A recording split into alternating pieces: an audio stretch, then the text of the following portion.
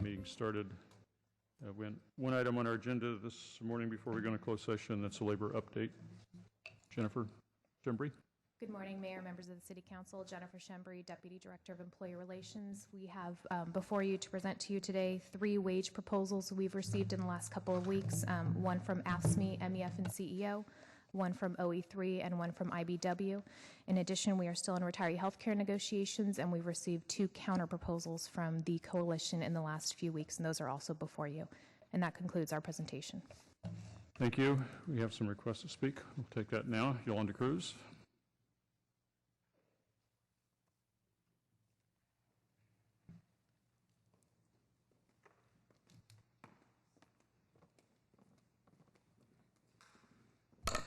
Hello, my name is Yolanda Cruz, representing AFSCME MEF.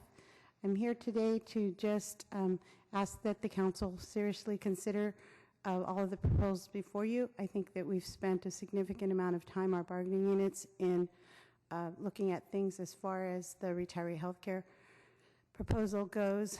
There have been significant amount of conversations amongst the bargaining units. We think that we've come up with a solution that will be helpful to the city. The most important thing there is that we wish to have a working group, and I think that this differs from some of the other proposals we've had in the past in that we're really trying to show you how much we are interested in being participants and not just recipients of decisions that the council made. I think that this is an excellent opportunity for us to begin to turn the tables and make things begin to move forward in finding real solutions that will not be challenged or controversial for all of the bargaining units. Thank you. Vera Todorov.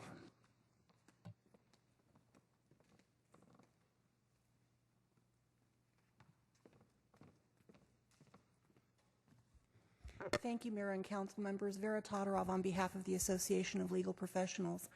What you have to consider today is a proposal by all 9 bargaining units in the Federated Retirement System. That's a rare proposal for the Council to obtain.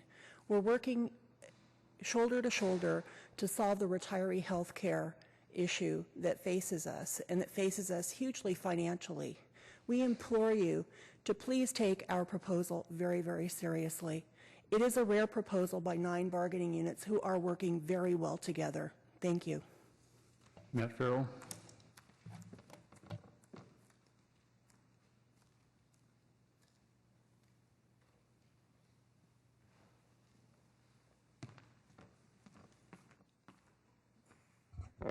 Good morning, Mayor and Council members. My name's Matt Farrell, and I'm here today representing CAMP. We are here today to urge you to accept our coalition's retiree health care proposal. After years of concessions and tough times, we want to work together with the city to address this issue and to find fair solutions to the challenge that retiree health care benefits have created. But it takes commitments from both sides to work together to solve this problem. And we hope that we can count on your commitment and understanding that there's great benefit in working together on this very difficult issue. I'd finally point to the article that was in the paper this morning about the news from the state about the better cost numbers on healthcare proposal premiums that have been realized in the last week. And I think there's a real opportunity through further conversations between the city and its bargaining units to see what the opportunities are around these healthcare exchanges and hopefully see some opportunities to manage our costs more creatively. Thank you. Michael Seville.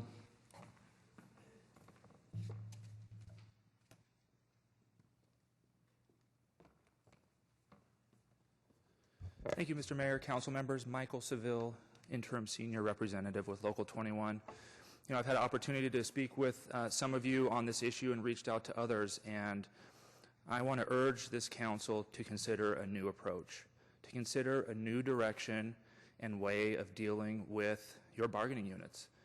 All 9 federated non-sworn unions have signed up and stepped up to work with the city on a very complex issue. It's complex for a whole host of reasons. We want to bring in an outside facilitator, an expert on the issue, to sit down with the city and work as equals towards solving this problem. It's an approach which is being successful right now in San Francisco. The city and all of its unions are sitting down and working in a manner similar to how we've proposed here. We want all of you to seriously consider that, seriously consider a new approach to labor relations in San Jose. Thank you very much. That concludes public testimony. We're going to adjourn into closed session. We shall return at 1:30. Good afternoon. May I introduce Pastor Rebecca Ireland from the Willow Glen Methodist Church.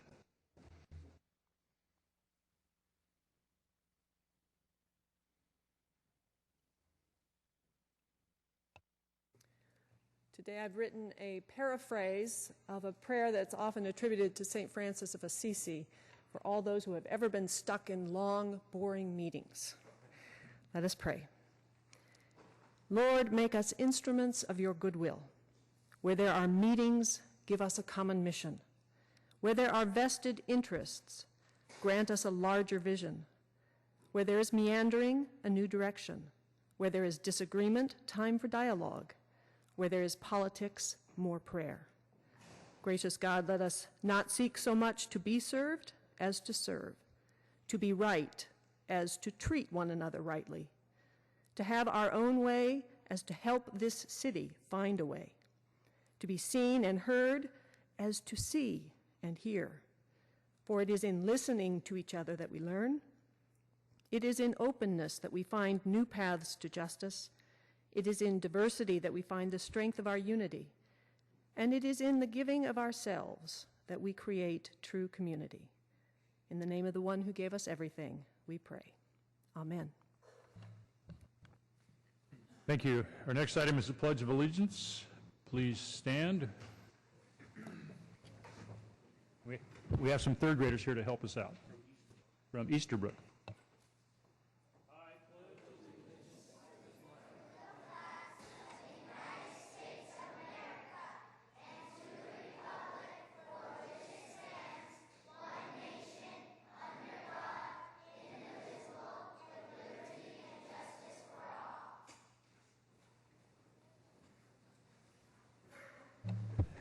Thank you, Easterbrook third graders from District 1. Next item of business are the orders of the day. Are there any changes to the printed agenda to consider? No changes? Is there a motion?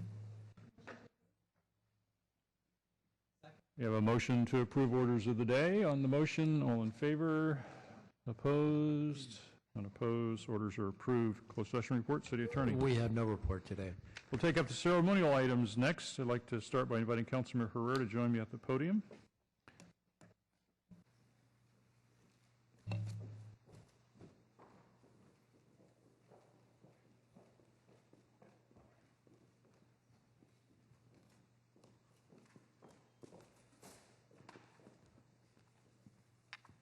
Today we're presenting a commendation to Evergreen High School students for their participation in the Odyssey of the Mind program, and we're going to have some of them join us. Councilmember Herrera has the details. As soon as we get students down, we'll do that.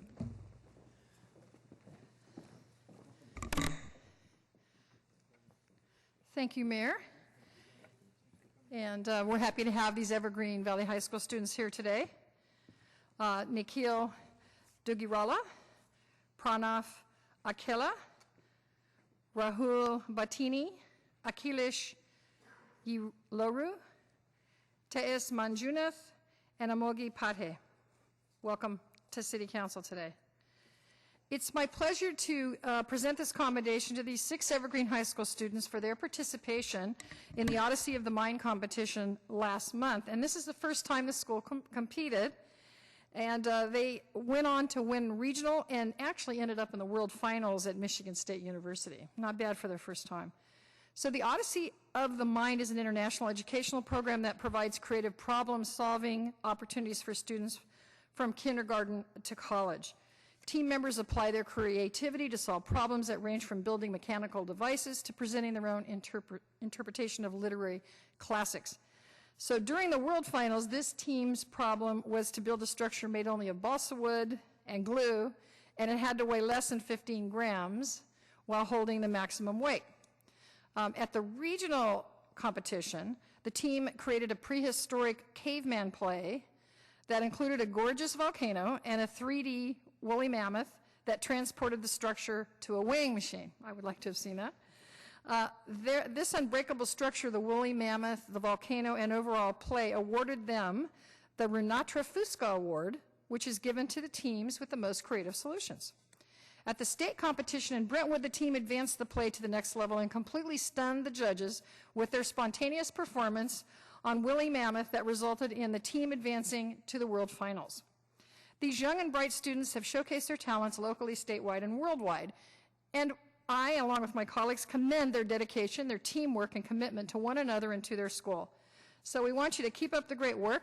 We wish you the best of luck next year, and Mayor, would you please present these extraordinary students with their commendation?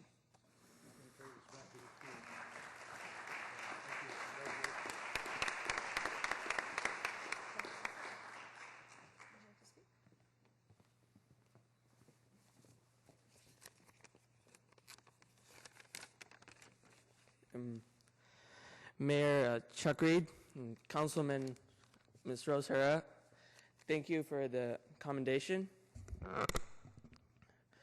We are deeply honored to receive this award, and we were proud to represent Evergreen Valley High School, the City of San Jose, and the State of California at the 2013 Odyssey of the Mind World Finals. It has been a wonderful odyssey, and we have made lifelong friendships. We learned a lot from this experience, such as working as a team, time management, and planning, which should surely help us in our college years. Our coaches, Mr. Srinivas Akarla and Mr. Surya Dugirala, were essential to our success, and coaches, thank you. Ms. Geeta Manjunath helped us prepare for the spontaneous part of the solution. And thank you, Ms. Manjunath. We would like to thank our principal, Dr. Ana Lomas, for her moral support and encouragement. Of course, we would like to thank our families for sticking with us at all times and supporting us whenever we needed it. Last but not least, we would like to thank our councilwoman, Ms. Rose Herrera, and our mayor, Mr. Chuck Reed, for giving this commendation and supporting us. And we hope this gives us inspiration to strive for even loftier goals next year. Thank you.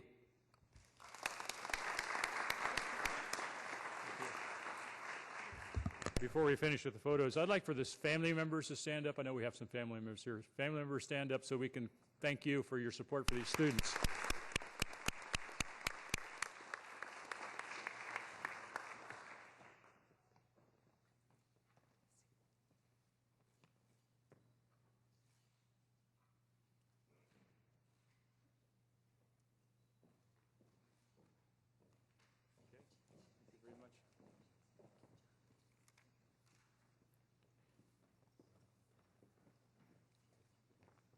For our next time, I'd like to invite Councilmember Campos to join me and Councilmember Herrera at the podium as we present accommodation to Ida Ju academies for increasing their academic performance index scores. Councilmember Herrera will have the details.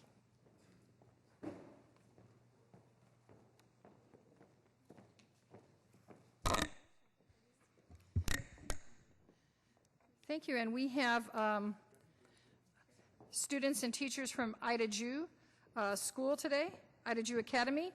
Marisa Koide is the teacher, and Student Council President Sharon Kuwak, Roseo Martinez, Mario Ortiz, and Jose Arisa Verdosco, and also my council colleague, Councilmember Campos.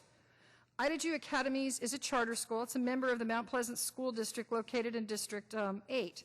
And at Ida Ju Academies, students are prepared for lifelong learning as responsible, respectful, and well-rounded citizens in society by utilizing the school's 3 academy system. Academic Language Academy in Spanish, ALICE, STEM, Science, Technology, and Engineering and Math Academy, and VAPA, Visual and Performing Arts Academy programs. The school provides a safe, stimulating, and motivating learning environment in which students, staff, parents, and the community work collaboratively.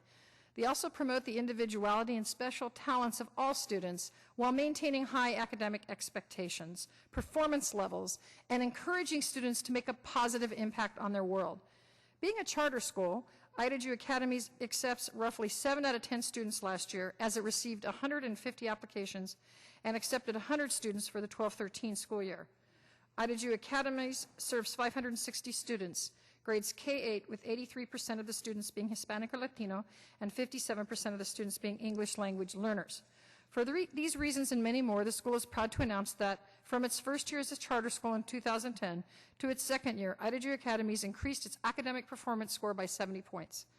It therefore gives me great pleasure to award Ida Ju Academies with this commendation for their hard work and commitment to its students and unique design for a charter school in the San Jose community. And Mayor Reed, would you please present the commendation on behalf of Councilmember Campos and myself.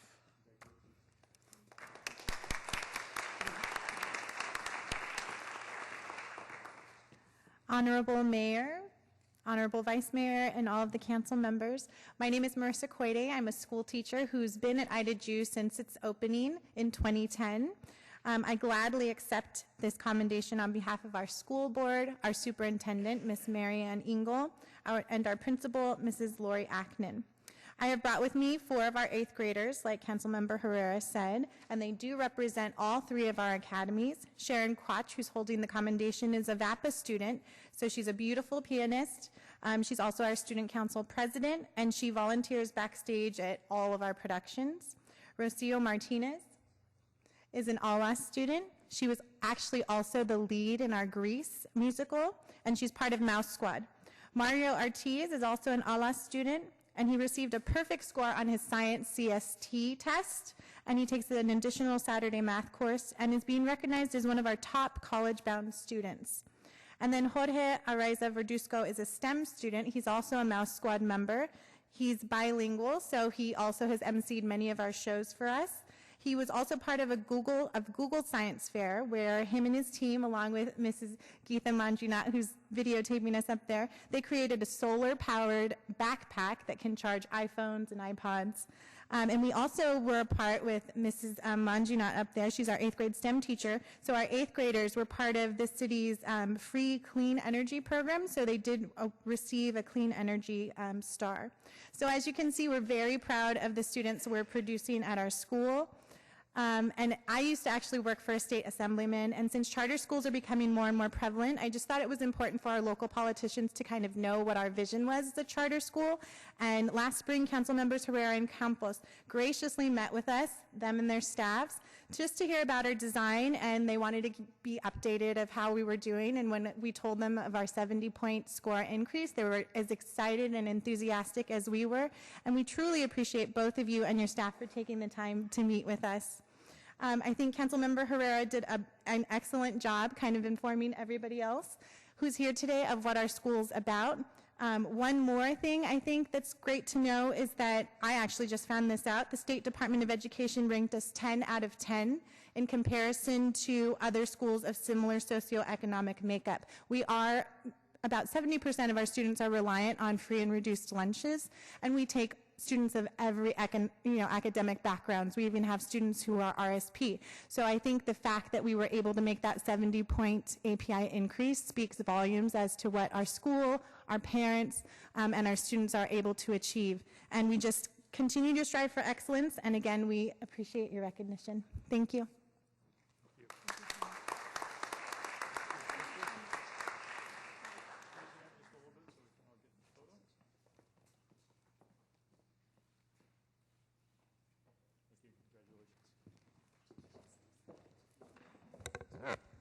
Next, I'd like to invite Councilor LICCARDO to join me at the podium as we present a proclamation declaring June 10th as Dia de Portugal in San Jose. Councilor LICCARDO has some of the details. Thank you, Mayor. I'm also joined by Councilmember Javier Campos. We are celebrating the Dia de Portugal along with 30,000 immigrants and their descendants from Portugal and, of course, especially the Azores who are here in the San Jose area. And I'm joined by two longtime community leaders, Al Dutra, who is the president of the Portuguese Heritage Society of California, and Dr. Manuel Betancourt, who has been very active with the Luso-American Education Foundation, which, as I recall, just celebrated its 50th anniversary, providing hundreds of scholarships for students throughout the Valley, as well as he's been leading the charge with the California Dental Association, which just hosted an enormous event here in San Jose, offering thousands of residents with free dental care just a couple weeks ago here in downtown. But of course, we're here celebrating June 10th, the day when Portuguese citizens and immigrants throughout the world celebrate this great festival. It commemorates the death of the Portuguese national literary giant Camões, Luís de Camões, who died 433 years ago. I'm sorry, was born 433 years ago, I should say. He, of course, is the author of a work that I'm not going to pronounce well, so I'll say it in English. It's the Lusíadas, the Portuguese national epic poem celebrating the great history and accomplishments of the Portuguese people from the 16th century. San Jose, of course, has one of the largest Portuguese-American communities in the country. Of course, many of their descendants and many of the families who immigrated still continue to live in the Little Portugal neighborhood, which stretches from downtown District 3 to District 5 along Santa Clara and Alum Rock Avenue, and they've been here for over 100 years, contributing in really significant ways to our community. We also have one of the largest and most thorough Portuguese heritage museums in the United States as a result of a 20-year partnership with History San Jose and the City of San Jose and the Portuguese Heritage Society of California. So this week, we've already celebrated a gala dinner this weekend. You might have missed, but education symposiums are coming up, along with the Music of Portugal concert at the Five Wounds Portuguese National Church on East Santa Clara, and of course the Dia de Portugal Festival, where you can get the best linguiça in the country. That's coming up this weekend. You'll see the parade, the food, art, culture, everything that is wonderful about all things Portuguese will be there, as will many of us. So please come out and celebrate. And with that, I'd like to give the microphone. Well, actually, I'll give the mayor commendation to present to Mr. Dutra and Dr. Betancourt.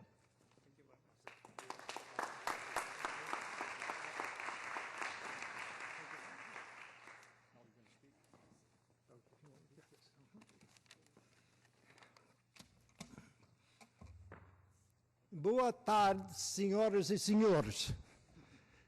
I want to thank the city and the city council for their wonderful recognition of our longtime Portuguese American community here in San Jose.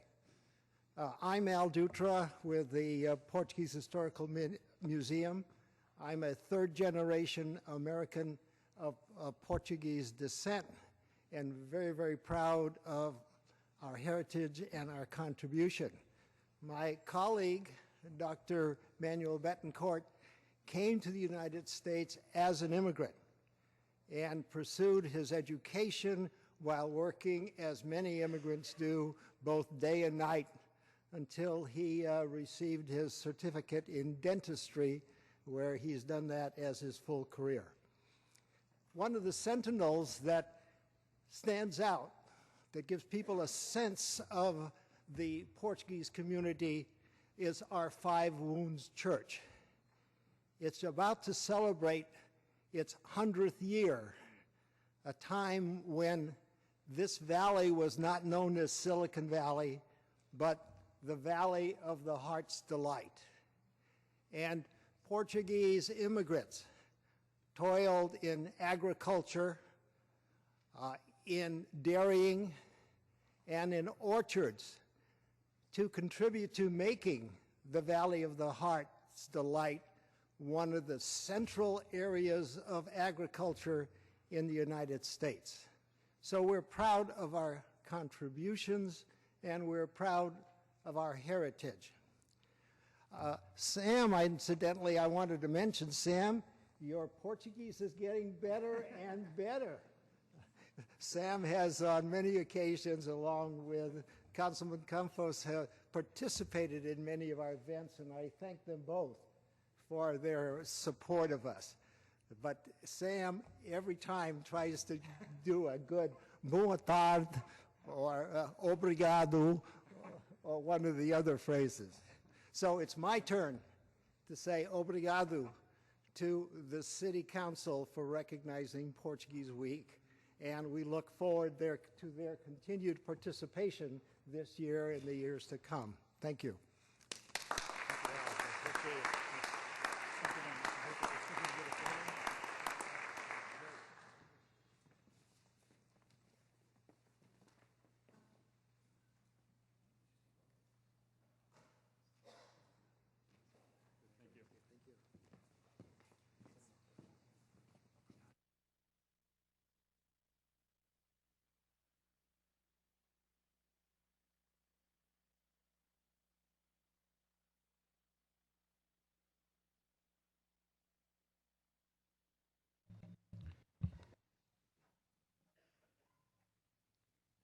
Next item of business is the consent calendar. Any items council would like to pull for discussion?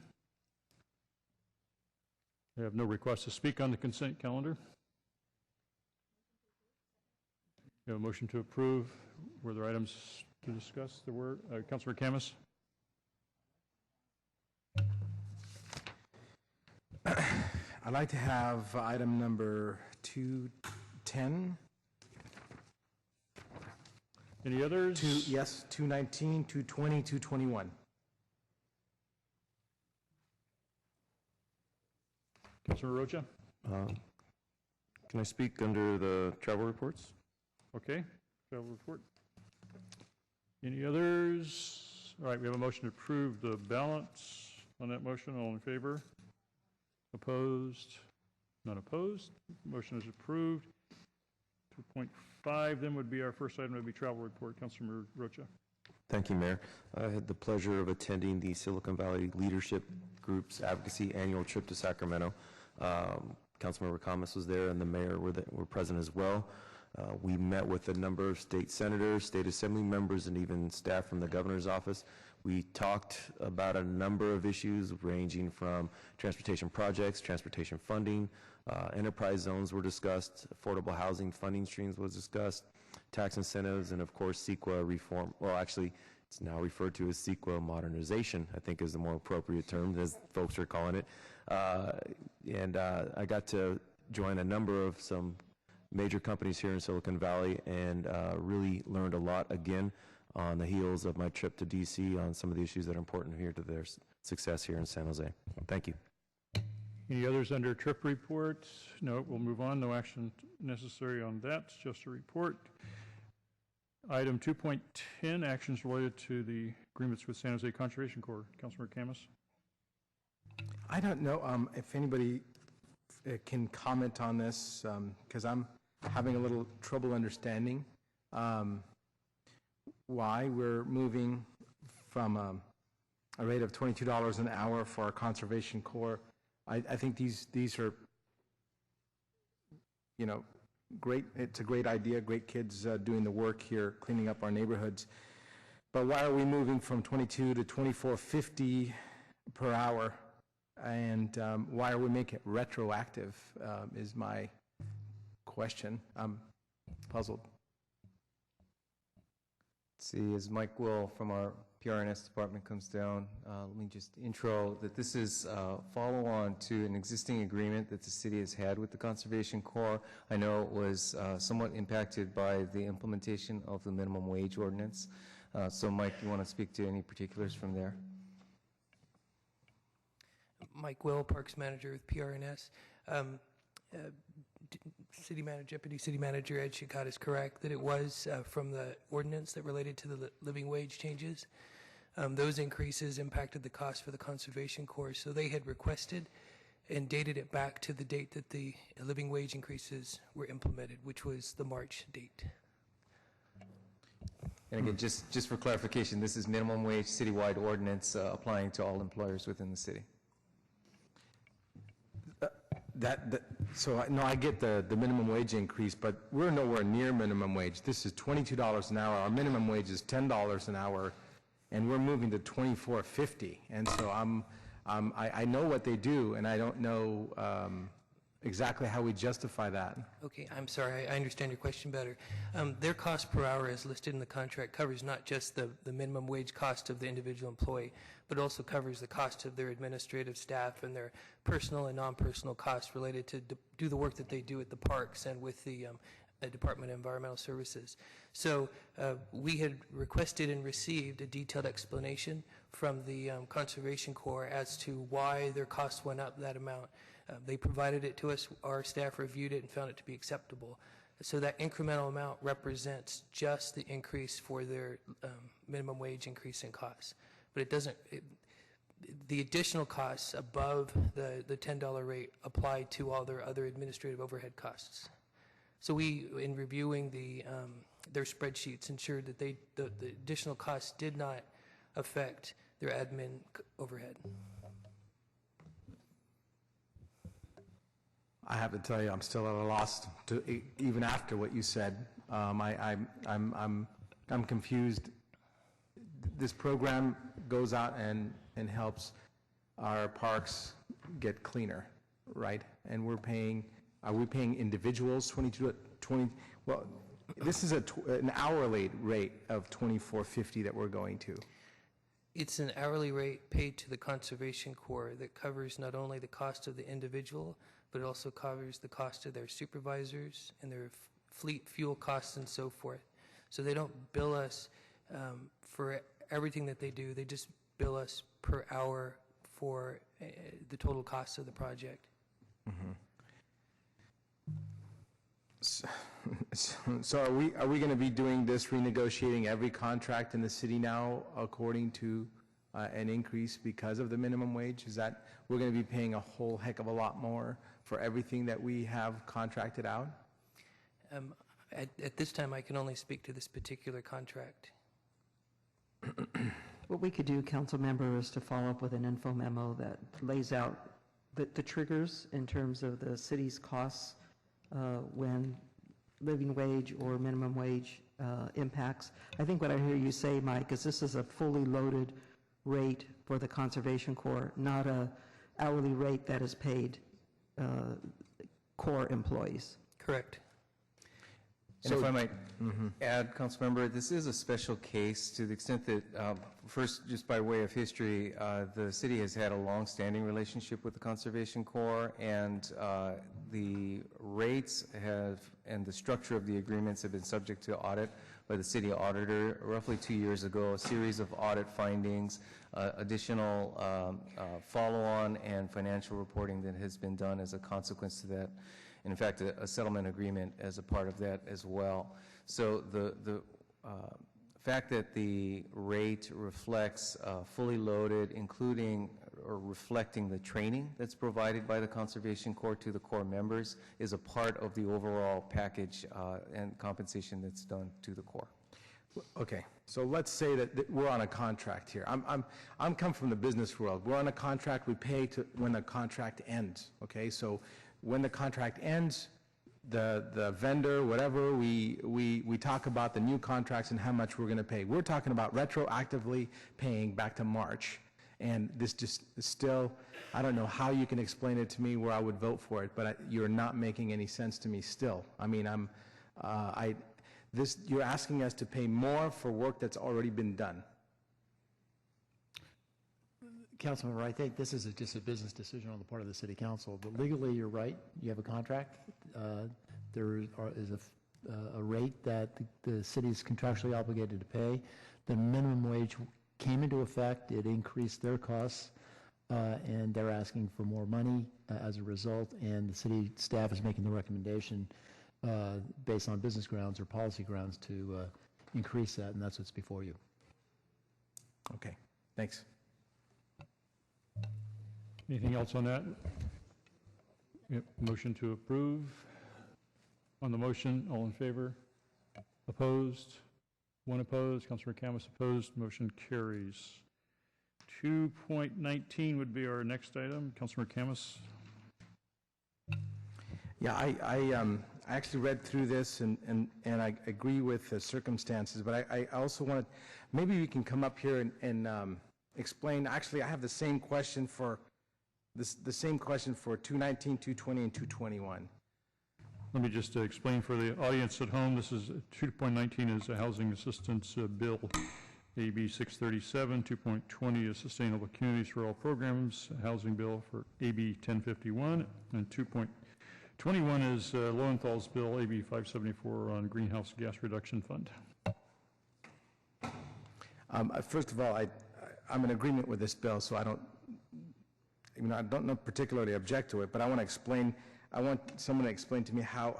I noticed that there was some potential funding for low-income housing. Is that correct? Yes, Councilmember. Leslie Corselia, Director of Housing. That's correct. In 2006, the voters approved Proposition 1C, which we reflect often in our conversations here. It's been the main source of funding at the state level for housing, but it's running out of money. And so what is happening is there's a number of bills, and this one is one of those, where it's taking the little bit that remains and repurposing it so it can be funded. And so this is really good for us. It's taking money that was solely for single-family homes, and it's allowing it also to be used for multifamily construction. And so there's an opportunity that the city might be able to qualify for some of those funds. And do you have an approximation of how much? Or approximately $75 million for the state of California total. So that's probably one round of funding, and we might hope to get one project. Good. So should I go through these one at a time? I'll say Sure, go ahead. Motion to approve 219. Motion is to approve 2.19 on the motion. All in favor? Aye. Opposed? None opposed. That one is approved. Okay, on 220, I think I have the same exact question. Will housing get money for this? I think the answer there is we really have no idea. So this is, there are 3 bills that are on your agenda today that are all cap and trade bills. So those are bills that would expend the funds that are anticipated through the cap and trade auctions. We've had some conversations before the council on what this concept is, and the council does have some guiding principles relating to cap and trade revenues. But each one of these bills does a little bit different thing. So you pulled 2 of them. One of them is the 1051, which is the Boca Negra bill, which is more for funding that could be used for sustainable communities. It can be parks, it can be housing, it can be transportation-related activity. And then the other bill that you pulled, I think, is largely the transportation bill. So right now, those bills are 2-year bills, and they, which means that they did not make it into their second house. There will be part of a discussion that either will happen during the budget process this year, or they'll be handled next year. But it's all this decision-making process of how those revenues are going to be used. For this year's budget, the governor has targeted as part of his May revision that $500 million in anticipated proceeds go to help the general fund deficit. So how they're used in the future, I think the reason why we're bringing these forward for support is we'd like San Jose to be at the table as those conversations about how these monies get used are approved. So we don't know at this point what will eventually be allowed. Yeah, I actually read that there were some low-income housing and affordable housing in them, and that's why. Not at this point. I mean, 1051 would say that cap and trade, again, it's the Sustainable Communities Fund, and these are funds from greenhouse that are from pollution-causing entities, and the idea of ensuring that those go to SB 375 uses, which would be high-density development along transportation corridors, is something that we would certainly promote, and we would hope that affordable housing would be a piece of that. But at this point, it's unknown. Okay, thank you. I want to make a motion to approve 220. Can I do both of them at the same time? 220, 221. Yes. All right. 220 and 221. Motion to approve both 2.20 and 2.21. Councilmember Liccardo. Thank you, Mayor. I just wanted to offer what we're hearing through our lobbyists at MTC, which is a lot of pessimism around how much money there's really going to be available through cap and trade, and particularly for housing, although I certainly would advocate to use some cap and trade funding for transit-oriented affordable housing.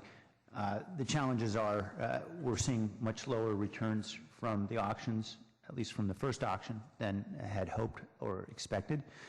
And secondly, transportation is going to be taking a major bite of that funding, primarily because of some of the major demands for assistance for transit operations throughout the state.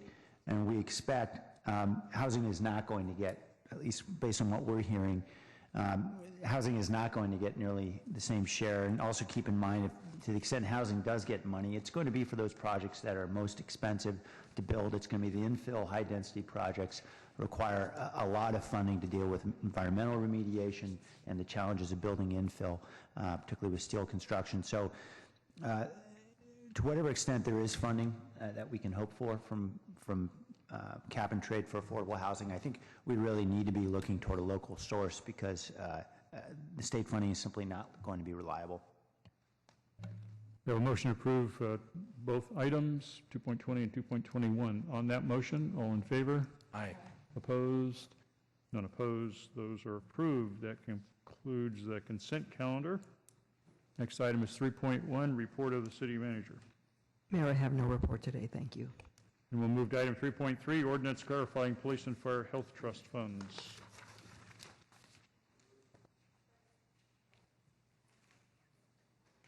We have a motion to approve. On the motion, all in favor? Aye. Opposed? None opposed. That's approved. Next item is 3.5, an ordinance increasing the marijuana business tax rate. I'm sorry, I skipped 3.4.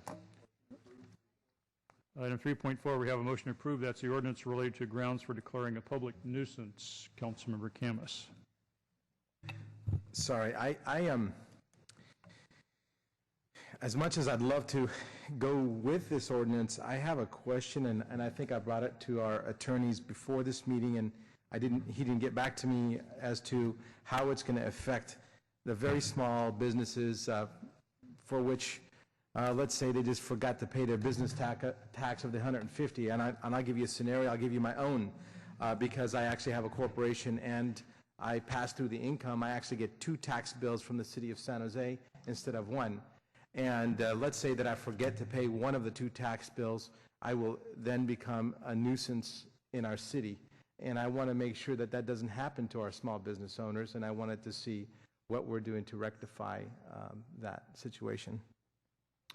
Well, Councilmember, this is one tool that can be used to declare a business as a nuisance. There's a whole host of criteria that are available to the city. This would be one more. But to get to that point, it requires not just the assessment of the tax, but a hearing. The taxpayer, as you know, has a right to appeal, to protest and to appeal the hearing or the assessment. You go through the hearing process. If it's determined the tax is owed and the tax is not paid, then in connection with how the business is operating, it's the city attorney can determine that, well, this business is a problem, and one of the reasons it is a nuisance is not just because of the way it's conducting its activity, but it's also failure to pay the tax. It again just gives us a tool. I don't think we'd ever use these are actions brought in the name of the people as for the state of California to declare a nuisance, and I don't believe we'd ever get to a point that we could have, if the city made a mistake, that would then somebody went through the entire process and it was determined that you would think that the mistake would be determined, and the city attorney wouldn't just go out and say, well, it's a small business that failed to pay the tax, we're just going to go after them for that. It's really intended to go after operators, marijuana tax for one, There are certain hoteliers that have failed to pay their tax. We've had upwards of $400,000 in back taxes for hoteliers, and there have been operation problems there, and it just gives us another tool. So, that's about the best as I can explain it. It's uniform to all business taxes for a reason, so that there's not an equal protection challenge, that we apply our ordinances generally, or they are applicable generally, but it really is in those unique circumstances where I see it being a useful tool. I agree with you. I wholeheartedly agree with you on that. I'm not arguing with you on that. But there are cases, where we've written laws and people have actually abused them. If you look at just the, I've actually gotten a couple of complaints about the ordinance that we have about charging photographers to take pictures at parks in our area, where we all of a sudden some high school kids taking pictures for their prom, all of a sudden they're being harassed by park rangers telling them to pay. So I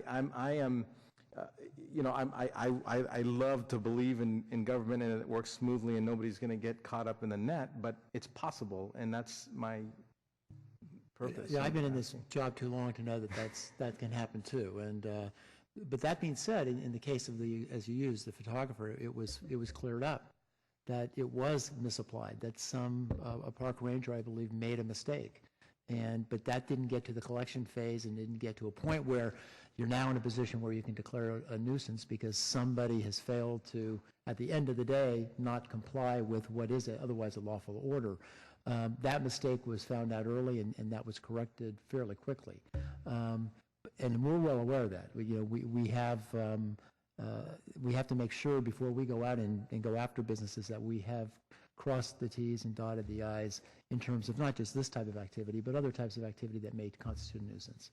So I don't see it as anything more than a useful tool that may be used. It would probably be in rare cases, but it would only be after people have exhausted and it's been determined after giving people their due process that there is actually a failure to pay. Thank you. Councilmember KALRA. Thank you, Mayor.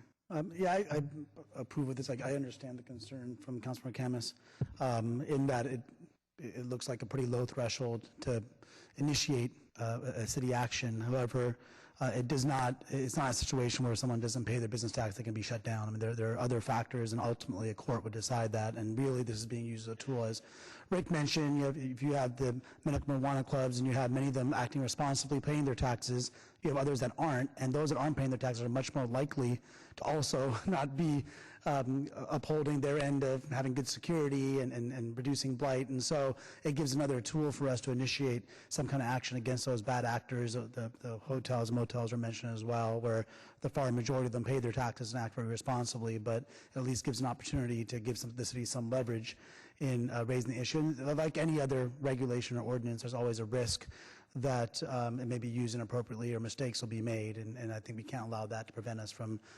adding this tool, and we'll just have to rely on our staff as well as the members of the public and the business community to to let us know, if it is at all being used in a way that they feel is inappropriate, and then we can take corrective action if that does happen in the future. Councilmember LICCARDO. Yeah, I do share Councilmember CAMIS's concerns about the potential abuse of this and many of our ordinances, but I think you can certainly blame me for making the push to make this happen, and I know several other of my colleagues were pushing with me. Some history, I think, predated your time on the council. We had, for instance, a marijuana dispensary ordinance, a tax passed by the people, and we could only enforce the tax, as far as I could tell. The worst penalty we could use to enforce the tax against a non-payer of taxes was to apply a fine. And as you can imagine, someone who's not going to pay their taxes probably isn't going to pay their fine either. We had 18 of our 103 dispensaries in the city today are still not paying their taxes. And Councilmember KALRA is right. There was a high correlation between those who were not paying their taxes and those who were engaging in other kinds of activity or allowing illicit activity to occur on the premises. In the case of a motel, we had prostitution happening there daily at a high volume. We initiated a nuisance action, taking many months, enormous amount of city attorney time, police time, everyone else's resources. You have to get witness statements from a lot of reluctant residents. And just to try to shut down a motel that was essentially a brothel for many months, if not years, in one of the poorest neighborhoods in our city. And they hadn't paid their TOT tax in years. And so really this is the Al Capone ordinance. This is just a means for us to be able to, where we've got clear, obvious, patent nuisance activity, illegal activity happening in a business. And we know how incredibly hard it is with our very thinly staffed police department, our thinly staffed code enforcement. Our city attorneys are very stretched as well. This enables us to shut down the bad actors without going through enormous evidentiary burden that we face with a typical nuisance action. I would say that the great protection here for any business that might be out there that be concerned is the fact that we just don't have enough city attorneys to bring nuisance actions. I mean, it's really hard to get a nuisance action today, and the conduct is usually pretty egregious by the time we get rolling, just because we just don't have the resources. And what we've been doing, I think history has shown that with regard to non-payment of taxes, we've had very permissive efforts to try to enable folks to get up to pay their taxes up to as required, and we've had several efforts to, in fact, quite recently, to enable businesses to avoid paying any penalties for non-payment of taxes just if they would get current. So I think we're going to continue to take that approach with businesses. We don't want to punish them because someone slipped. We just want to make sure the really bad actors, we actually have some mechanism that will ensure us to be able to enforce the law. Anybody else? I have a couple of people who wish to speak. We'll take public testimony now. Dave Hodges, John Lee.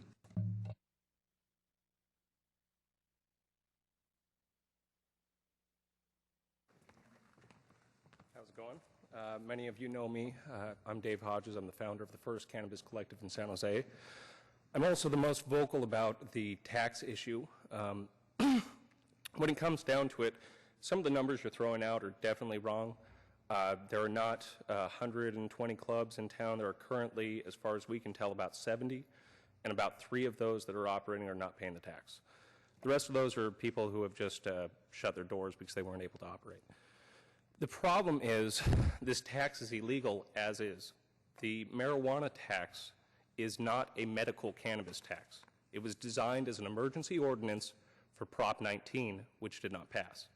So to do this and to define payment or non-payment of this tax as a nuisance, it's really the same as defining us as a nuisance for not breaking the law.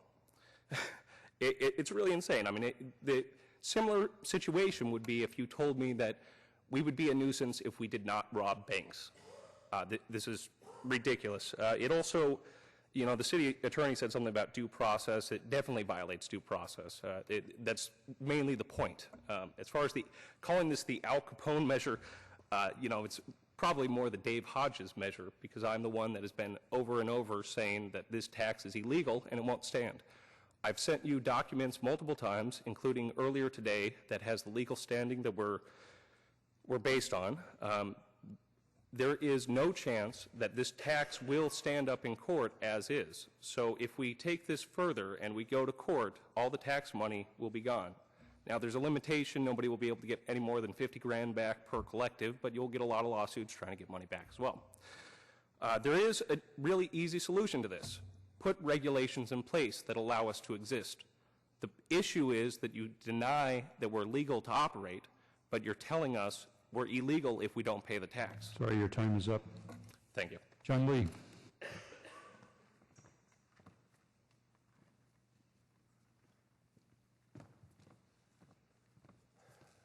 Thank you for letting me speak. My name is John Lee. I'm a medical cannabis patient, and in particular regarding the nuisance addition, I believe it's inappropriate this time for you to take that action, both based on some of the information that Dave Hodges provided. There's definitely some confusion with the Measure U tax. I think there needs to be some resolution. I think it's an opportunity for you as a group to engage the community a little bit better on this particular item, and instead of making this move in further, making this a more complex issue than it currently is, let's take a step back. Let's focus on getting proper regulations in place to address all these issues and not add more complexity to the issue. So in this particular instance regarding the adding of the nuisance, I recommend that you put that on hold right now. And along with something I'll say about the actual measure use tax, I think we should again engage the community a little bit better on what makes sense for right now and in the future. Thank you. That concludes public testimony on this item. Councilmember LICCARDO. Mayor, I just need to disclose, throughout this process, I've had several conversations with Mr. Anthony, who's a council, I know, attorney representing many of the dispensaries. I want to disclose that. I also want to articulate that the view of much of the medicinal marijuana industry is they want better enforcement against folks who are not paying taxes because many of them are law-abiding and they'd rather not be disadvantaged by our failure to enforce our tax laws. I don't remember if we got a motion on this, City Clerk. We got a motion? We do have a motion. On the motion, all in favor? Opposed? Count none opposed. That ordinance is approved. Moving on then to the related ordinance, item 3.5, an ordinance increasing the marijuana business tax rate.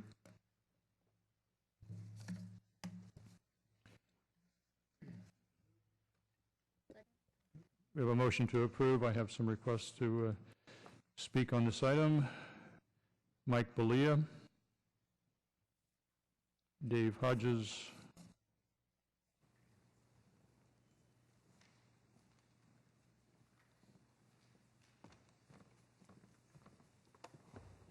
My name is Mike Belia. I live in San Jose.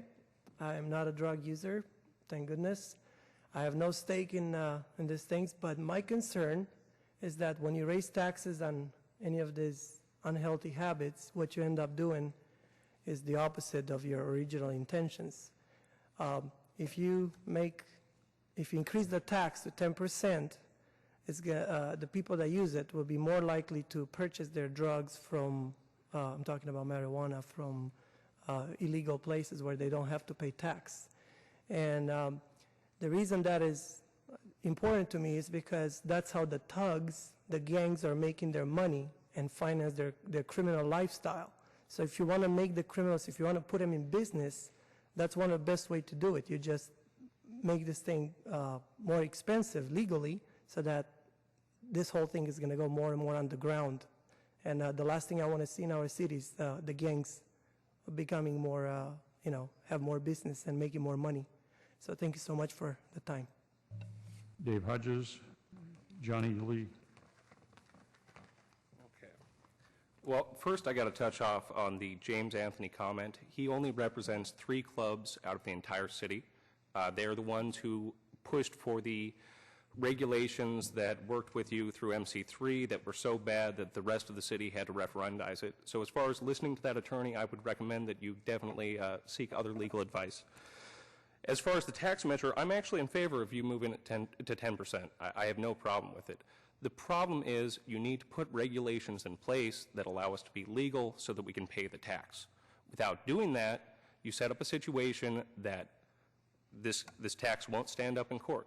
And again, just review the legal documents that my attorney prepared. We've already submitted to the city attorney's office and the finance department. We are waiting for you to take an action like writing us a letter saying that we're a nuisance so that we can move forward with that. If you do raise this tax to 10%, though, you are very likely to get many more people on my side to stop paying the tax. There's already discussion about how many of them are thinking about stopping to pay the tax and putting it into a legal fund to take actions against the city. Again, this all can be avoided if we put regulations in place. Thank you. John Lee and then Johnny Lee. Thank you. The proposed increase of the Measure U tax in addition of the non-payment as a nuisance are non-practical moves for you to make today. As I would hope some of you are aware, Berkeley and San Francisco councils are hearing similar issues today. They are each discussing the value of waiting until further state guidelines are provided, or at least until the fall, to better vet the situation. It's premature to jump at the chance to raise the tax another 3% just because you can. You would be more effective representatives of the city by having additional good faith discussion with the community on this before rushing to a decision.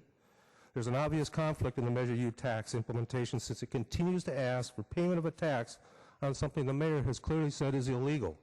We need to resolve this together before we add to the confusion. I think it's more prudent to delay this until you have more open discussion of the ramifications of these actions. That way you can take advantage of this opportunity to engage the citizenry in open discussion and set the proper stage for successful negotiations in the future. Your priority should be to enable direct discussions with the people of San Jose on what is best not only for right now but in the future. The medical cannabis supporters in San Jose have previously proven to this council that they'll respond to unworkable legislation. By rushing to decide on what we may seem as minor points now would create difficulties on our joint efforts in the future. I would recommend that you postpone the tax increase and delay the addition of the non-payment of the Measure U tax as a nuisance. I'm going to quote a Supreme Court justice we all know, hopefully from the last century, Felix Frankfurter, that said, "Wisdom too often never comes, and so one ought not to reject it just because it comes too late." Please consider that. Thank you. Johnny Lee. Good afternoon, Council, Honorable Mayor. My name is Johnny Lee. I'm here to talk about the marijuana business tax, but I'd like to touch about the public nuisance thing in a second. I don't like the fact that we're talking bad about these marijuana clinics. Let us not forget that before these marijuana clinics existed, the drugs were sold on the streets. Gangs used to control the drugs and then used to kill each other. Now we have a place where the people can go and buy their drugs, and we can regulate it, and we can make sure that it's a safe product for people to sell. Additionally, I'm here today in the name of freedom. Our founding fathers came to this country. They fought hard for their independence so that they can grow marijuana. That's right. George Washington, the first president of the United States, he grew marijuana. Benjamin Franklin grew marijuana. Thomas Jefferson, the third president, the fourth, and the fifth president, James Madison, James Monroe, all grew marijuana. 62% of Americans smoke marijuana every year. Barack Obama, the current president of the United States, admitted to doing marijuana. George W. Bush, Bill Clinton, all admitted to doing marijuana. Michael Bloomberg, Gary Johnson, Howard Dean, John Edwards, Newt Gingrich, Al Gore, John Kerry, Sarah Palin, Arnold Schwarzenegger, they all did marijuana. I'm not here to argue whether marijuana is good or bad. I'm here to argue that this is a free country where we let the people in this country make the decisions for themselves, for better or for worse.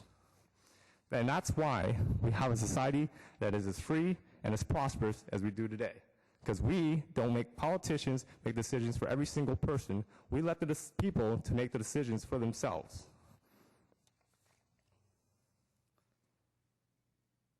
Thank you. That concludes the public testimony. Councilmember KALRA. Thank you, Mayor. Rick, there is, what impact, if any, right now going forward does the recent court ruling have allowing us to have authority over banning medical marijuana in terms of us actually going forward now and putting in responsible regulations? We have the authority to either ban or regulate, given the most recent state Supreme Court decision. The court really reaffirmed the right of a city to ban, but it also, in the decision, talks about the right to regulate. And so we were kind of in a standstill position, at least in regards to state law, as we were waiting for that ruling, and now at least we have some court authority to go forward and actually go forward with regulations. That's correct.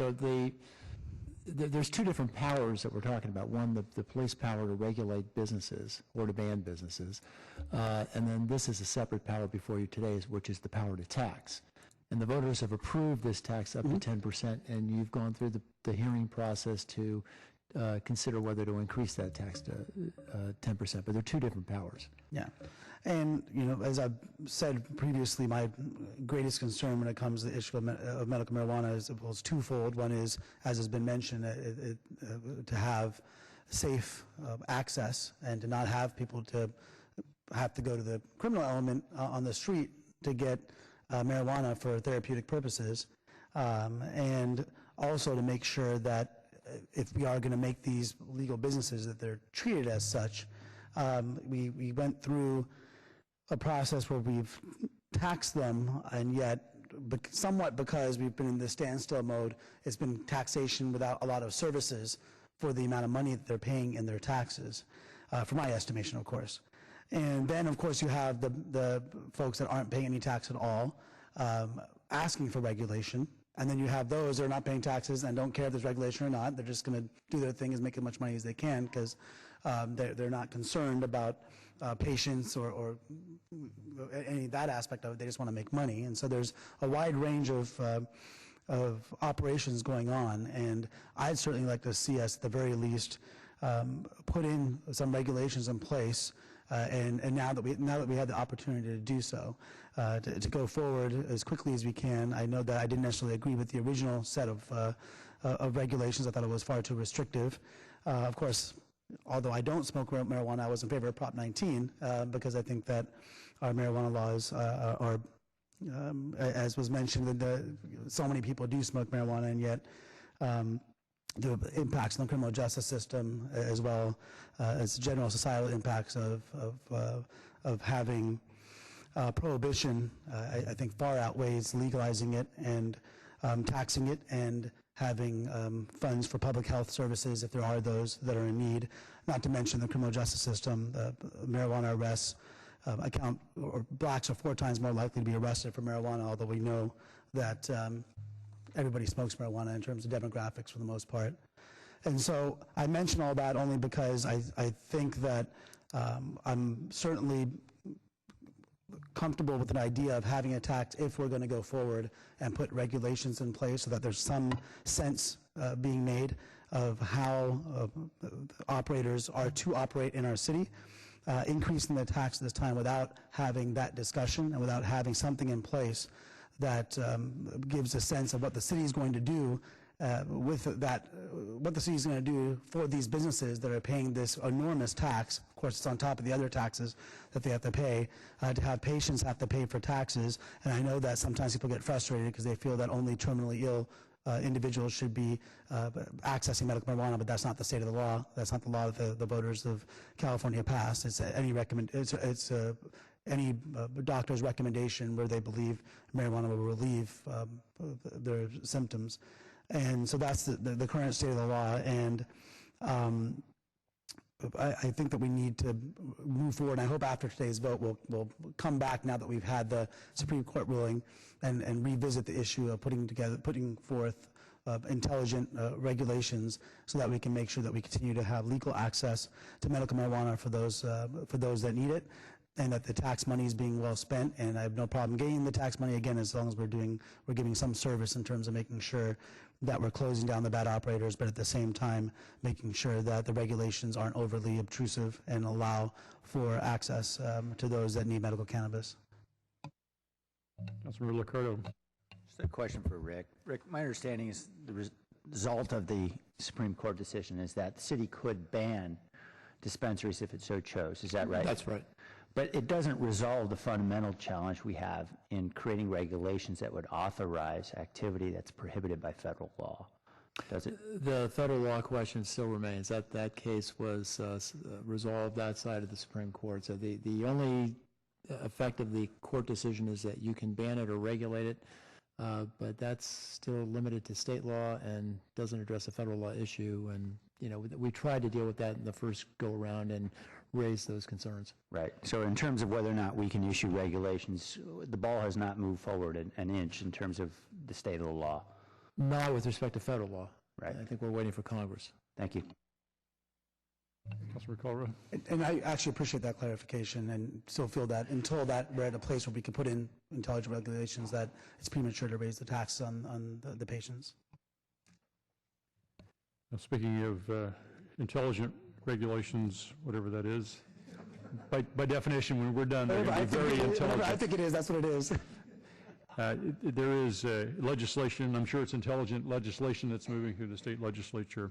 There were 2 bills. One of them failed to get out of House of Origin, but there's still one that's alive, I believe, that would set the framework for a state regulation, which would certainly, well, can't be certain about state action, but probably make it easier for us to understand what the framework is for regulations. And so I would anticipate we'd probably want to wait and see what happens with that bill, whether or not it moves, because if it does move, then we'll be bound by whatever the state tells us to do. I think that concludes the debate. Do I have a motion on this, City Clerk? Okay, we have a motion to approve. On the motion, all in favor? Opposed? One opposed. Councilmember KALRA opposed. Motion carries. Item 3.6 is not going to be heard until 3 o'clock. That's the Civil Service Commission interviews. City Clerk? I thought I saw Councilmember Chu raise his hand Oh. for no. On this last vote? Oh, Voting. thank Okay, you. so we had one no vote, correct? That was Councilmember KALRA. Okay. 3.7 is what we'll take up next. Item on the adoption of a state of policy and City Council questions for prospective Director of Aviation for the Airport Department. We have motion to approve the recommendations on that motion. All in favor? Opposed? None opposed. That is approved. Item 3.8 is implementation of changes to retiree health care and four-tier insurance premium rates for executive management professional employees, also known as Unit 99. Mr. Mayor? Yes. I filed a conflict of interest form, and I'll be recusing myself from this item. Okay, Councilor Constant will step down. Staff is here for questions, Mayor. No presentation.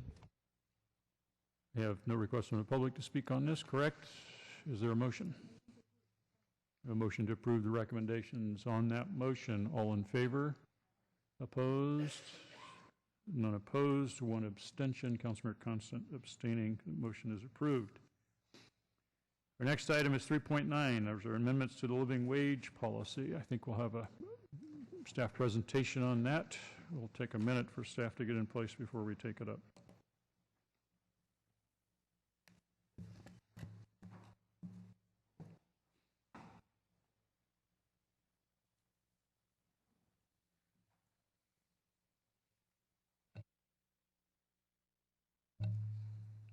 Dave Sykes, I believe, is going to take the lead. Yes, thank you, Mr. Mayor. Dave Sykes, Director of Public Works. I'm joined by Nina Grayson, our Office of Equality Assurance, and Mark Ginovetti from the Finance Department.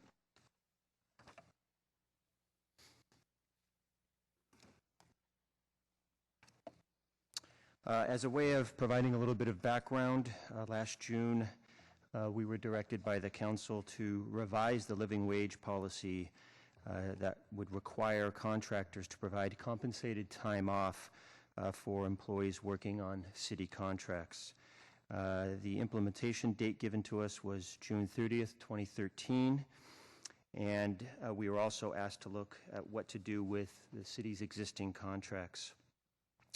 What we are recommending today is to revise the policy to require 12 days off for full-time workers and 6 days off for part-time workers. These recommendations appear to be consistent with other cities that have these types of requirements with their contractual work. We are proposing that the effective date will be June 5th, and that should capture virtually all new contracts that are coming forward. Given the workload involved with retroactively implementing on existing contracts, we are proposing to require only on amended contracts that come forward to the Council for approval. That completes our presentation, and we are here to answer any questions that you have.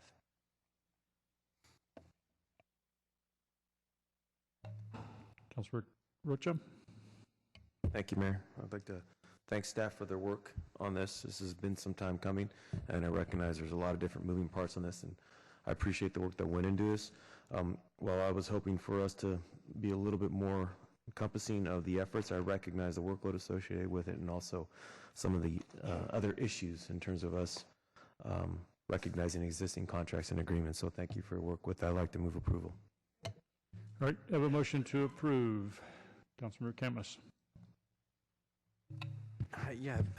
Again, thank you for your presentation. It was nice to see all the contracts that are going to be affected. However, I did not see a potential cost to the city, and when we implement, you have to pay your employees more. Our contracts usually come back with higher costs as well. Has anybody estimated how much more it's going to cost our city? Thank you for the question. With the original staff work that we did last June, we did attempt to estimate that. It is a difficult element to estimate. It really depends on whether that contractor already provides time off or not. and if they're not proposing to add time off and we're requiring it, there may be an additional cost. We were estimating that it could be up to a percentage or so, I believe.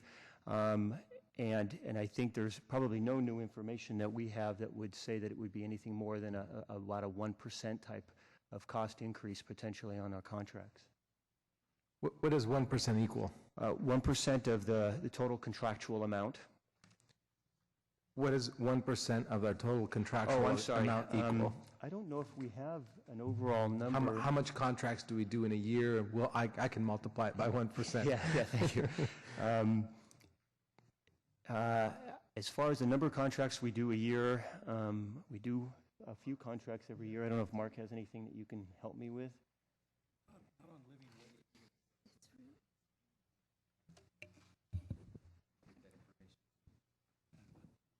It's very difficult to say. I think we provided in the staff report a sample of the contracts that we have that are existing and some of the contractual amounts with that. But as I said, we did have difficulty in trying to estimate this cost because it really has to do with whether that contractor already provides time off or not. And so on some contracts, I would say there'd be no cost, and others would be up to 1% or so. Okay, well, I'm just concerned that we're going to cost our taxpayers money. And I have another question. Does this apply to employees as soon as they're hired for the job, or is there a 30, 60, 90-day waiting period, or do the employees, how are the employees accruing their vacation time? How does that work? I'll probably have Nina help me out here, or Mark, but in essence, with this policy revision, we would be requiring that all contracts that come forward would have this requirement. And so for any work done on the city's behalf through the contractual, the employee would be entitled to compensated time off. So, I run a business. When I hire an employee, I wait 6 months to see if they're a good employee, if they're going to show up on time, and I don't give them vacation pay until they've proven themselves. But I don't have any specifics here, and I don't understand. Will you force somebody as soon as they're hired to pay that employee vacation time? From an enforcement standpoint for our office, we require that they provide certain documents to us, and in those documents there's typically the employee handbook that says how their vacation and their sick leave and their paid time off is done. And some contractors, it's 3 months, it's sometimes 30 days, other times it's over in a year. So we need to, contractors under this new policy will have to be providing our office with additional information as to how their time is appropriated and how it's apportioned, and we will then monitor it in that fashion. Nina, though, if I could just interrupt, we are not dictating the terms and conditions of that contractor's way to allocate the time off. The city's requirement is just to ensure that there's proof that the time off is being provided. So I think that's really, Councilmember KHAMIS, some of your questions would, if we were the employer, we would be shaping those structures. But in this case, this is the city just wanting to ensure that time off is provided, but we're not dictating whether there's a 6-month waiting period or a 3-month waiting period. So there's going to be great variation among the contractors.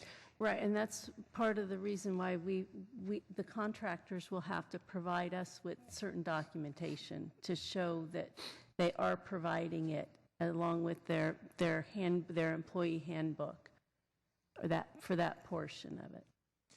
Well, that's great. And so what I'm hearing from you, and if I'm not, hopefully I'm not putting words into your mouth, is that we're not going to tell a business that you have to provide health insurance, vacation pay immediately after a person is hired, or we're not telling them, so they can take up to a year, year and a half to give that employee benefit, and that would be okay as long as it's in their employee handbook that they are providing this for their employees. Well, I think there'll need to be a kind of a reasonable threshold there. Obviously, if we were told that it's their policy that new employees don't get vacation for 2 or 3 years, I think we might challenge that as not being in compliance with the living wage policy. So I think there needs to be kind of a reasonable aspect to it.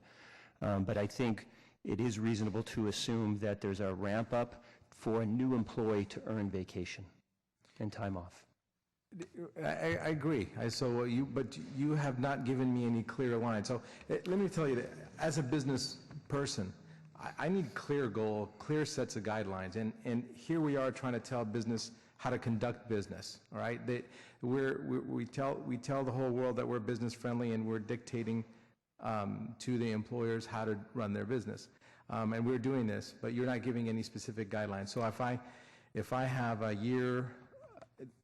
Today you're saying it's okay, tomorrow it might not be. Is it up to you personally to tell an employer, let's say the graffiti abatement contract that we have here has a 1-year waiting period, and the airport rental car companies have 6 months waiting period.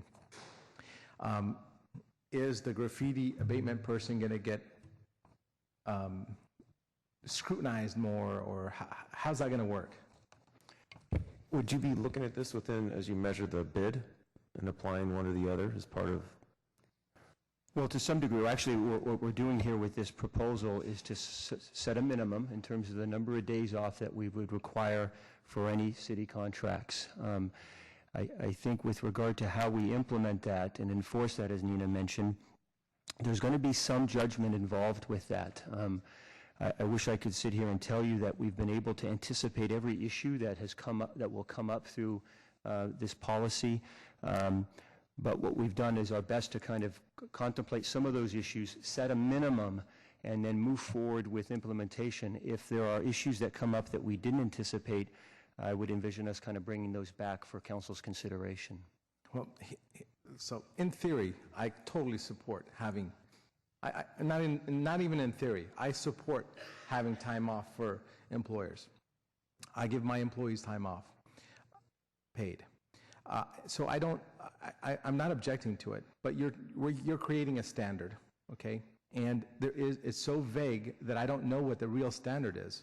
There's no, must be 1 year, must be 1 year and a half, must be, so you're saying, we would like for you to have this, but you're enforcing it.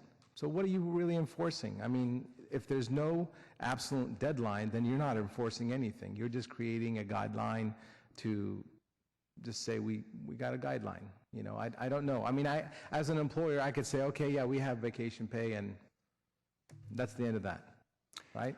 Well, I think I understand your point, and to Council Member Rocha's point, I think during the RFP process, we would be looking for them to present to us information that demonstrates that they meet the standard of the policy.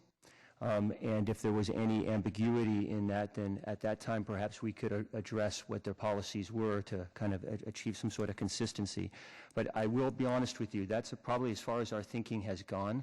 The point you raise about a new employee and the ramp-up process, I don't think we've necessarily fully thought that particular element through.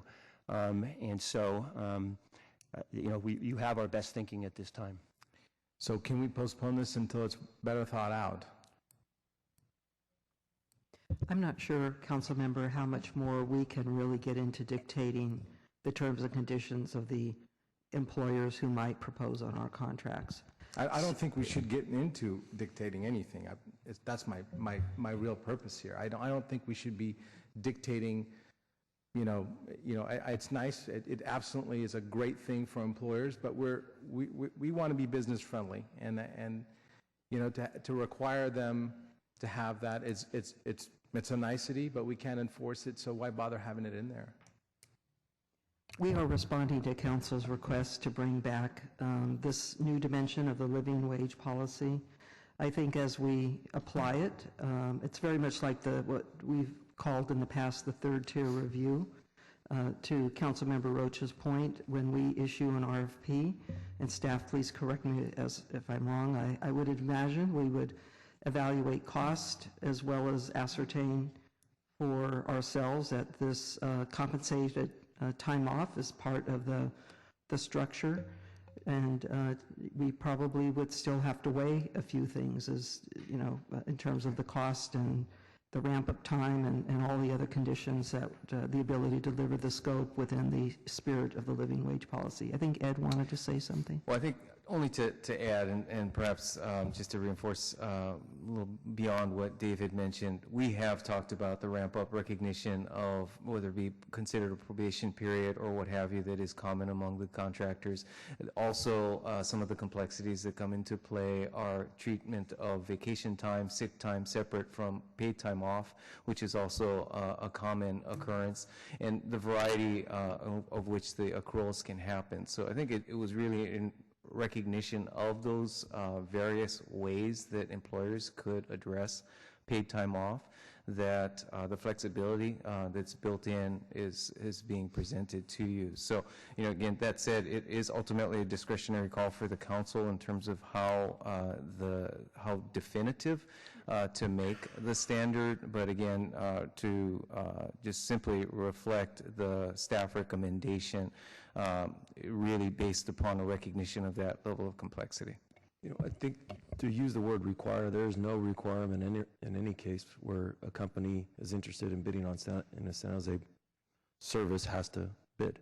If they have no interest in providing time off for a sick relative, their child, someone passes in their family, a time off or any case, there's nothing requiring them to bid on a contract City of San Jose. They can continue to run a business as they see fit. If they have an interest in bidding on a contract in the City of San Jose, then we were setting some minimum guidelines. And I think the point they raised about analyzing the bid and comparing them to other bids, I think is probably the best way that we can do this in terms of whether or not they're meeting at least the spirit of the guidelines here.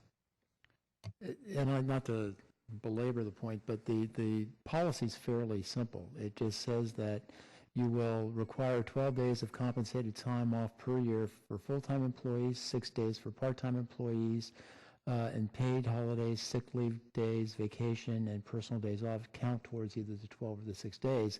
And that's determined at the time you award the RFP. There isn't any consideration given for ramp up, you know, new employees or any of that. It's just trying to keep it understandable from a policy standpoint. But, you know, again, we're responding to council direction to come back with a proposal.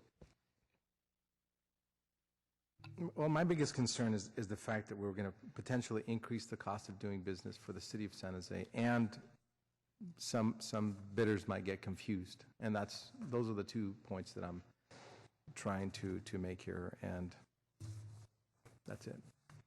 Councilmember KALRA. Thank you, Mayor. Yeah, I'm glad for the clarification, because I think it is pretty simple. Is just that as part of an RFP process, you put forward your proposal, they have to give 12 days off a year. Now, that cost can be incorporated into the cost of the contract, and then we'll pick the best bid out of them. I don't see it as being any more complicated than that. And as soon as they get the RFP, well, that's when it starts. Once they start doing the work, they have to be allotted 12 days off a year. Now, if they have to, the only ramp-up issue is that they have to hire more employees. That they don't have enough employees. They have to hire, let's say, 6, 7 more employees, and their standard procedure is to have a 30-day window before they start accruing vacation. That could be a situation, but that's where the discretion of the staff comes into play. If they say, oh, we wait 6 months before we accrue vacation, I think that's unreasonable, and I think that would not be consistent with the rules that are being put forth here. So I think there's no need to overcomplicate it. I want to thank Councilman Rocha for first instigating this discussion, because I think it is important when we have people, these aren't just, as indicated, people just doing business. We're not just telling businesses what to do or how to conduct a business. These are people that want to get a contract to work on behalf of the city of San Jose or do a service that's being paid for by the city and thereby by the taxpayers. And we do have, we put a lot of regulations on our RFPs that they may not see in the private sector for good reason, and many of them have been built up over many years as to the justification for it. This was a discussion we had that I absolutely believe that people should have time off for their health and well-being and doing service for our residents. It shows a list here where you have landscape company where you get 2 days off, and so that will get eaten up very quickly if they have kids and have to go to school if their kid's sick or take a day off because of that. And another one, and this one actually the way it's written makes me cringe a little bit because it says 0 days off for field labor in one of the maintenance. The management, those that work in the office, they get vacation time. And I remember when that discussion was happening and I voted against that contract because I think it was just absolutely inappropriate that they'll give vacation time to their management staff, but the field labor gets zero, and it's unacceptable. Any contract we give, I think that we're always going to try to get the best value we can, the best bang for our buck, but there's some humanity here, and there's some compassion that also comes in serving our residents. And giving a reasonable amount of time off, and I think 12 days is just that, is fine. I'm glad to see we do have a couple that, at least the parking and senior nutrition, that are already giving more than that, which is great. That's probably within their business model and how they hire their employees. And so, again, I want to thank Councilman Rocha and the mayor, I know, also supported Councilman Rocha in that original initiation of after we had the study session about it. And after those contracts that we had some concern about came through and were approved by the majority, and I'll be wholeheartedly supporting this recommendation. Councilor KANSEN. Well, there's no doubt we're going to increase the cost to the city, and I think we are inserting ourselves between in between the relationship of employers and employees, and I opposed this before, and I'll oppose it again for a couple of reasons. One is, out there in the real world, most people get 2 weeks vacation per year, and you can't take it in the first 6 months. Sometimes you can't even take it in the first year. In fact, even here as a city employee, your vacation is accrued weekly. You can't take your full vacation in the first year because you don't get it until your last pay period, your last set of hours. And part-time employees are just that, part-time employees. Out in the real world, they don't get compensated for when they don't work because they're part-time hourly employees. And we're saying that if you want to have a contract with the city, you have to give your part-time employees full-time employee benefits as well and give them paid time off. And I just think it's wrong. I don't think we should be doing this. We're increasing the costs of government services for the people who are contracting, with. All the reasons I said last time we talked about it, I'm still opposed to, and I agree with Councilmember KHAMIS. Right now we say, well, we check on the RFP, and if they meet it, we won't worry about it, but we know there's going to be some enforcement sometime in the future. And somebody's going to get a contract and hire 10 new employees, or maybe a year down the line, a half a dozen employees leave and a dozen employees are hired, and all of those employees are going to be in that period where, again, out in the real world, you go out for a job, almost any job offer you find out there is 2 weeks paid vacation after the first year. That is a typical thing out in the real world, and we're saying, no, you're going to give it to them right away. And I can see, I'll predict in the future, we'll be here, we might not be sitting on this side of the dais, but we'll be here watching someone complaining because they're being fined for having their employees accrue their vacation over time and not getting their full 12 days off in the first year. And like I say, our employees, if you were just looking at the vacation, they cannot use their full vacation allotment in the first year. We don't allow them to do it because they have to accrue it throughout the entire year. I think this is another bad policy we're passing, creating more cost to our city, and it's bad news. Councilor LICCARDO. Just a question for Dave. I was approached by a couple custodians who've been working for several years here, and they said that their sick leave or vacation leave had been reduced, but they weren't told about it until, I guess, after the fact, and they didn't have any notice. Do our regulations for contractors require any kind of notice to employees? I'm sorry, no, it does not. Okay.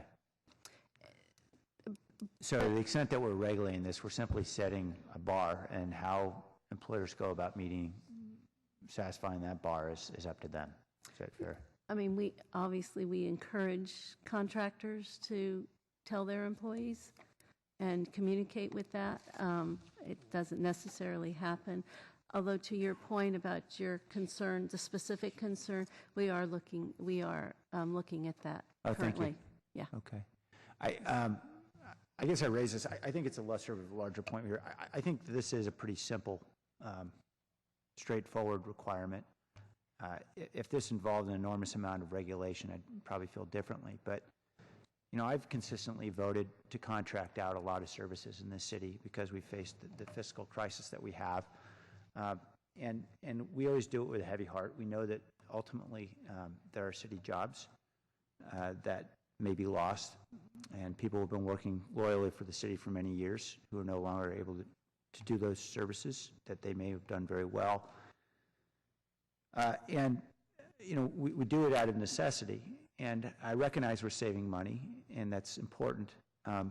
It seems to me that this is a modest measure to ensure that at least someone is doing work for the city directly or indirectly, that we have some minimum basic standard. And, you know, Councilmember Kansen is absolutely right. We're increasing the costs. There's no question. There's no question that we're inserting ourselves in the contractual relationship between the contractor and the employee. But we're already doing that. That's what the living wage policy is. It's an insertion in that relationship that does increase the cost, and we believe it's a sensible, as a majority, we believe that's a sensible step to take to ensure that we have some minimum basic standards for employment in the city. And so, you know, I do commend Councilmember Rocha for raising this issue. I think 12 days is certainly not a number of days that is excessive, though certainly many folks in the private sector may say it's more than what they get. But look, we all know when you need time off because of an urgent family situation for care of a child or a senior, you need time off. In any event, I support the measure. Vice Mayor Nguyen. Thank you, Mayor. First of all, I wanted to thank Councilmember Don Rocha for bringing this issue to the full council. I know that just for some historical context, Councilmember CAMIS, sometime last year, we had many people who actually worked for some of our vendors, businesses that actually have had contracts with the city of San Jose. And it was brought to this council attention that a lot of these folks, just normal, everyday, you know, working, trying to support a family, and they don't have any time off, or they have very little time off compared to the average worker here in the city of San Jose. And so, for me, this is a public policy. This is a public policy that if we decided, if the city of San Jose appreciate the fact that we have contract with public employers that actually provides jobs for people and actually provide them a quality of life where when they need times off because one of the family members is sick, that they should be able to have that time off. And to me, it's just very simple. This is a very, very minimal standards. All of us here work with the city. We have more than 12 days off during the year. And if we need to, we take more time off, whether, you know, we get paid or not, but at least we have that option.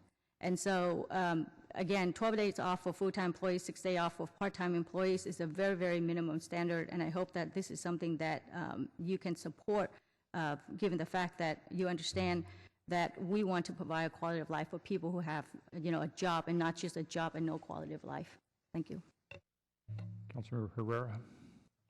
Thank you, Mayor. Last time this issue came up, I voted against it, and I think partly because I listened to a company that provided some pretty good services for its employees, and I was very moved by what that particular employer had to say. And I think, you know, I think that it's important that we realize that a good many of our companies out there, I'll say the majority of companies out there, especially those that have been in business for any number of years, have to deal with retaining employees, just like we do. And so many of them provide benefits and other kinds of things that may or may not be obvious or may not be delineated to what we're seeing here. And so I think we need to recognize that, we have some good employers out there that do take care of employees and care very much about making sure that they still work for them. That said, I do think it's important that employees be given time off when they need it. And when I think about an employee working under a contract for City of San Jose, and if they weren't going to get time off, and let's say they were sick or worried about a child, I'm wondering how well they'd be performing that job, knowing that they couldn't take care of their basic needs. And I think that's a negative for the city if we have employees that are doing contract work for us but can't take care of their basic needs. That's a cost to us in terms of lost productivity, and I'm very concerned about that. I think it is going to increase costs, and I think we've heard 1%. I don't know what the exact number of that is, but I think that there is a valid reason for us as a city entity to make sure that people that are doing work for us under a contractor are able to take care of their own basic needs. I think I agree with almost everything everybody said up here, including Councilmember KHAMIS, about not being too prescriptive, getting into too much of the micromanagement of how they implement it. I think we need to be flexible, and I'm hoping that as we move forward with this, that perhaps we can have some discussions with business organizations or get some other input so that we understand what businesses really deal with. Because I do think that if you haven't run a business, that you may not understand exactly all the ramifications and how these things get put together. And there's a variety of ways that employees get compensated. But I'm going to support this. I think it's important. And as has already been said, we do regulate. This is part of living wage. And the reality is people need time off. They need time off to if they're sick, they need time off to take a kid to the doctor. They need to have that flexibility. Most good employers would be able to offer that. Certainly as a contractor for this city, we have a right to expect that. Councilor KALRA. Thank you, Mayor. Just a follow-up.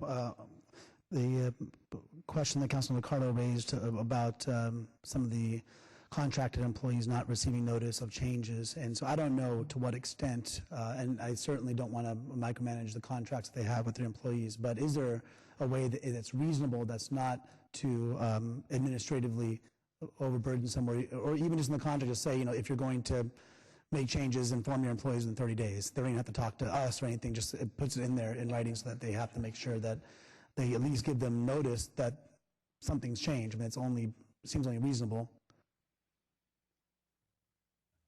Well, we encourage that, and maybe we can do something more along something more suggestive than offer that. I know, when on a living wage contract, when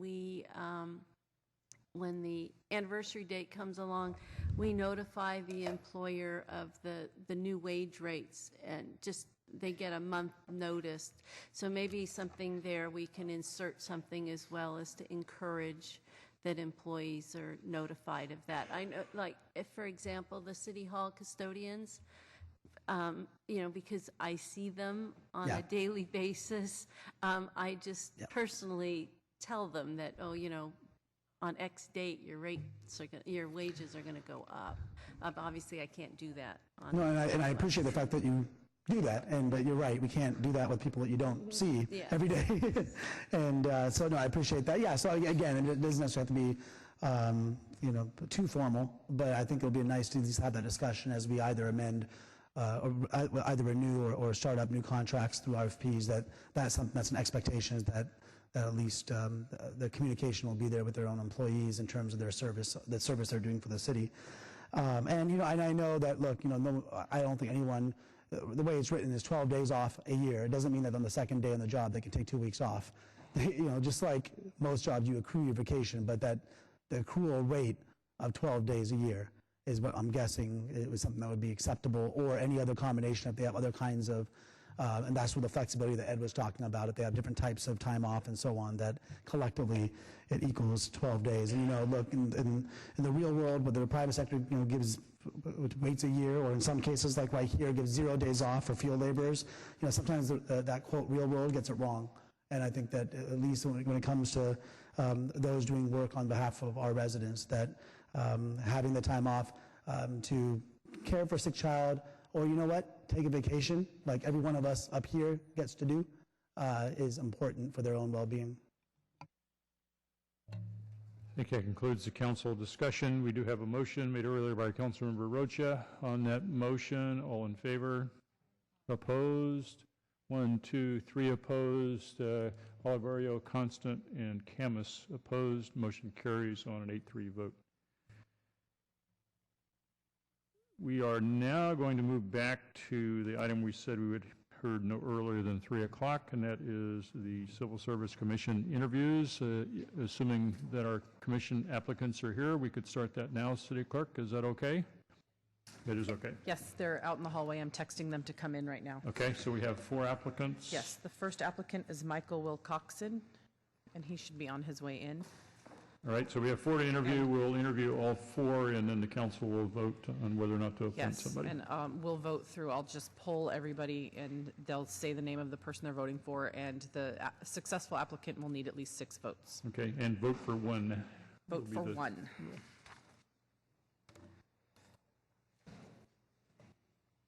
Now, also remind council members that this is one that you do not have to vote. You may just abstain if you wish That to is vote correct. Vote for none. Can you go see if she didn't get my text?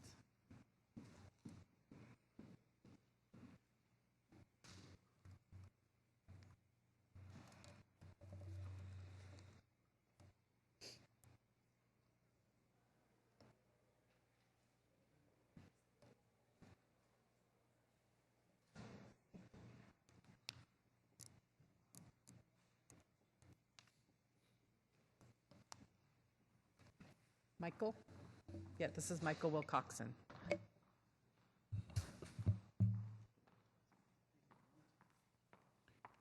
Thank you, Mr. Wilcoxon. Thank you for your interest in this. Welcome. We will interview all 4 candidates, and we'll take a vote. And the way we do it is give you a couple of minutes to talk about why you think we should appoint you to this commission, and we'll have some questions for you. So take it away. Thank you very much. As far as why I would be good on this commission, my family is in civil service. My father, uncle, cousin are all firefighters in the city of Denver. My grandfather is a retired postmaster. One of my cousins is a state patrol officer. So I feel like I have at least a general ground in civil service. And I'm passionate about what I do. And I did want to share with you why I was here.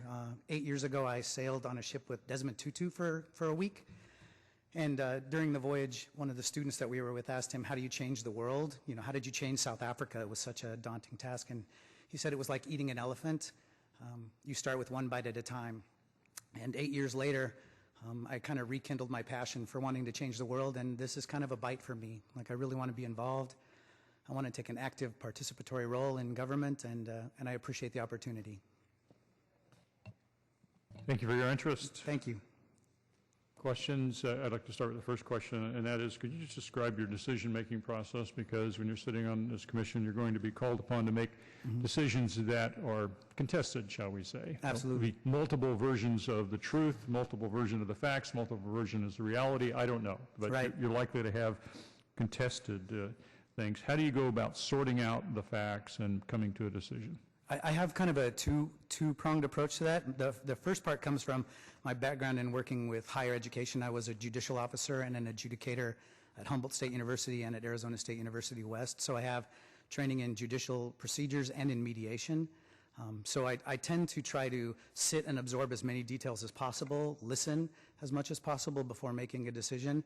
And the second prong comes from my grandfather, who I usually turn to when it comes to things of wisdom. And he told me that I have 2 ears and 1 mouth for a reason, and that I should listen twice as much as I talk, which is hard for me because I talk a lot. I really try, when it comes to making a decision, I really try to be quiet and listen as much as possible before I make any decisions. I try to see things from as many different perspectives as possible. That is one thing I learned in working at a university. As an administrator at a university, I had one perspective, and students come at problems and situations from totally different perspectives. And one of the things I learned experientially is if I just be quiet and listen and try to see from someone else's perspective, I can often find a solution that is much more creative and better serves the entire group, as opposed to if I try to make a decision from only my perspective. So I would try to listen. Councilor LICCARDO. Mr. Wilcoxon, thank you very much for applying. Thank you. Just a question about the situation I imagine you'll inevitably find yourself in where you're seeing an ordinance or statute that needs to be applied, and you disagree with the ordinance or statute. You think it's wrong. Absolutely. So you've got a set of facts in front of you. What do you do in that situation? You know, interestingly enough, as a adjudicator at Humboldt State University and at Arizona State University, there were times when I had situations where what I felt personally might have been somewhat at odds with the decision that was in front of me. But I honestly and sincerely believe in the rule of law, and I believe that if I disagree with something that is a policy or an ordinance, I have an obligation to follow that. But then I also feel like it's within my rights to talk about that with other folks and to find out kind of what their perspectives are.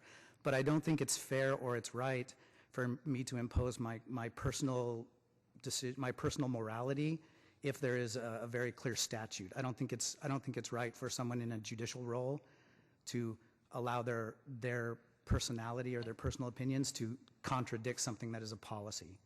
But with that said, then I think after that there's an opportunity to examine the policy within the structure of the system. Right. Thank you. Thank you. Vice Mayor Nguyen. Thank you, Mr. Wilcoxon, for applying. My question is, do you feel that a civil service commissioner represents the interests of the city council, the city administration, the employee, or the general public? And if so, in what ways? That's a wonderful question. I feel like a member on this commission needs to serve all of those views. And I think that that's one of the really critical components of the right person for this position is someone who doesn't have a strong tilted perspective in one direction. I think that makes it very dangerous, especially on a small committee. Makes it very dangerous if someone is so deeply rooted and deeply grounded in one perspective that they're unable to see the perspectives or unable to compromise or be open-minded to other perspectives. So I think this position needs to represent all four of those equally, and they need to be able to be fluid, and they need to be able to shift their perspective and see the world from other people's viewpoints and perspectives. Thank you. Thank you. Councilor KHAMIS. Got an easy one. Have you attended a meeting? I have attended a meeting when we were, as a part of, I work for Comedy Sports San Jose, so we came down during one of the council meetings, and there were 4 of us that sat in at a meeting. It was wonderful. It's a little bit hard to follow sometimes. There's a lot going on, but it was wonderful.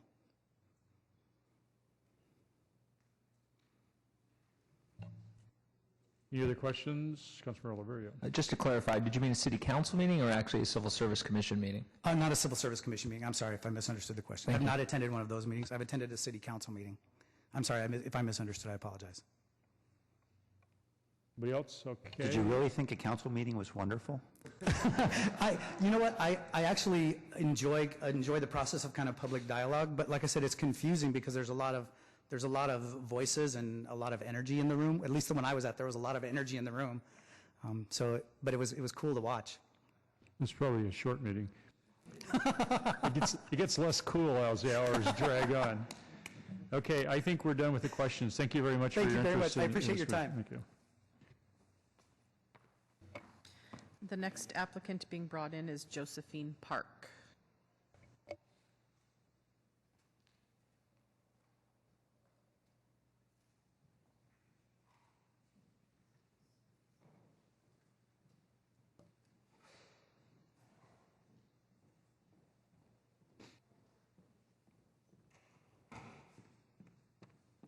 Ms. Park, welcome. Thank you for your interest in the City of San Jose and this commission. We'll give you a couple of minutes to talk about why you'd like to be on this commission or why we should appoint you to this commission, then we'll have some questions for you. Thank you. Go ahead. My name is Josephine Chihe Park, and I was interested in this position because I thought it would be a way to be involved in the city and to have a voice in representing my community. All right, we have a few questions for you. I'd like to know how you go about making your decisions when you have contested items. We're going to adjust that microphone a little bit. Oh, thanks. When you have contested items, as you will often have at this commission, how do you sort out the facts with different people having different versions of things? Well, I would, being a visual person, I would need to have it written down and then make sure that I understand each argument for myself. So I would do a personal evaluation to make sure that it makes sense, and then come up with a decision that seems logical. Vice Mayor Nguyen. Ms. Park, thank you very much for applying. My question is, do you feel that a civil service commissioner represents the interests of the city council, the city administration, the employee, or the general public? I have to choose only one of those? You don't have to. I think the Civil Service Commission would be working for the City Council to help understand the needs of the public. Okay, thank you. Councilor LICCARDO. Thank you. Ms. Park, thank you for applying. Thank you. If you're faced with a situation in which you have to apply an ordinance or a statute that you don't really agree with, and you've got to apply it to a specific case with a specific person and a specific set of facts, what are you likely to do in that situation where you just disagree with the ordinance?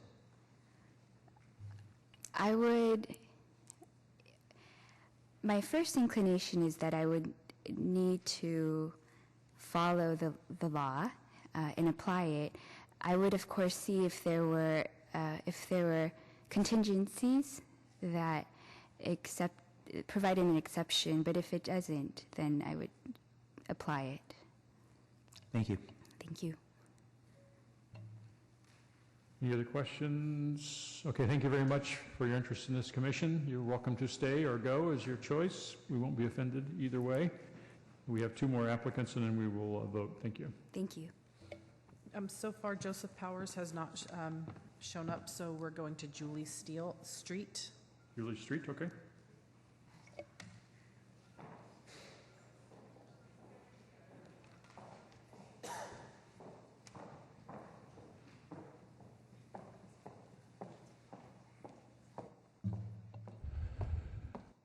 Welcome, Ms. Street. Thank you for your interest in being on the San Jose Commission. We appreciate that. We'll give you a couple of minutes to talk about why you want to be on this commission, and then we'll take some questions. Okay. Thank you so much, Your Honor. First, I'd like to say that it's fantastic even getting to be in front of you. I am a San Jose resident, born and raised here, so I'm like in awe right now. So excuse me if I wasn't nervous until I'm actually seeing this. I've heard about it. I've taken some kids in, being a teacher, but actually seeing this, it's like, wow. So part of it is that I have been born and raised in San Jose, and I wanted to give back to my community. And my sister saw an advertisement for committee members, and said, you know, Julie, you should do this. I was a VP of Marketing and Sales. I've been in the corporate world. I've worked with a lot of corporate law, being a VP of Marketing and Sales. I've had 5 kids, which they were really excited. So, I want to also be a representative and a good one for them too, and show them that, you want to give back to your community. And I'm always trying to do good things for them. So they're really excited about this. And also being a teacher and just again, being part of the community is really important to me. And it was just a real great opportunity to be able to do this and to just check it out. I've also always wanted to get a taste into politics, and I thought this would be a good way to see how it actually was run. So it was just everything, part of being with the community, part again of getting my kids really excited, of being a part of the community, working in corporate law, working with them in corporate law, having an open mind, and really feeling that I could actually be supportive in a committee like this. Thank you. I'll take the first question. I'd like to know how you go about making decisions, sorting out contradictory evidence or facts or opinions that people may have at a hearing in which you're called upon to make a decision. Of course, you're going to have conflicting views that are presented to you. How will you think through that? Well, the main thing is to keep an open mind. And having 5 kids, I think I have a very open mind. And also teaching and having to work with people in the past. You go into it not really having a decision made and hearing out everybody and really listening and finding the facts and asking good questions and listening to people's answers and then coming to a decision. Councilmember LICCARDO. Steele, thank you for your willingness to participate and also for all your volunteer work in the schools and your work as a teacher. Thank you. You're going to be sitting sort of this appellate body reviewing decisions that are being made, personnel decisions. Yes. And you're going to have to apply ordinances, laws to the facts of the particular case involving that person. And inevitably, we disagree at times with laws, ordinances that might exist. What are you going to do in that situation where you have a set of facts and you need to apply a law or an ordinance that you just disagree with? Well, it's the law. I personally had a layoff when I worked for a major corporation, and when the businesses started going down, we had a layoff, and it was people that I knew and I worked with. For some of them, I worked with them for 5 years, but they had to be laid off. So it was just something that we had to do. And the same thing with the law. It's the law, and it's something that you have to do and accord by. And a lot of times you don't necessarily agree, but again, it's the law, and it's really hard to do. But you just have to and then you go to bed and you just say, I'm sorry. So. Vice Mayor Nguyen. Thank you, Ms. Street, for applying. My question is, do you feel that a civil service commissioner represents the interests of the city council, the city administration, the employee, or the general public? I think definitely the general public. I mean, that's why we're here is for the general public. You're a representative for San Jose, California. And again, because I do have 5 kids and I'm a mom, and I'm also a teacher, and I've been in those positions and I work with corporate law.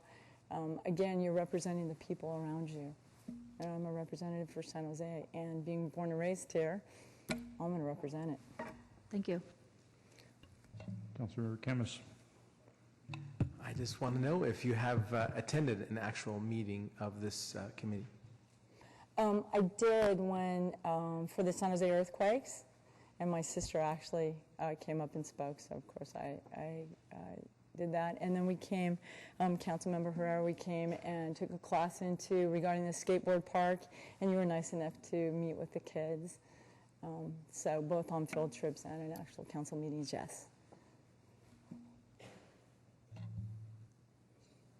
I think the question, what you intended to say, but maybe you didn't, was have you been to a commission? Oh, no. I thought I said commission sir. meeting. No, okay. you said council meeting. I didn't say that? Okay. You might have. Yeah, all right. You might have. Thank you. It's called nerves. They both start with a C, right? Okay, I think that's it on the questions. Thank you very much. You're welcome Thank to you. stay or leave. Either way, we won't be offended. We have one other applicant. He did not show. Okay, so we have 3 in front of us, 3 that we've interviewed, and it will be up to council to make a decision. We will vote for 1 position. We have 1 opening. I'm going to call in the order of council district. Okay. Councilmember Constant. That's what you said, I'm sorry. We're taking our vote right now? Yes. Mr. Wilcoxon. Thank you. Councilmember KALRA. Ms. Park? Councilmember LICCARDO. Councilmember Chu. Park. Councilmember Campos. Councilmember Oliverio. Councilmember Nguyen Vice Mayor Nguyen, sorry. Mr. Wilcoxon? Councilmember Herrera, Ms. Street? Councilmember Rocha, Wilcoxon. and Mayor Reed. Wilcoxon. The most votes is for Michael Wilcoxon at 5, but we need 6 votes to move forward. Okay, what's the other tally? Josephine Park received 3 votes and Julie Street received 2. Oh, sorry, Councilmember. District 10, please. Councilmember It Camus. depends on who you're voting for. Sorry. You're on my list too. Sorry. I'm so embarrassed now. Don't worry, there's no pressure. You could abstain if you want to. Mr. Wilcoxon. 6 votes for Mr. Wilcoxon. Okay, and that adds to 11, so. Yes. It's hard. We needed 6 votes to make the appointment. Mr. Yes. Wilcoxon got 6 votes, so we're going to appoint Mr. Wilcoxon. Yes. I'd like to thank both the other applicants for their interest. Please stay in touch because this committee has openings from time to time as well, so there may be yet another opportunity. Thank you very much. Congratulations to Mr. Wilcoxon. And we will move on. Our agenda, which next in order, I believe, would be item 4.1. That's the staff presentation on the implementation of the San Jose 2040 General Plan Urban Villages element.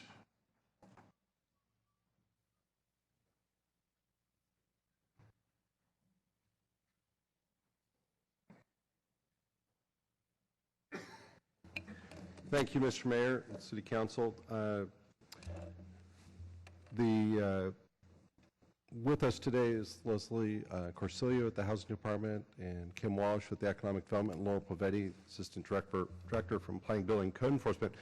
We wanted to go through and talk through our efforts with the urban villages that implements the general plan. To start with, I really wanted to remind why we're doing this, is that we are anticipating a tremendous amount of growth in San Jose in the next 25, 30 years. And as part of the adoption of the general plan, we took a major change course direction with the city to be focused on economic development. That it was not just about approving projects, but it was about making sure that the development that came to San Jose and that we actually attracted to San Jose would help us achieve our goals of creating a city of great places, great neighborhoods, but also an economically sustainable city. In that it is really first and foremost, and that we have a tremendous amount of activity going on in village plans as well as just regular development going on today. As it relates to the village planning efforts, we have been out in the neighborhoods, working today through West San Carlos Street corridor, the South Bascom corridor, the Alameda, the Diridon Station area. We've had a long effort going on in relation to the high-speed rail project in BART. 5 Wounds, we did a community-led initiative on village plans that we're finishing up. And then the really exciting ones that are what we're calling the market-driven plans is reflecting the strength of the economy and interest in development community and property owners in the West San Jose corridors, in the Stevens Creek Boulevard area, as well as the Valley Fair and Santana Row. Tremendous amount of work that's going on in these areas. As we've been doing that work, we've been realizing some things, and so we want to talk today a little bit around that. We are also moving forward on work in East Santa Clara Street and Winchester Boulevard, have done some preliminary work there, and also some of the regulatory structures, the more traditional design guidelines and zoning work that goes on with specific plans and area plans. What's been working a little bit differently with these plan efforts is we really have gone more into a marketing and kind of playing a little bit developer about how to put together deals.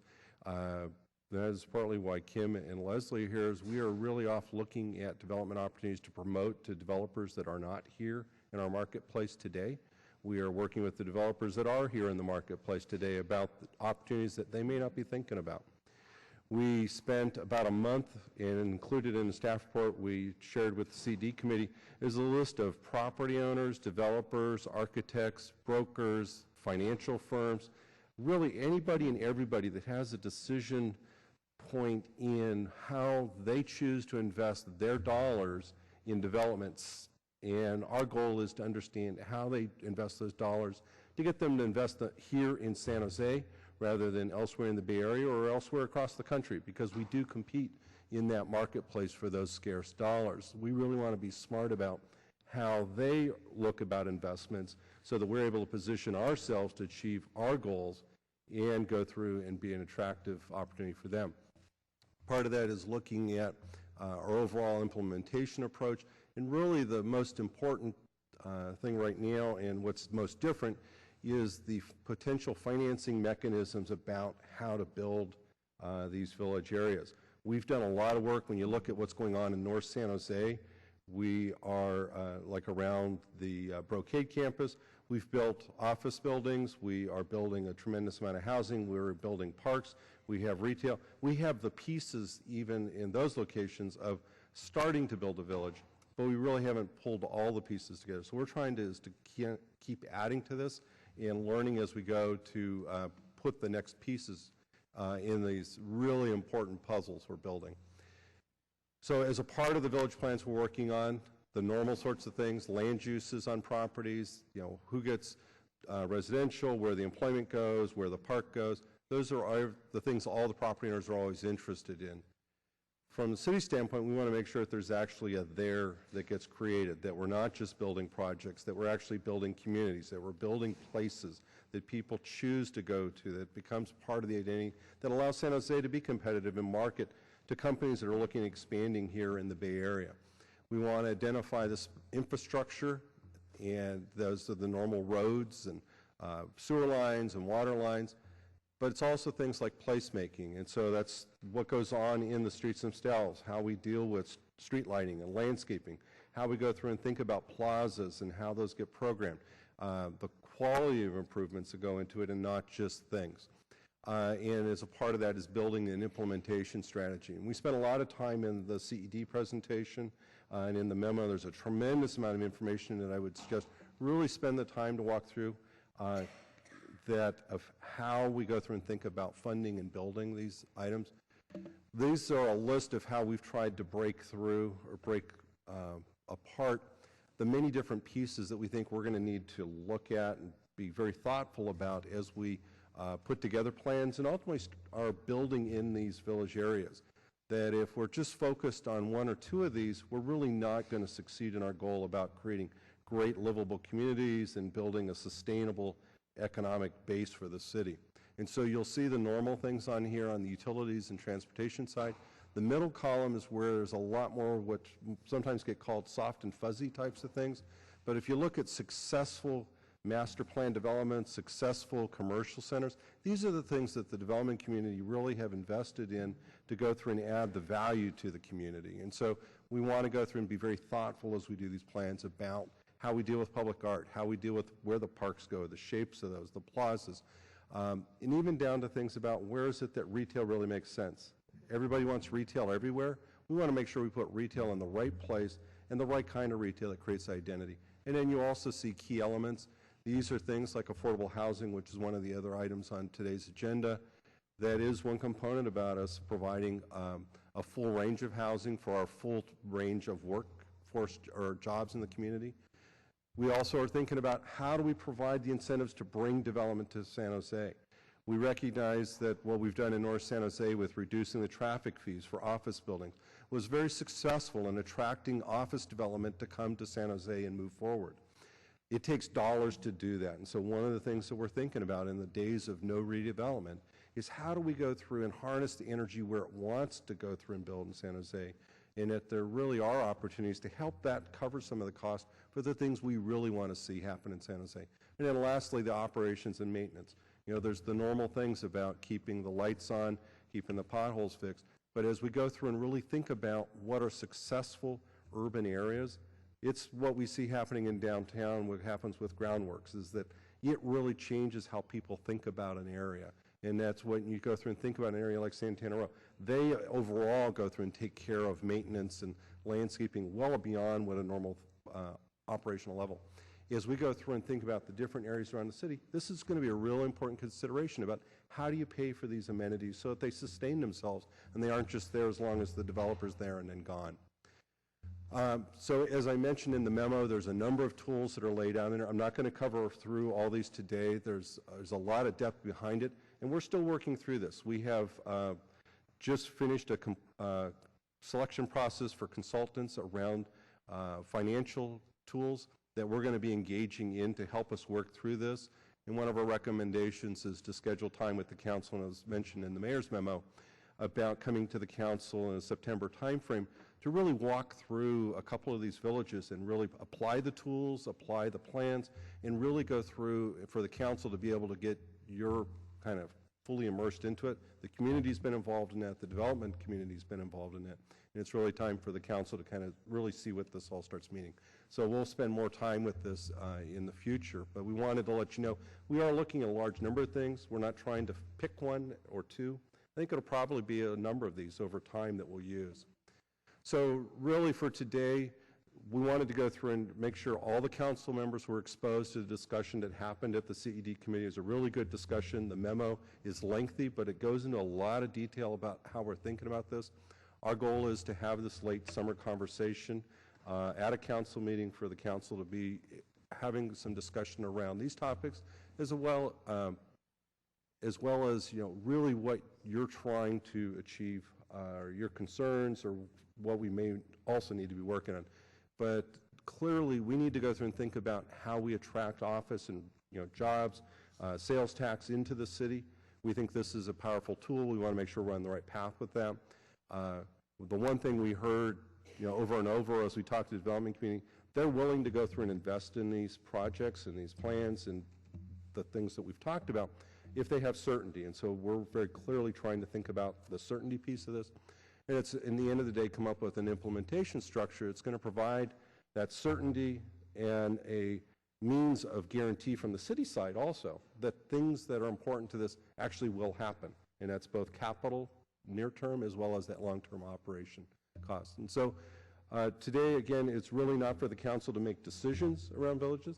It's to go through and have the start of the awareness of the work that staff is doing, and a recommendation to come back after the summer break and be able to spend a couple hours and really go through and work our way through these issues. Thank you. We have some requests to speak from the public. I'm going to take that now, I think, before we get into the council discussion. There's only 3 requests. Kevin Zwick, Tina Morrill, and Michelle Beasley.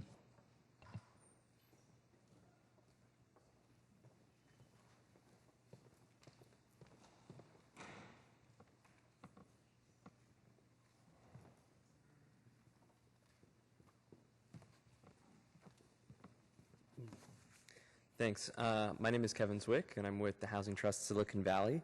I just want to briefly comment on the study and the process moving forward with urban villages, and just to urge the council and staff to make sure to focus on how we're going to incorporate affordable housing into the urban villages. This is where 90% of the growth in housing is projected over this time period, and without being very specific and studying it and coming up with specific tools such as overlay zones, affordable housing overlay zones, or setting aside goals of 20% of all housing to be affordable, much like what was done in North San Jose. Our fear is that the only type of housing that will be built will be housing that the market will bear, which is over and above what working and lower class families and individuals can afford. So please, as you guys move forward with urban villages, just make sure that the attention is given to how we incorporate affordable housing into them. Thank you. Tina Morrill.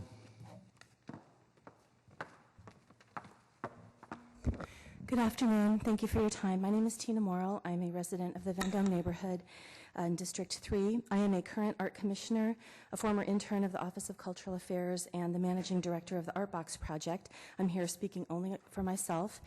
But it's fair to say that I like art, right? But I really love community. And I believe that creative placemaking concept, as it pertains to the urban villages, is really a key component of engaging community. And so I strongly support the creative placemaking, both in the urban villages, also the concept in general. But as the plans are begun to be formulated and written, I think it's extremely important that art and opportunities for cultural expression and events are built into these plans. Arts and cultural opportunities need to be part of the cake, not the cherry on top. I know that San Jose gets the importance of attracting jobs and people. We have really smart people working on plans, so thank you. But it seems like some of the attempts in the past haven't been as successful as we would like. So I think we have an opportunity before us to rethink some of the city's previous paradigms and focus on including all expertise at the table when plans are made, so that the arts and opportunities for the cultural expression and events truly become part of this cake and not the decoration that's thought of later. Thank you. Michelle Beasley. Good afternoon, Mayor Reed and members of the City Council. My name is Michelle Beasley, and I represent Greenbelt Alliance. I've had the pleasure of working closely with the San Jose Urban Village planning team, especially on West San Carlos and South Bascom. It's been a great opportunity for Greenbelt Alliance to dig down deep into the complexities of infill development. And we're very interested in seeing all of the elements that were laid out very nicely in the memo come together in the urban villages, absolutely for art and wide sidewalks and parks. But there's one that I want to call out in particular, and that's the need for more affordable homes. As urban villages are going to become very desirable places to live as a result of the reinvestment and revitalization efforts, which means that property values and rents are going to go up, and low-income individuals and families may feel the need to leave the area. So it's absolutely vital to the success of these urban villages that they maintain their diversity and remain inclusive places. I mentioned Portland's Pearl District in the letter I sent to Council, which is widely recognized as a very hip, dynamic neighborhood.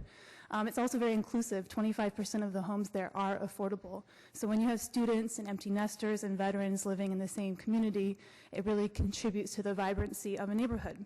So in answer to the question, which financing mechanisms should be explored further in the memo, I would suggest housing impact fees as one so that we can ensure that these urban villages are diverse going forward. Thank you. Thank you. That concludes the public testimony. I'd like to start with a couple of comments. First, I'd like the maker of the motion to include my memorandum, which I put out late yesterday, asking that when the staff comes back in the late summer or early fall, whenever that may be, I've said September, that they come back with taking 2 or 3 of the highest priorities, 2 or 3 of the areas that are most likely to move ahead, where we have the most opportunity, and get down to a conceptual layout of office, residential, commercial, and to the amenities, the infrastructure, whatever it is, so that we can begin to get a grasp on what it is we need to do. We can't deal with 70, but we can deal with 1 or 2, and that should set the framework for how we go about figuring out how to finance whatever needs to be financed. We have infrastructure improvements with a real discussion of some real projects. And I do know that there are 2 or 3 of the villages where we have a small number of owners who have money and have an interest in moving forward with development. And so those are potentially, likely, possibly, maybe going to move ahead in a time frame. And it would be good to deal with those because we can have all the plans we want, but if we don't have an organized ownership group, it's going to be really hard to make something happen. Since we no longer have a redevelopment agency, we don't have the tools and the powers that we used to have. So I think getting into the concrete would be very helpful, and there's a lot of work that's been done. It'll be good to get it in front of the council in September. The other thing is I just want to express again my concerns that what the urban villages cannot be, and that is an excuse to do industrial land conversions, employment land conversions. And one of the major goals of the General Plan 2040 is to try to bring some better balance into our jobs housing ratio. Right now we're about 0.8 jobs for every employed residence, and our goal is to get to 1.3, which seems not quite a bit out there, but at least it's something that we should strive to achieve. If we did, we could be like Sunnyvale or Mountain View or Santa Clara, or we'll probably never get to be as good as Palo Alto. And it's not just the jobs which are important, it's the revenues that are important. So if you were to go to one of our adjoining cities where they have more than 1 job per employed residence, they also have in, say, Santa Clara, $200 per capita more general fund revenues than we have. Or we could aspire to Sunnyvale $800 per resident per capita income more than we do. Remember, we have 1 million people. So $800 is $800 million. It would effectively double our general fund budget. Palo Alto has got $1,200 per capita more revenues than we have. So while we're interested in the jobs and making sure people have jobs and they can be employed, we're also trying to finance our city and provide services to our residents. And having a 0.8 jobs per employed resident ratio is not good enough. And if all we do is use urban villages to create more housing, we're not going to move the needle on that jobs housing balance. So how we put it all together so that it supports the employment lens, I think, is a key part of what we have to do. But we do have to start by being consistent with what we've said, continuing with our general plan. I can think of 3 examples where we said no to residential conversion, and we got great projects. There's a Lowe's project on Brokaw.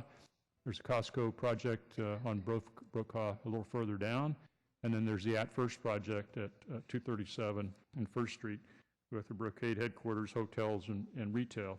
All of those could have been converted to residential. They were all great arguments for converting to residential, but it was important to say no because we're trying to protect our jobs base.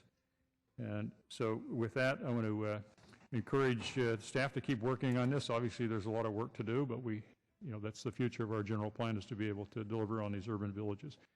Councilmember Liccardo, who just happened to chair the co-chair of the general plan task force, probably has a thought or two about urban villages. Thank you, Mayor. I'd like to make a motion incorporating your direction with the staff, accepting the staff progress report. And if there's a second. Thank you. We have a motion? I just wanted to clarify, though, my understanding is those 2 or 3 projects that would be selected would all be in Horizon 1. Is that your understanding, Joe or Laurel? Yes, we would be looking at Horizon 1. As Joe mentioned, we've got a number of urban villages underway, and we've got some excellent candidates for council consideration later on this fall. Okay, great.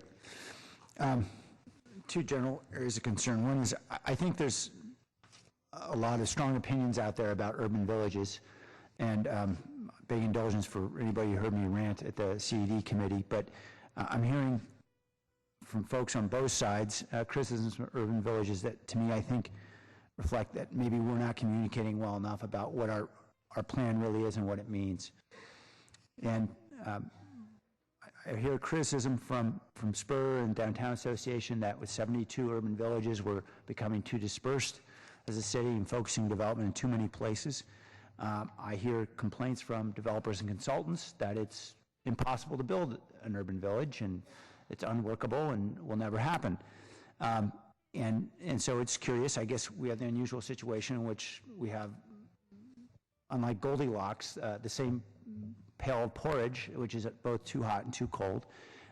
And I think it's important to emphasize that the strong sentiment from folks on the task force was that it should be difficult to build urban villages if there's anything other than jobs-producing development there. And we did that very intentionally, and I think council approved it very intentionally because we wanted to preserve the job basis, as the mayor articulated.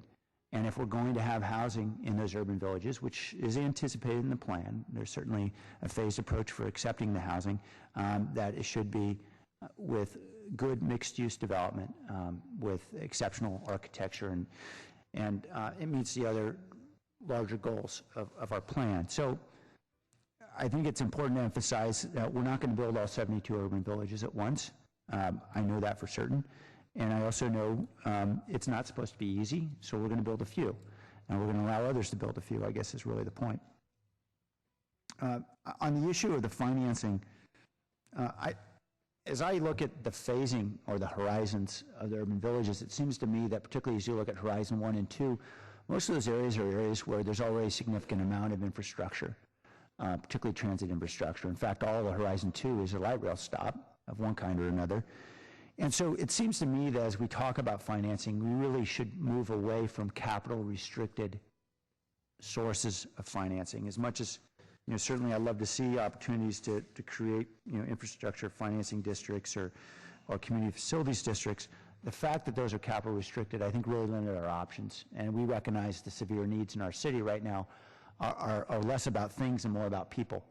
We need police officers, we need code enforcement, we need people who are out there doing maintenance on parks, and that costs a different kind of money than the capital restricted money that those districts provide. So I'm hoping that the dialogue will be focused increasingly on development agreements, perhaps on improvement districts, on other mechanisms where we have the flexibility to be able to have revenue that can actually support city services. And obviously, I know that the risk with development agreements is that you start to get into unpredictable arrangements that are one-offs and the equivalent of spot zoning. And so we'll need a city policy that's very clear and consistent about how we apply development agreements across a whole spectrum of unique situations.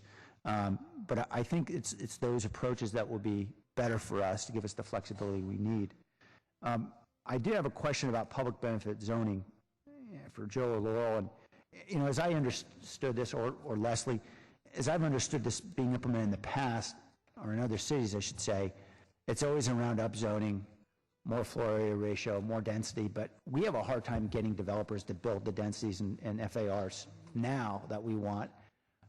Is there really anything we can offer under the public benefit zoning that's going to get us anything? Or actually, in how we structured the general plan, I think we have created and retained tremendous value, meaning for the majority of the villages, we have not changed the general plan to put residential on the map yet. We have not zoned it to put residential on the map.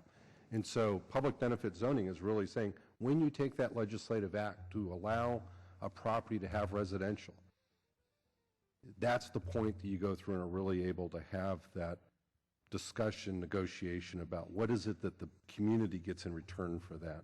Okay. You are correct that, yeah, today most people would prefer, you know, building two-story buildings, just it's cheaper, easy to do. But I think it's from a use standpoint, I think we have retained the most valuable part. okay, so it sounds like if they're going to dip into the 5,000 unit pool for that horizon, then that's our opportunity. And that could be really with a public benefit zoning or with a development agreement, really. Correct. It would be either through a development agreement or the public benefit zoning action. And it's not just the 5,000 units. There's all the future housing units in the different horizons. We have not put those on the table other than the existing specific plans. All those rest of those units we've held back to actually start zoning and general planning on property. So that's going to be really why we wanted to have this conversation about how do we go through and think a bit differently about specific plans. Normally in a specific plan, we'd come to the council and we would have already colored orange here, brown here, red there, and kind of predisposed who won and who lost in the lottery of land use. You know, is that the value happens at that point. So we really want to go through and push the market to put forward its best offers about we've said where the housing and jobs are going to happen and how much can happen. We think there should be having some good competition between property owners about who's going to put the best package on the table for the city to achieve our goals as well as their goals. Okay. On page 4, there's a discussion in that second paragraph around all the consultants. And I know we've already allocated in the last budget cycle, $950,000 for planning. And I'm just concerned about an increasing commitment of general fund dollars to support these development plans and all the clearance, environmental clearance, everything else that needs to be done. It was my expectation, I think, as I sat on the task force, that really developers would be paying these costs, not the city and not the taxpayers. And just trying to understand what you anticipate the source for this to be. Yeah, so we do have a budget line item, really, of the savings we had from the general plan process that we rolled those dollars forward. We're using them right now for contractual consultant services. I think one of the things coming out of this process is the ability for cost recovery, where we go through, if we spend $100,000 doing the environmental and planning work for a village, we the city have the ability to recover those costs back. It really then is part of our discussion. In certain projects, we may want to go and ask for that recovery. In other places, we may, that would be part of our incentive, is we've cleared the path for that development we want to happen. So we still have the ability to recover those costs and plow them back into additional, future village works or back into the general fund. Okay. Thanks for that, Joe. With regard to the infrastructure financing districts, I know that there was concern about the fact that tax increment from a lot of redevelopment areas is already claimed. But it seems like a lot of those areas are expiring, those project areas. In fact, I think a couple are expiring this year in downtown, if not mistaken. Have we started any conversations with the county about whether or not we could continue to pull tax increment from any of those expiring project areas? I'm not aware of any. I don't know if you are, Rick. We haven't had any discussions, and a couple of the districts have, project areas have expired. However, we're still collecting tax increment to pay bonds for many years still, and we have a summary of what those dates are that we can get to council as to plan expiration dates, the dates we stop collecting tax increment, but they're not necessarily the same year. Oh, okay. So we're still collecting it to pay bonds. Right, they're out into the 20s and 30s, but we can get that for you. Oh, no, that's okay. If it's out there, I get it. Yeah, the one thing that I would say is I have had some conversations initial with the county about the idea of the RDA 2.0, and they have legislative priorities that are written that oppose any new redevelopment. It doesn't mean that things won't change and we can't re-raise that as a possibility, but that's where they are now. Understood. I know those aren't easy conversations, but conversations I hope we'll have. And I guess finally, as we think about the question about actions or investments the city can take to attract office and retail development, I know it's always been really challenging for us in mixed-use developments to actually get the office or retail that we want. And it seems to me that, as we do with affordable housing, we waive fees in order to encourage the affordable housing. It may make sense for us to allocate, or as a percentage of fees are allocable by square footage to office or retail in a mixed-use development, that we would waive or reduce fees for jobs-producing development like that. I know it may not be a huge incentive, but if it helps, that's always a good thing. I know there's going to be a lot of discussion about affordable housing on our next item with impact fees, so I'll save it for that.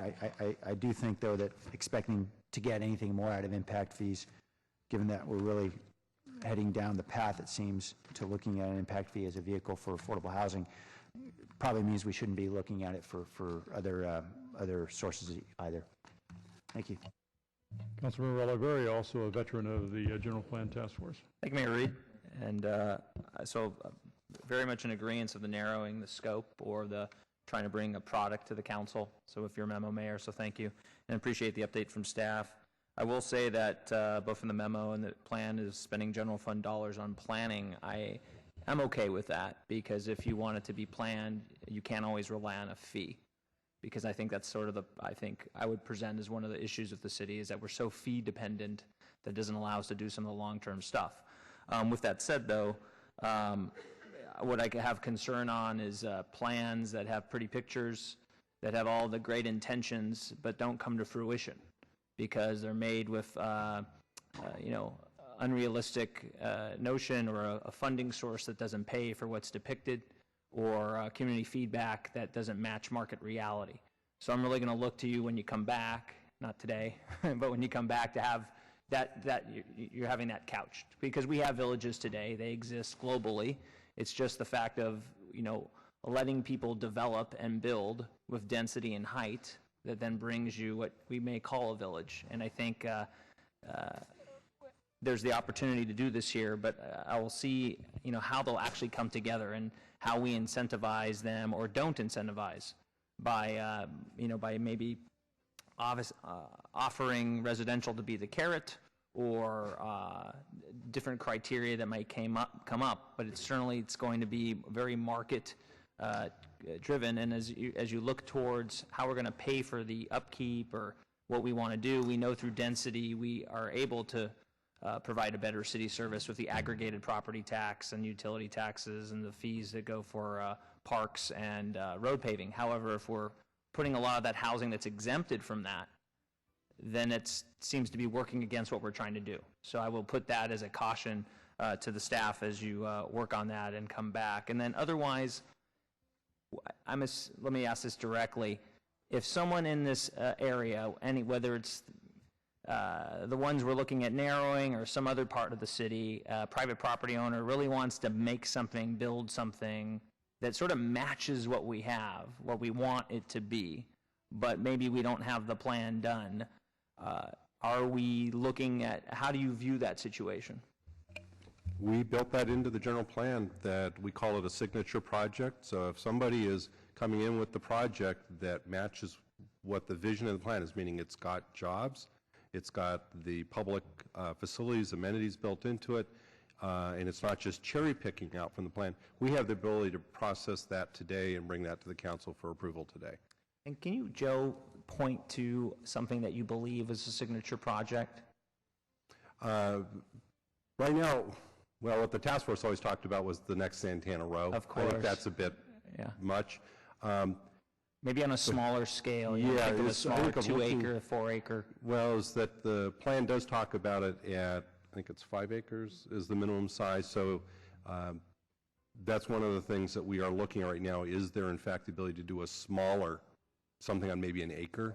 Right now, I can't go through and say yes to that. So that is something that we're looking at as staff to say, could we go and give ourselves a little bit more flexibility?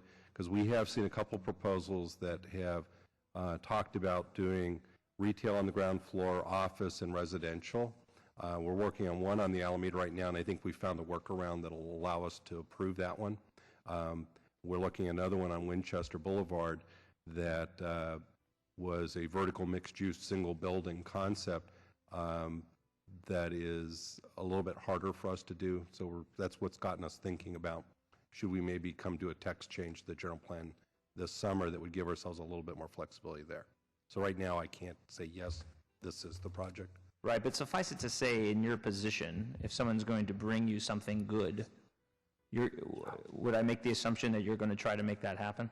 Yes, so like the example, the one in the Alameda, we've kind of figured out how to use the existing zoning district, do a little bit of code change to allow a project that meets our employment numbers that we're trying for retail. They're integrating some office space into it.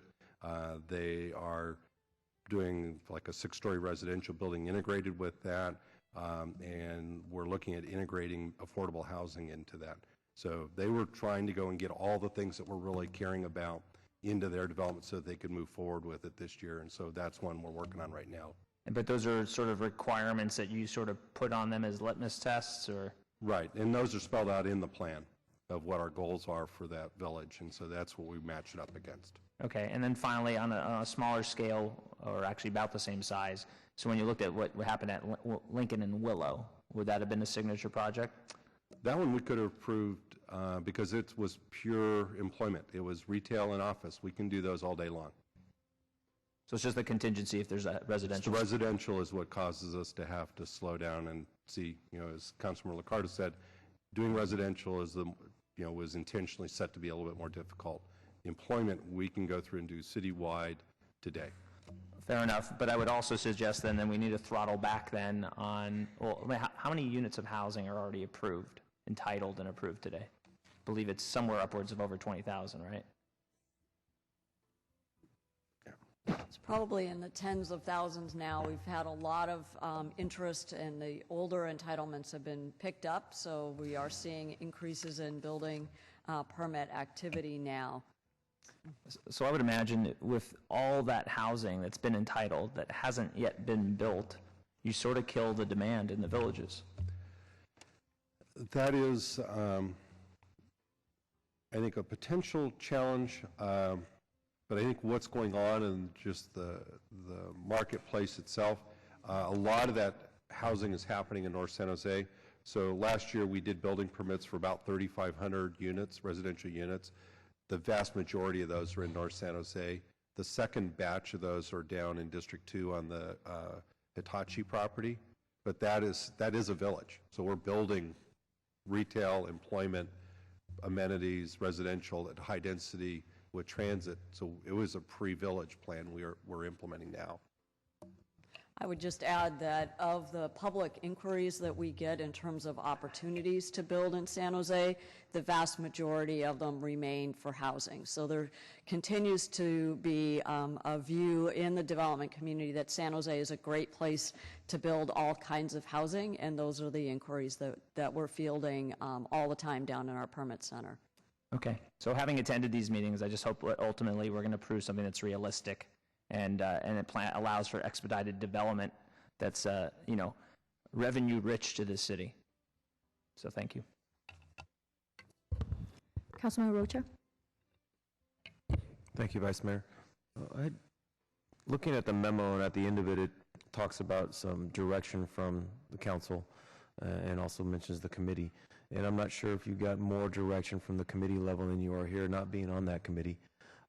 But I think I'm a little bit interested in having this discussion again to make sure that you get the kind of direction that you're looking for and input you're getting for.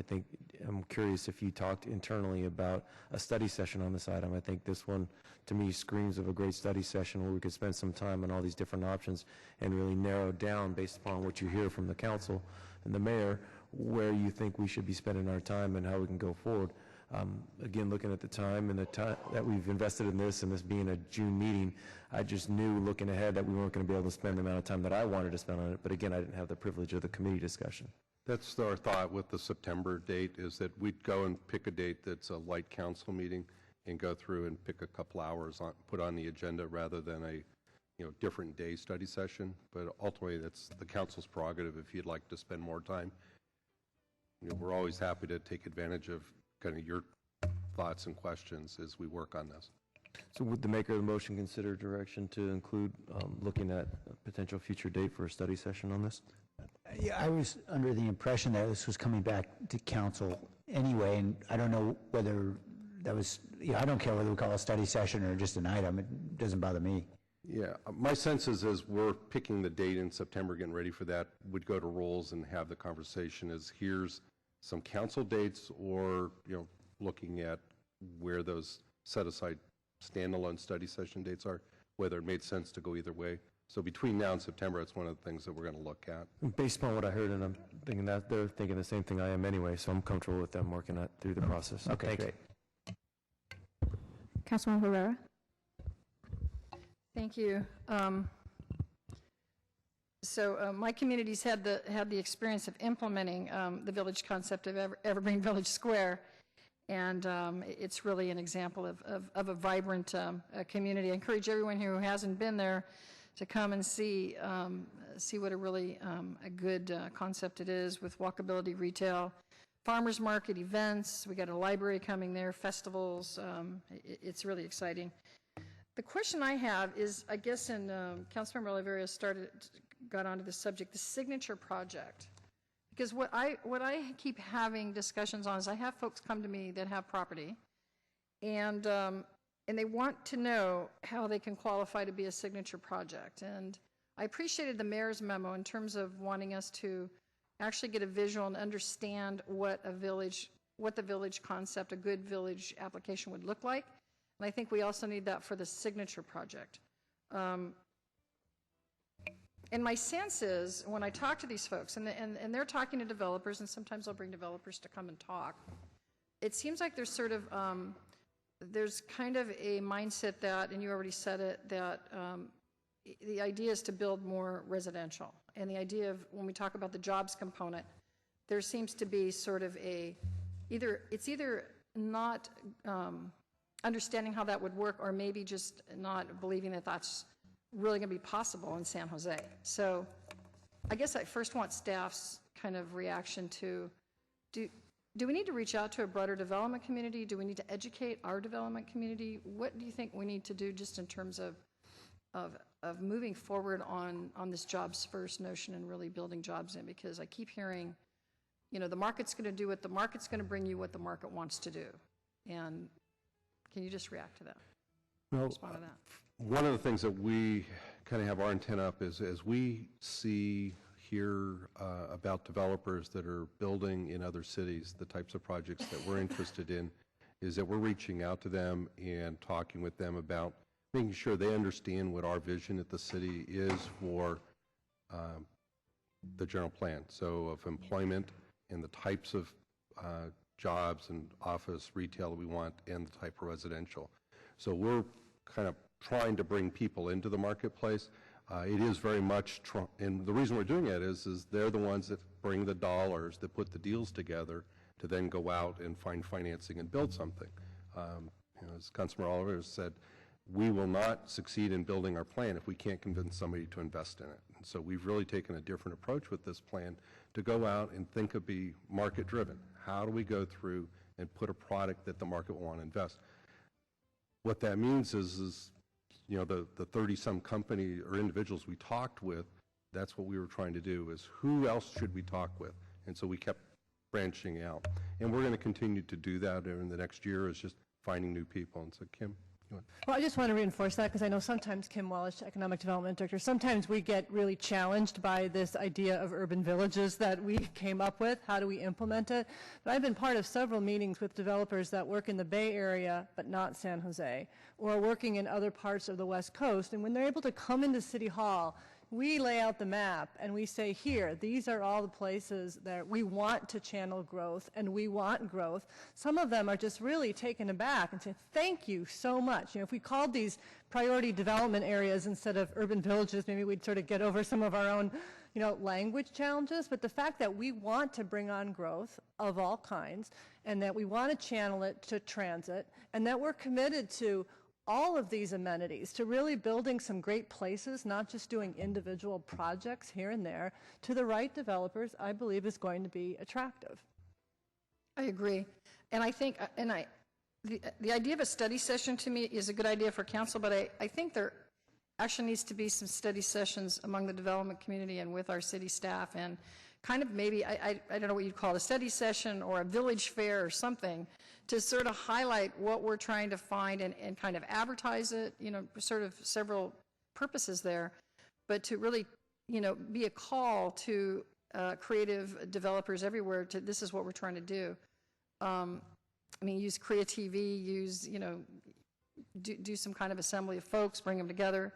What are your thoughts on that? Well, when we set out to go and have these meetings with all the different development community individuals, and most of them were one-on-ones or two-on-ones. It was really small, independent settings. Our goal was to go and pick their brains, kind of do the Vulcan mind meld, pull information from them. What we quickly realized is that it became a two-way street. We spent as much time explaining what we were trying to do as trying to understand what they do. And so it really became really rich conversations with each one of those individuals, and we invited Leslie's staff to sit in on some of Kim's staff would sit in, and then we brought in mixtures of our planning staff into it, because we really wanted to mix the ideas and make sure that we were selling what we had to offer and not letting other people define what we are about. We wanted to do that ourselves directly. We have a lot more of that to do, and it's just kind of one of those bandwidth things about where we go on any given day. We do, but I think of workshops or whatever to be able to sell it. One of the individuals, an architect, I think it was, that suggested even a design competition to go out there for the city to put, a small prize out there, but it's really about opening up the design development world of, here's the village, what would you do? Do your best plan of how you would want to do something on, pick a corner. As a way to build interest and awareness. San Francisco and New York City have used those as a way to sell the concepts of different housing styles, in that they do design competitions around it. We've never really done something like that before, and so that's some of the things we're trying to figure out. Is that something we really could pull off or not? But I think we need to think differently than we've ever done in the past about how do we bring the people we want to come invest in our city. I think that's a great idea, to have a competition. That's an incredible idea. But I just think we need to open it up and really see what's out there. And like I said, I'm just bringing this up as a result of several meetings that I've sat in. And I feel like I wish I had a video to play or some kind of a slideshow to present to them. Yes, here's what we're trying to do, because I believe they earnestly are asking, what is this, what are you really looking for? That's one point. The other thing, though, I think they're also saying is there's still a real desire to go back to the way things were always done, and build exactly what you were saying you didn't want was projects and not really a total community. So I think there's some of that resistance and kind of we've always done it this way and not really opening the mind to seeing what we can do. But I also do think there's a fair question of what is this thing really look like? Where would the jobs go? What kind of jobs? What are we really talking about when we talk about a signature project or a village? So I think that there's some areas that really are ripe for signature projects that if they had a little bit more direction and we could suggest directions for them to go, I think we could make those things happen. And I'm just really concerned with getting the jobs. I mean, if we've got a village that can happen and bring forth job creation as well as some retail, and then however that housing gets mixed in, if we can get those projects and they meet that test, I want to see those things move forward. Absolutely. And that's one that there will not be a jobs project that we will not be bringing forward or moving forward. I think the real challenge, as you pointed out, is that there still is a lot of, well, how can we get back to the way we used to doing it? And a lot of, well, how many jobs do I need to do to build my residential project is how the conversation usually runs. And even today I ran into a developer looking at probably our premier site to build office buildings to compete with Cupertino was, well, we're kind of looking at residential and so we're looking at office, and so how much office do I need to really go make it work? But it's really how to build residential is my sense of how they're looking at it. Right, and that's really what I'm hearing too. So I absolutely support you guys on moving forward with this, and I just, I hope we can come up with some tangible examples so that we can, point the way forward. Okay.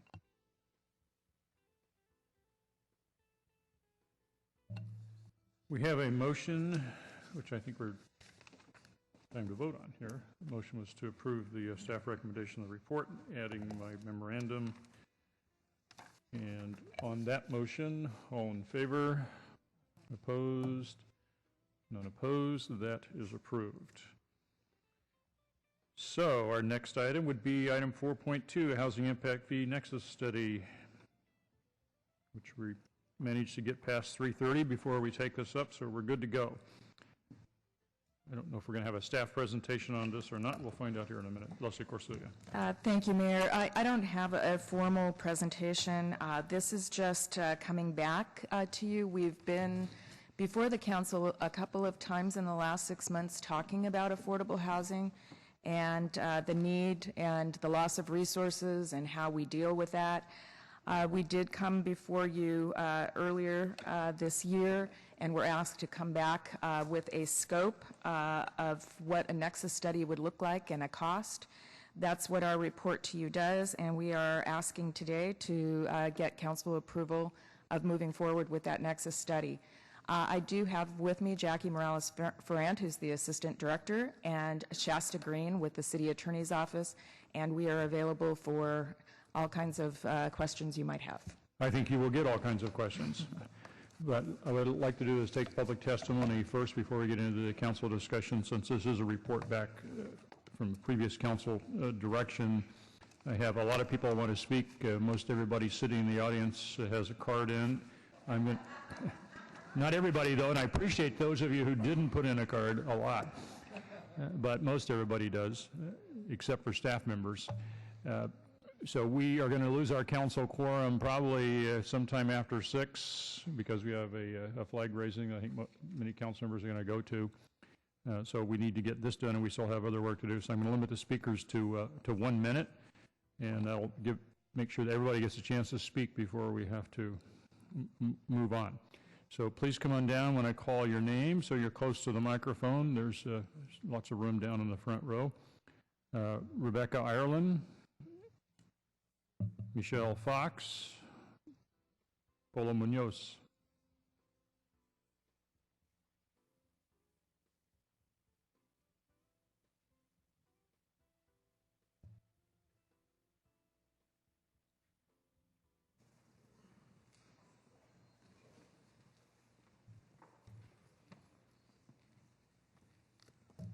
Thank you, Mayor and City Council. I'm Rebecca Ireland. I'm the pastor of Willow Glen United Methodist Church. and living in the Willow Glen area only because the church owns a parsonage. Otherwise, I wouldn't afford to be able to live there. So I'm here because I'm concerned about affordable housing and would encourage you to explore all avenues for increasing funding. I would remind you of the parable of the Good Samaritan. If you remember that story, the man was robbed and beaten and left on the side of the road. The civic leaders in that story walked by and didn't assist him. So it was the Good Samaritan, the nobody, the outcast, who came and assisted the man and got him to the innkeeper and paid the innkeeper for the man's care. So in that story, the civic leaders were the villains. I want my civic leaders to be the heroes of the story. So I would ask you on your time on the City Council to do everything you can to explore new avenues for funding for affordable housing. Thank you, and God bless you. Michelle Fox, Polo Munoz, Shannon Giovacchini.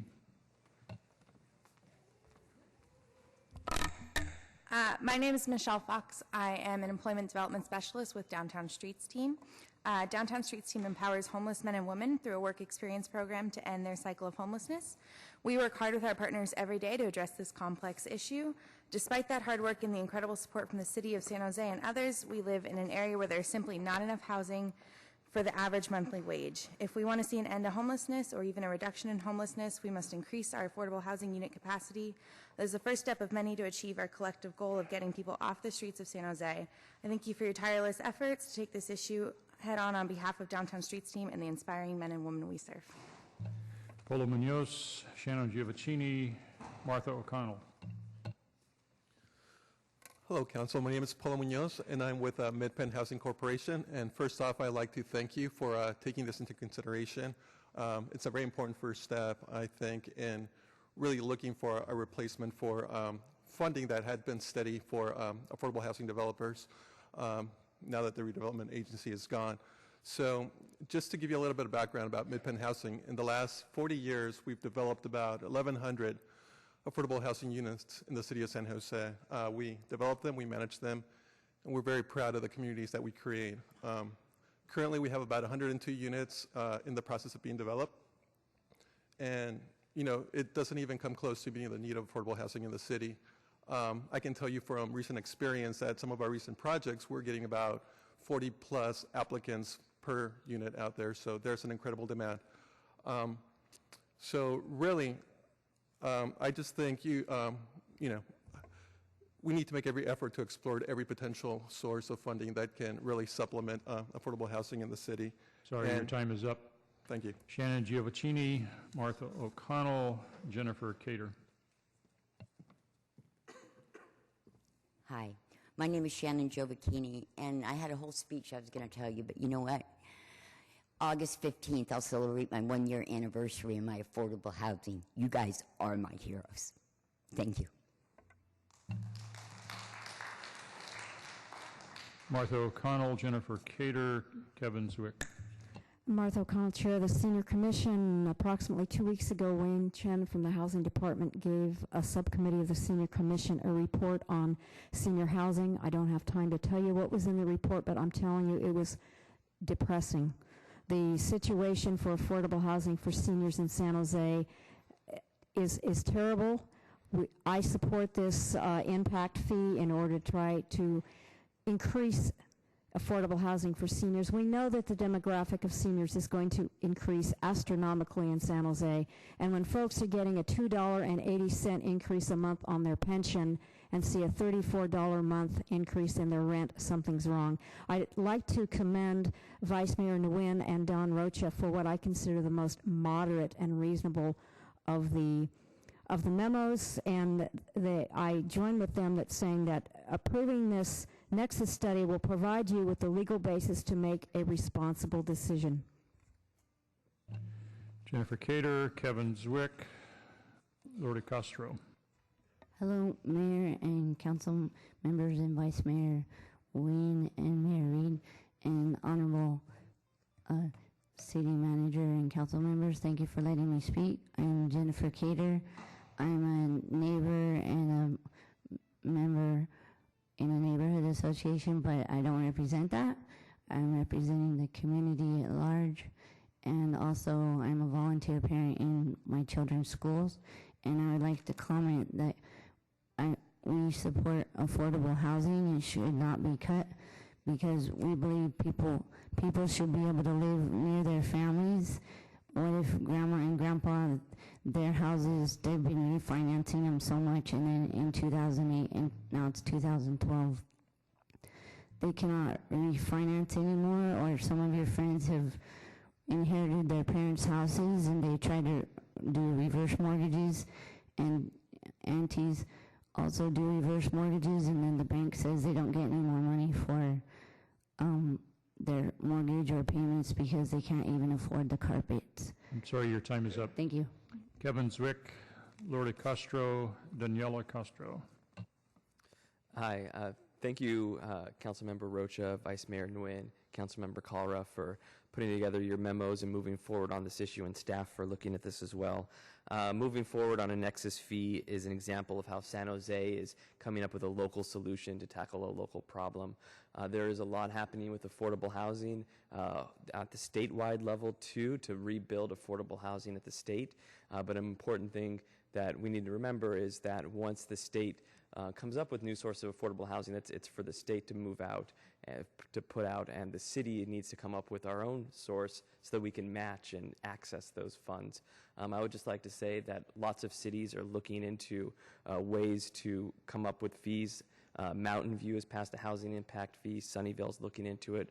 Fremont, Walnut Creek, Berkeley, San Carlos, big cities and small cities have all looked and studied and gone forward with the housing impact fee, and I encourage the city of San Jose to do too. Thank you. Lourdes Castro, Daniela Castro, Tina Marsalis. Good afternoon. My name is Lourdes Castro.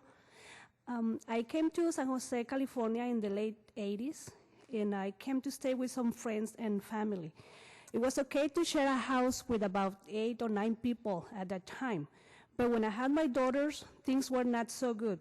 Even when you live with nice people, things can go bad when there is 3, 4, or 5 children running around in a 2-bedroom apartment with no backyard and no safe out space for them to play. It was hard, but I had no options. Rents were expensive, especially for a single mother. Years passed, and finally, 6 years after applying for affordable housing, I got a call from CHD telling me that they had an apartment for me. I had a 2-bedroom apartment. In 1993, we moved there, and we lived there for 16 years. My daughters grew up there, and I was able to relax and enjoy life with them. I had no stress, and the stress of the monthly payments, and I was able to work only one job. Sorry, your time is up. Thank you. Daniela Castro, Tina Marsalis. Hi. Greg Plant. My name is Daniela Castro. The woman who just spoke is my mother. By the time I was age 7, we had moved 5 times. Thanks to affordable housing, I was able to live in the same home from the age I was 7 until I graduated high school. In that time, I had space to do my homework. I had time to develop mentorships with people in my schools and my communities. Today, I work as a structural engineer just blocks from the home that I grew up in. Stable housing mattered for my education and for my future. And it will matter for thousands of children in San Jose. As a San Jose voter and resident, I ask you to please pass the Nexus study. Tina Marsalis, Greg Plant, Dejan Ivanovic. Folks, please don't come down unless I call your name. I've got a lot of people who want to speak. If I haven't called your name, don't come down. Tina Marsalis, Greg Plant, Dejan Ivanovic. Hello, I'm Tina Marsalis. I want to thank you for taking time to listen to us today again. I am disabled and on a fixed income. I'm having an incredibly hard time finding anything I can afford. I've been looking for months. We rented a room about a month ago. There were serious issues with an unstable landlord. We moved out, back to motels. First motel we stayed at, I got covered in bug bites. Many months we barely are hanging in there. I feel, as I'm sure many people do, that we are not living any kind of a life. We have lost so much funding recently. You can help us by voting yes on the Nexus study. Thank you. Greg Plants, Dejan Ivanovic, Tony Valadeo. My name is Greg Plant.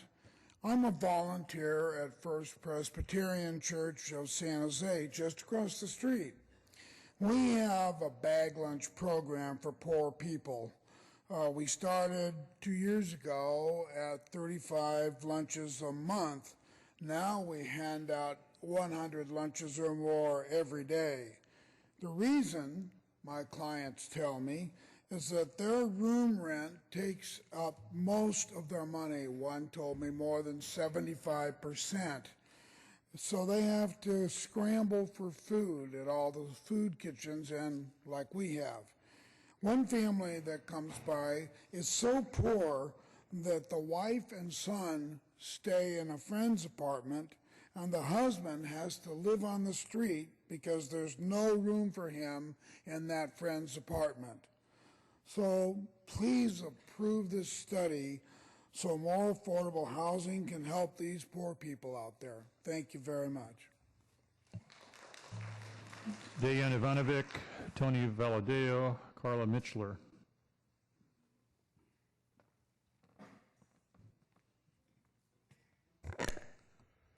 Hi, my name is Tony. If I had a stable home, my health would improve. I have no place I can call home for at least 3 years now.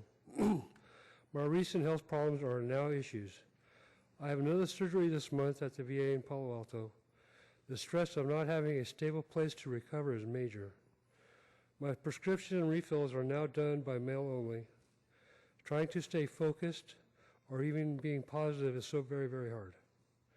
My options are now only hope.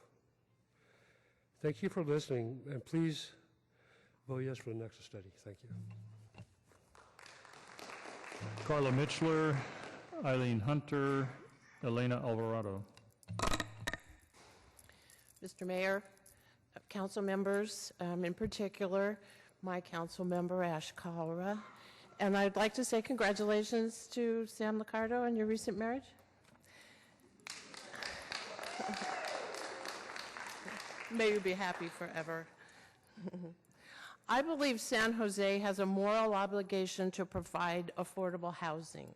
I've lived here for nearly 20 years, and over this period of time, San Jose has grown tremendously.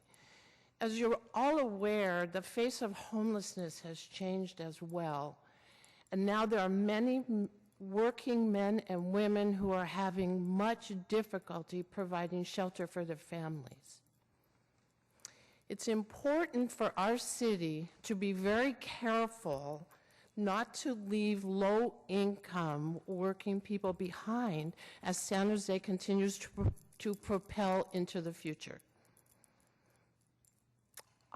We at Sacred Heart believe that San Jose has a moral obligation to help all the people who live in this city. Thank you. Hi, I'm Eileen Hunter. I'm a volunteer on the Sacred Heart Housing Action Committee because I also volunteer with Housing 1000 doing surveys to connect with the unhoused. I felt compelled to do more. People will say homeless people do not want to live in a home, but everyone I have surveyed is desperate for a home. At the shelter, I met a man who had just been released from the hospital after suffering a heart attack. I surveyed a mother staying there with her 11-year-old autistic child who wasn't able to keep him in school. A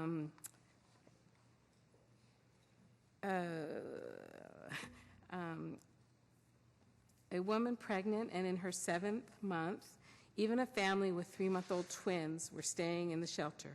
I met a mother who came to the shelter, but her son and high school-aged daughter slept in their car. These are just some of the stories, but there are so many more that are just as heartbreaking. We have a moral duty to provide everyone with a safe place to call home. You can make this happen. Please keep moving forward on a solution to San Jose's housing needs by approving the Nexus study. Thank you. Elena Alvarado, Marla Varela, Nadine Cortez. She's going to speak in Spanish. I'll be translating for her. Buenas tardes, mi nombre es Elena Alvarado y vivo en San José. San José es una de las áreas más caras en viviendas en California. Estamos luchando por dejarles un futuro mejor a nuestros hijos, tomando en cuenta las rentas que son demasiado caras y la mayoría de veces en malas condiciones, poniendo en riesgo la salud de nuestros hijos. Por ejemplo, los niños ya no asisten a la escuela, se sienten abandonados por tener 2 trabajos o 3 al día. Los niños dejan de ir a la escuela por falta de materiales o los uniformes requeridos por las escuelas.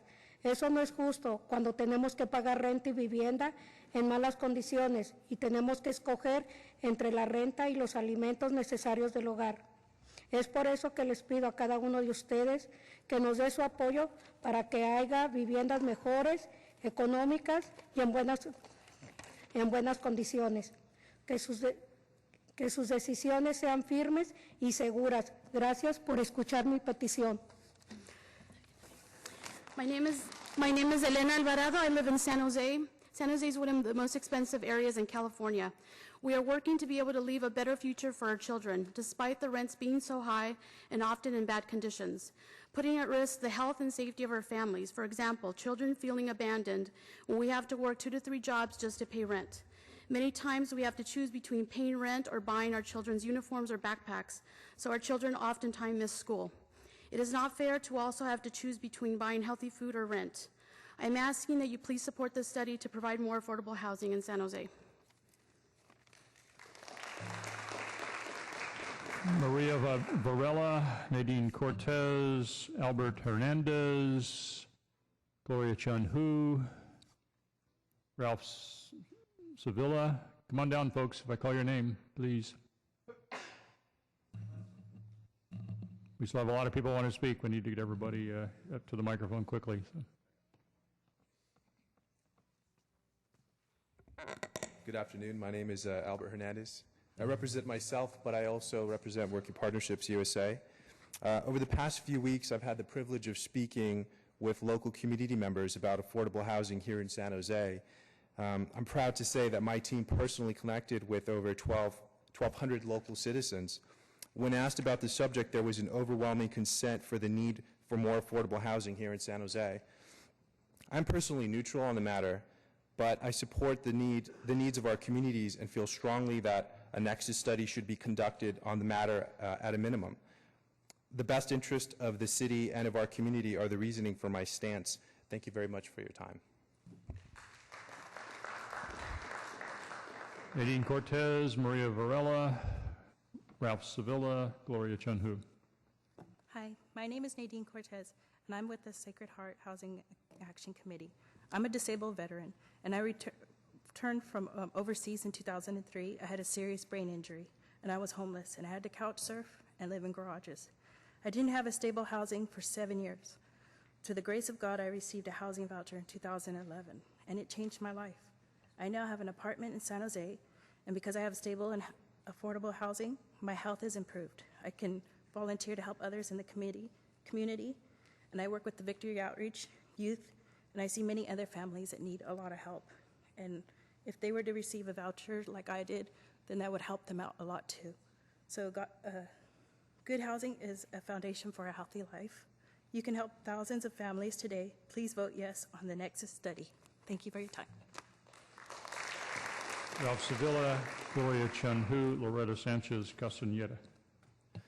Good afternoon. I am Ralph Sevilla. I am representing Sacred Heart. I am also a California Deputy Attorney General here on my furlough day in support of the Nexus study proposal.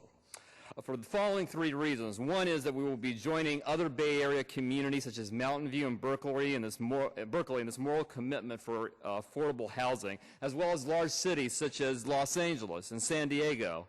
2, the Nexus study will allow us to seriously consider whether impact fees, which have assisted other communities, will assist this city in increasing the availability of housing to its citizens. And 3, the Nexus study does not bind us in any way, But it can't assess whether we can use the revenues collected from these impact fees as a funding source to serve the working people of our community when so many other options are being taken away from us. I urge you to vote for the Nexus study. It won't necessarily solve the problem, but it's a step toward making this city a welcoming place to live for all of its diverse inhabitants. Thank you. Gloria Chanhu, Lorena Sanchez Castañeda, and Maru Rosas. Good afternoon. My name is Gloria Chanhu. I'm president of the League of Women Voters.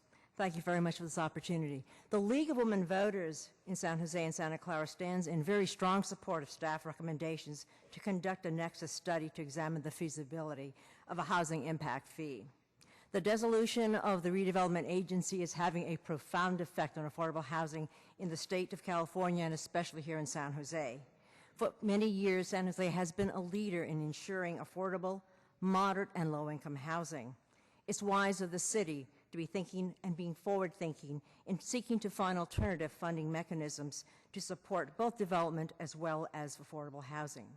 Conducting the Nexus study, as suggested in the memo by City Council members Madison Nguyen and Don Rocha, will provide the city with an important analysis of what an impact fee will or will not do. Perhaps it's not the right vehicle, perhaps it is. But unless a study and analysis is done, we have no way to determine whether or not such a fee would help support our goals for affordable housing. The cost of the study is a small cost. It is a wise investment that may lead to new and creative solutions. Let's not allow the darkness of ignorance and non-action to limit our ability to move forward. Please Your vote time is up. for the study. Thank you. Lorena Sanchez Castañeda, Maru Rosas, Brian Lee. Good afternoon. My name's Lorena, and I'm with Sacred Heart Community Service. Every day, we assess 20 to 30 clients who need rental assistance to prevent homelessness or to return to stable housing. Of the over 3,000 families we assess annually, only 10% are eligible to receive assistance. Many of the families we work with find it difficult to find affordable housing.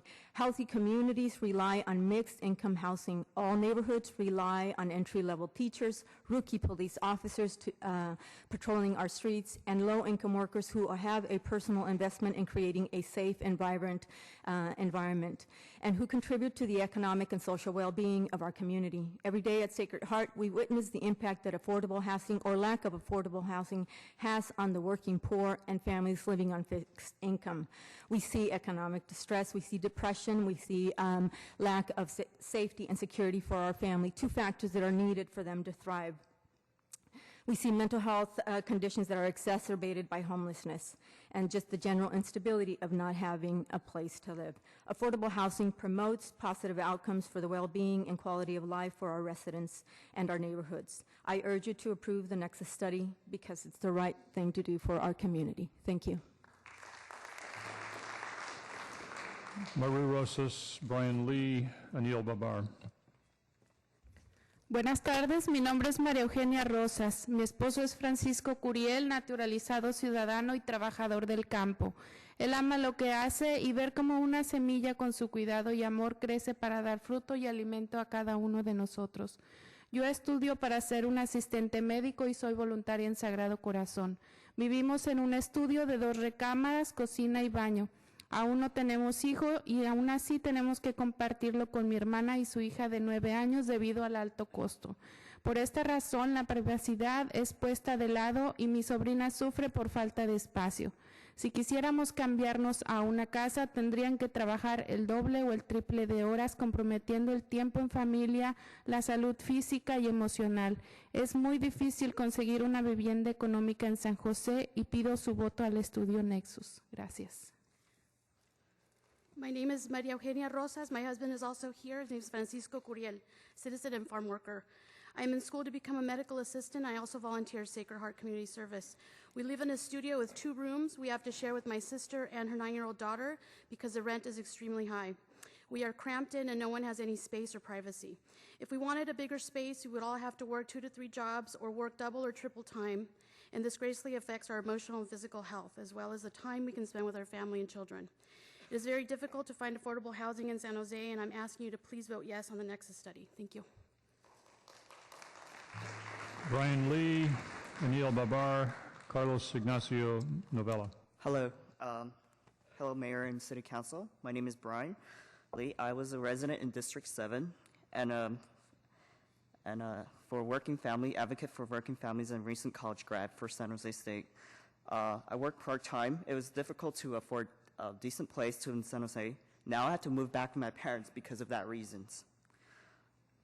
As an organizer, I see a lot of families struggling to live here, and many of them live in backyard and garages. We can fix the issues by building more affordable housing for people like me. I would love to live in San Jose and contribute back in my community.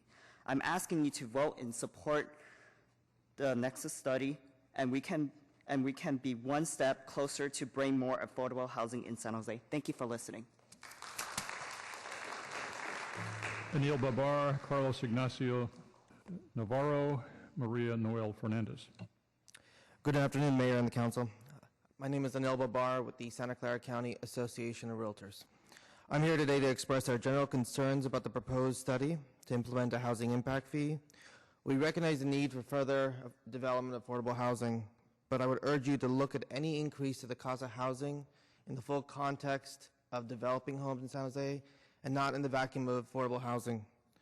The inventory situation in the city is very low, and we don't want anything to increase the cost of housing that would impact the ability of developers to develop additional homes in San Jose. Thank you. Carlos Ignacio Navarro, Maria Noel Fernandez, Josh Howard. Good afternoon. My name is Carlos Navarro. I believe we should move forward with the Nexus study for the housing impact fee. I come from Texas. I'm a research intern at Working Partnerships USA. Back in Texas, I rent a brand new apartment just a street away from my university for $600 a month. When looking for a place to stay here, it was hard to find a place under $1,900. Whatever the reason, this is not acceptable. The only available option was to rent a room in somebody else's home. The Nexus study is a way the city can explore whether it can have a housing impact fee to provide affordable housing. Thank you. Maria Noel Fernandez, Josh Howard, Esha Manon. Good afternoon. My name is Maria Noel Fernandez, Associate Director of Organizing and Civic Engagement for Working Partnerships USA. Today I'm here to demonstrate our support of the Nexus study as a key step towards restoring funding for affordable housing.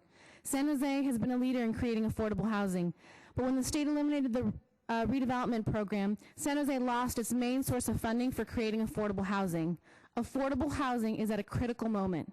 Without a funding source to replace redevelopment, San Jose will not be able to help meet the housing needs of all of its residents.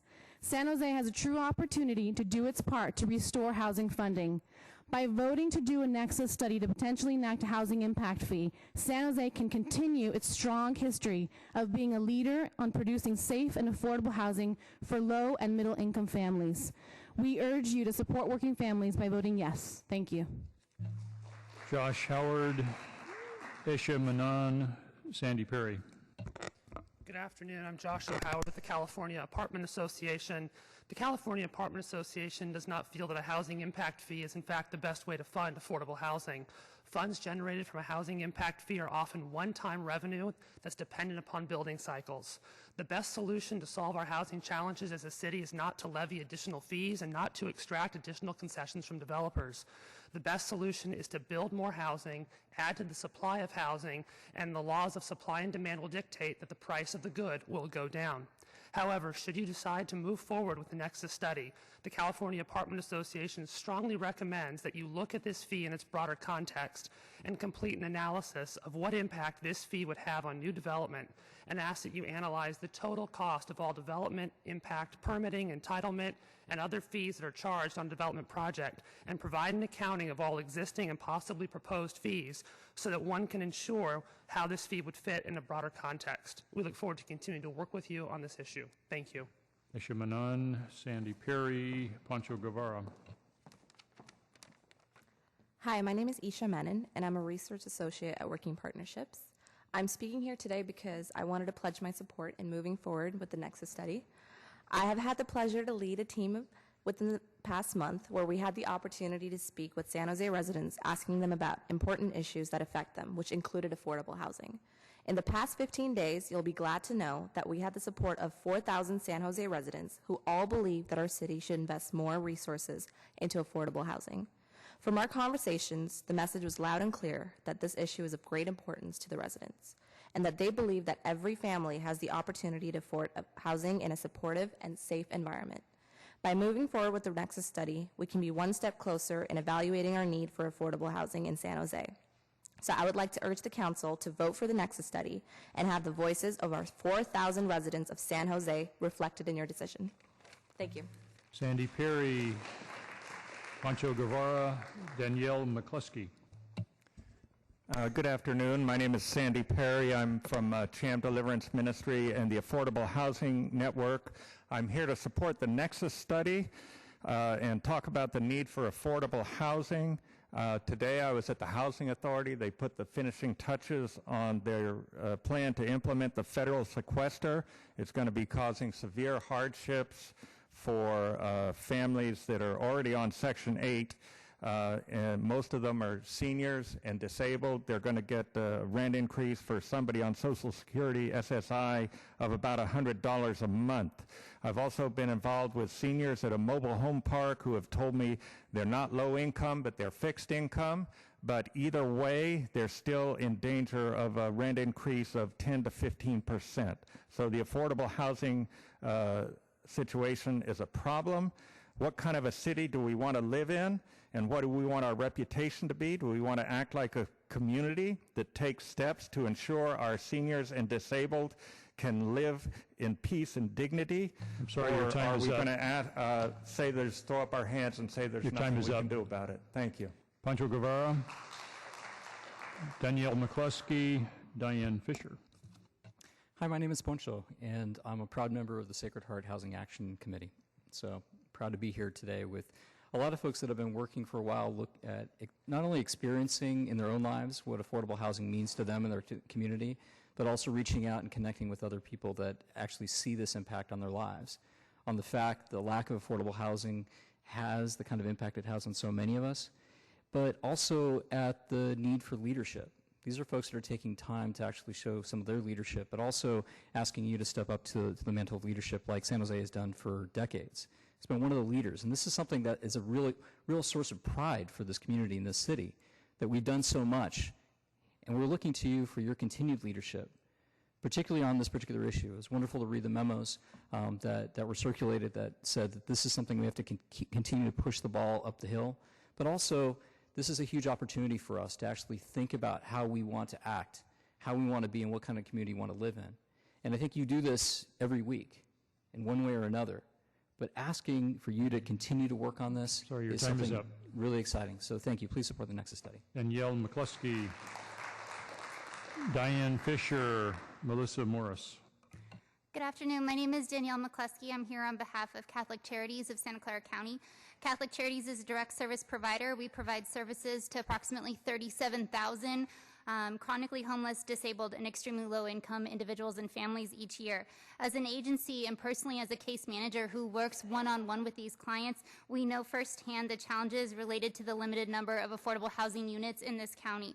Daily, we attempt to place clients in affordable units, foster self-sufficiency through supportive services, and alleviate the devastating grips of poverty. We're here to provide support and advocacy for our clients and for other community partners that work with similar clientele. Additionally, we're here to demonstrate our commitment and support to you, the council members, and the mayor, because we recognize the important and integral roles that each of you play in this ongoing discussion. We support the Nexus study and the continued development of affordable housing in this community. Thank you. Diane Fisher, Melissa Morris, Jenny Nicholas. Good afternoon. I'm Diane Fisher, Director of the Jewish Community Relations Council of Silicon Valley. I come from an old tribe. The Jewish people have a 5,000-year-old plus tradition and a culture that has survived economic disaster, persecution, oppression. Our temples have been destroyed in various places around the world in various points of time, but our survival has been based on our homes and our families. It's in our homes that we support the mental and physical health of our families. It's in our homes that we support the education of our children. And that is why the Jewish Community Relations Council has made affordable housing our key anti-poverty focus for the last year. The loss of the RDA funds for affordable housing for low-income residents is creating a serious rift in the success and quality of life for everyone in San Jose. But this council has the opportunity to make a difference, to vote for this study, and to improve the lives of everyone in San Jose. Thank you. Melissa Morris, Ginny Nicholas, John Ravello. Good afternoon. I'm Melissa Morris. I'm with the Law Foundation of Silicon Valley, and we support the city's moving forward with the Nexus study. I want to thank the Housing Department staff as well as the staff of the City Attorney's Office for all of the work they've done on this item, as well as the work that they will continue to do on this issue. This Nexus study anticipates a housing impact fee, which would generate much needed revenue for affordable housing. With the loss of redevelopment funds as well as cuts to federal housing funds, we're in a very dire situation, and the need for affordable housing has not gone away. I encourage the city to take this important next step in approving the Nexus study and moving forward to consider an impact fee, which could generate much needed funds. Thank you. Jenny Nicholas, John Ravello, Regina Moreno. Hi, I'm Jenny Nicholas, the CEO for EHC Life Builders. The biggest barrier we have right now in ending homelessness is affordable housing. For a period of time when we began the Care Coordination Project through Housing 1000, the biggest barrier were the clients themselves. We have gotten so effective at housing people with extreme barriers that that is no longer the biggest barrier. The biggest barrier is the housing vacancy and lack of affordable housing that we have in this community. Right now in the Care Coordination Project, I have 35 people that have been approved for vouchers that are searching for housing and cannot locate it. They are vouchered and they can't get housed. That to me is a real travesty. This is an opportunity, the Nexus study, for us to begin to think about how we get affordable housing. People ask me every day, how do we end homelessness? How do we get people out of encampments? The answer is simple. You have to house them, and we can't do it without the affordable housing. Thank you. John Ravello, Regina Moreno, Jolene Jones. Good afternoon, the Honorable Mayor, Vice Mayor, and City Council members. My name is John Ravello. I'm a graduate student in public administration and a paralegal by profession. Most of all, I'm a family man and a registered voter in San Jose. My wife, my family, first applied for affordable housing before the Housing Trust of Santa Clara County in 2005. And since then, she has diligently followed up. She has been on the wait list until 2010 for 5 years, until she gave up because she was still on the wait list after waiting for 5 years. She had lost faith in affordable housing, and so now I urge you, as a registered voter and a resident of San Jose, to expand the services for affordable housing. My family's experience show that there's definitely a need to expand those services, and I believe the Nexus study is a step in the right direction. Thank you very much. Regina Moreno, Jolene Jones, Shiloh Ballard. Hi, my name is Regina, and I'm here today because I am hopeful that the city will do the right thing. With working partnerships, and I'm a single mom with 3 children. I work 2 jobs, and I'm always looking for additional opportunity. I work hard every day to reach my greatest goal in life, which is to ensure that my kids have a better life than I have. Every day I get up worrying about how I will provide for them. Right now I'm living at my mother's house, but I know that we cannot stay there forever. I do everything possible to keep up with my car payments, not only so I can get around, but because I know that anything that happens to us, at least we have a car to sleep in. I'm on affordable waiting list. Also, Section A, I've been on the waiting list for 8 years now, and it's been really tough for me to go out there and pursue housing.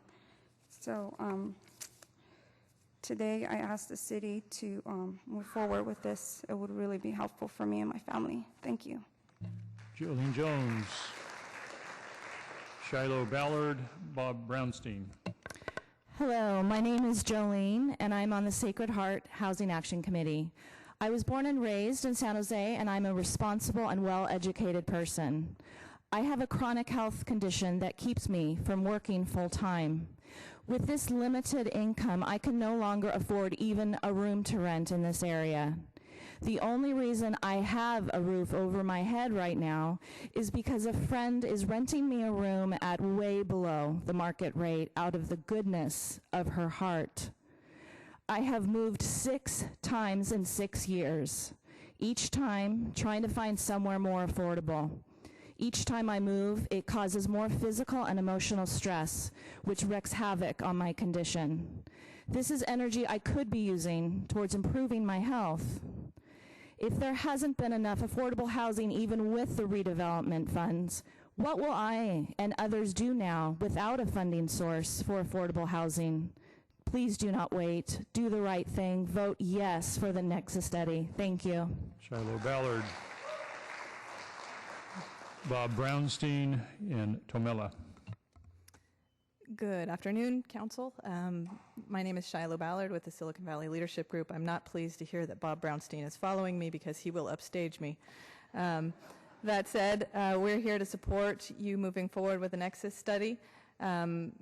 Deep appreciation to the folks who came out with a memo supporting that, Council members Rocha, KALRA, CAMPOS, and NGUYEN. And then just one, you have so many speakers, but just one thing to note, and that is that we can't wait for the state to save us. And it's really important. We are Silicon Valley. We're entrepreneurs. We can pull ourselves up by our bootstraps, figure out what are those funding sources that work, cobble them together, put a good package together, and have a way of funding affordable housing. So thank you for your ongoing leadership on this issue, and we hope you support moving forward with the Nexus study. Bob Brownstein, Tomella, Brian Darrow. Mayor Reed, members of the council. During the discussion of the last item on urban villages, a number of council members and the mayor emphasized the importance of being faithful to the general plan and concentrating on developments that generate jobs and revenue as opposed to housing. Now, there are good reasons for having that perspective, but we have to understand the consequences of that perspective. The city's managed growth policies and our general plan guarantee that market forces will never be able to generate housing affordable to low-wage service workers in this region. Never. Market forces cannot do the job. A problem that public policy partially causes has to be corrected by public policy. A housing impact fee is a realistic option, and we should move forward with the Nexus study. Thank you. Tomella, Brian Darrow, Bill Mishler. Hello, City Council members and the Mayor. My name is Tamika, and I'm a single mom and a college graduate who is struggling financially. It is very difficult for me to pay rent, seek full-time employment, and pay back my student loans at the same time. I am always worried about my future and how I'm going to support my daughter and myself. Without affordable housing, I wouldn't have a future for me and my daughter, so I'm asking you to consider building more affordable housing, not only for me, but for everyone else who is struggling like me. I understand that there are people who are against building more affordable housing, but look at the bright future.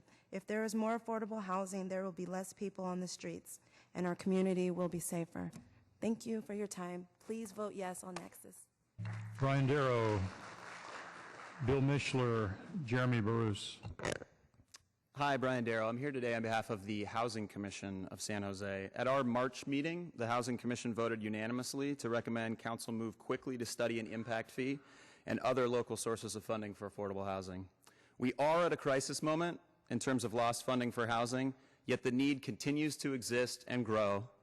Unfortunately, a third of our workforce earns less than the local self-sufficiency standard. So if we think it's fair that people who work in this area should be able to live in this area, we need to improve job quality, but we also need a funding source for affordable homes. The question has been raised about whether an impact fee will reduce the supply of housing. Mountain View is our most recent neighbor to take this approach, and that has not been their experience. Since their rental impact fee was enacted, officials in Mountain View say they are seeing no decline at all in interest among rental housing developers to build projects. In fact, at least 300 units have entered the development pipeline since the impact fee took effect 4 months ago. and an additional 250 units are expected to come online shortly. So we think the impact fee is a viable option, and we urge the city to move forward with the Nexus study and restore funding for housing. Thank you. Bill Mishler. Jeremy Barus, Laura Diaz. When I was growing up in Western Pennsylvania, we didn't have affordable housing programs. We just had affordable housing. I believe my parents' mortgage was $6,000, and they put a big down payment down and paid it off early. And people got paid more then. Hard-working people. People got respect. People who come home and need to take a shower when they're done working. Jeremy Barus, Laura Diaz, Matt Huerta. Hi, my name is Laura Diaz. I work at Sacred Heart as a program manager at our family support program. The goal of our program is to offer safety and stability to most of the most vulnerable families in our community. Aside from the direct service, we also bring families in and put them in leadership roles. I've worked with victims and survivors of domestic violence and their children for over 20 years, at Sacred Heart for 7. Many of our families are suffering both physical and emotional abuse, and the main reason they don't leave is for fear. One, fear that the threats would be followed, and also fear of where they'll go. A lot of the single moms and children that we see every day are having to choose between living in a family where there's violence and being homeless. And I think it's unjust that in San Jose, those women have to make those decisions. I believe that San Jose is a leader when it comes to domestic violence policies and issues. Our victims are depending on us to really be there for them at the time of need. It's unjust that people have to choose between violence and homelessness. Thank you. Jeremy Barus. Matt Huerta. Good afternoon, Mayor and Council. My name is Jeremy Barus, and I am President of the District 8 Community Roundtable. My twin brother Joshua and I, like all of you, have chosen careers in public service. As single bachelors, we live modestly off our salaries, but we do not bring home six-figure salaries as some of our neighbors in the valley. We are not complaining. We do not see this as unfair. We love San Jose and want to afford to continue to live in the city where we were born and raised. As the Community Engagement Director of a nonprofit, I work with families all across this valley, and I can tell you that affordable housing is needed now more than ever. With the dissolution of the city's redevelopment agency, San Jose needs a mechanism to fund the development of affordable housing as mandated by the state. A creative solution to this problem is to shift accountability to the local level with residential impact fees to serve as that local funding mechanism. That is why I humbly ask you to move forward with the Nexus study. Owning or renting a home brings dignity to a family. Without standing more up. Thank you. Matt Huerta.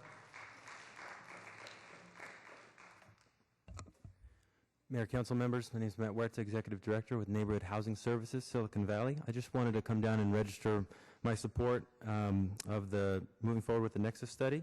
It just seems like the absolute right thing to do.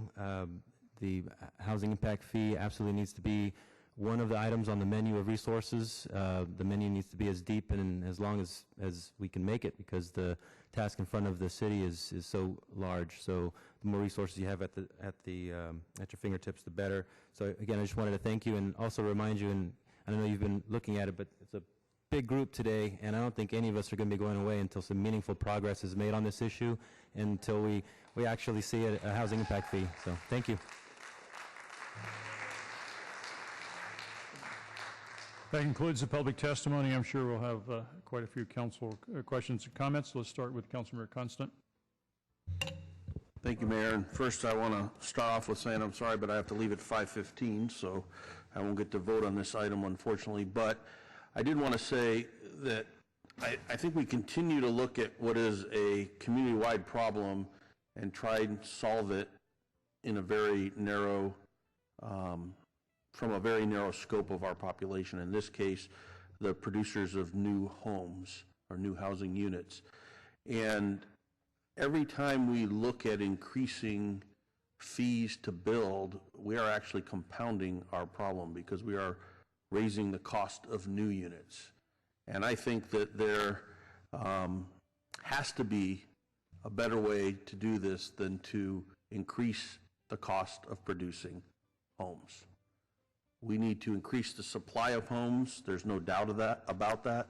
But increasing them at the same time as we increase the cost of them is just going to compound the problem. And I firmly believe that. I think that you're not going to slow down. People are still going to build. They're just going to cost more to build, and they're going to cost more to buy. They're going to cost more to rent, and we're going to create a larger divide. I think this is the wrong way to approach the problem. I've talked about this before when we talked about inclusionary zoning. By working on the margins of the new marginal units that are being produced will never give you the impact that you need to address a community-wide problem. So I don't believe this is the right direction for us to go. If I were going to be here for the vote, I'd be voting against this item, but I won't be, so you don't have to worry about that vote count. I was gonna delegate my vote to Osh, but I figured it'd be better just not to vote at all. Vice Mayor Nguyen. Thank you, Mayor Reed.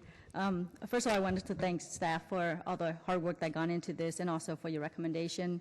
I also wanted to thank all the speakers who came out to speak with us today. And then finally, I also wanted to thank Councilmember Don Rocha for co-signing this memo with me. As a matter of fact, he actually wrote the memo and I actually co-signed with him. And also Councilmembers KALRA and CAMPOS for your memo. Let me begin by just saying that I'm very proud to live in San Jose. And the reason why I'm very proud to live in San Jose is because of its diversity. Diverse not only in our rich cultures, but also in our socioeconomic backgrounds as reflected in many of the speakers who came to speak with us today. And San Jose has a long and proud history of providing affordable housing opportunities for low-income families as well as fixed-income seniors and individuals. Unfortunately, with the dissolution of the redevelopment agency, we no longer have a vital tool that really assists the city in providing the same affordable housing opportunities for these families. But the reality is that not every family can afford a warm, decent place to live in our city. This city is housing rich, but affordable housing poor. And we have many segments of this community who just cannot afford a place to live regardless of how many low-paying jobs they have, regardless of how many other amenities they have to put aside in order to make their monthly rentals, and also just regardless of how hard they work on a daily basis. And that's the reality, and I think we can really attest to that by just listening to the various testimonies that we heard today. I'm a product of affordable housing. I grew up very poor. I grew up in a family of 11 people in a 3-bedroom house. And because of the various public subsidies I received when I was growing up and the great public education that I received, and that's why I have the opportunity to sit in front of you here today as a policymaker, as someone who is very proud to make the type of decisions that I hope you would need in order for you to have a quality of life in our city. And so I can't be more proud than actually putting out this memo and supporting this Nexus study. I know that there's going to be costs that are going to be accumulated, associated with the various costs to building affordable housing development in the city for many years to come. But until we actually have a Nexus study, we're not going to know how these costs are going to be associated. And so that's the least that we can do as policymaker is to do this Nexus study, have staff come back with the analysis, with all the evaluations, with all the questions that are being asked today, and move forward with what is the best and legal way to approach this really critical decisions that we're going to be making. And so with that said, I wanted to make a motion to approve the memo that Councilmember Rocha and I put forward on May 31st, 2013, and also to incorporate the memo by Councilmember KALRA and CAMPOS, which is also dated on May 31st, 2013. Thank you. All right, we have a motion on the floor. Councilmember Rocha.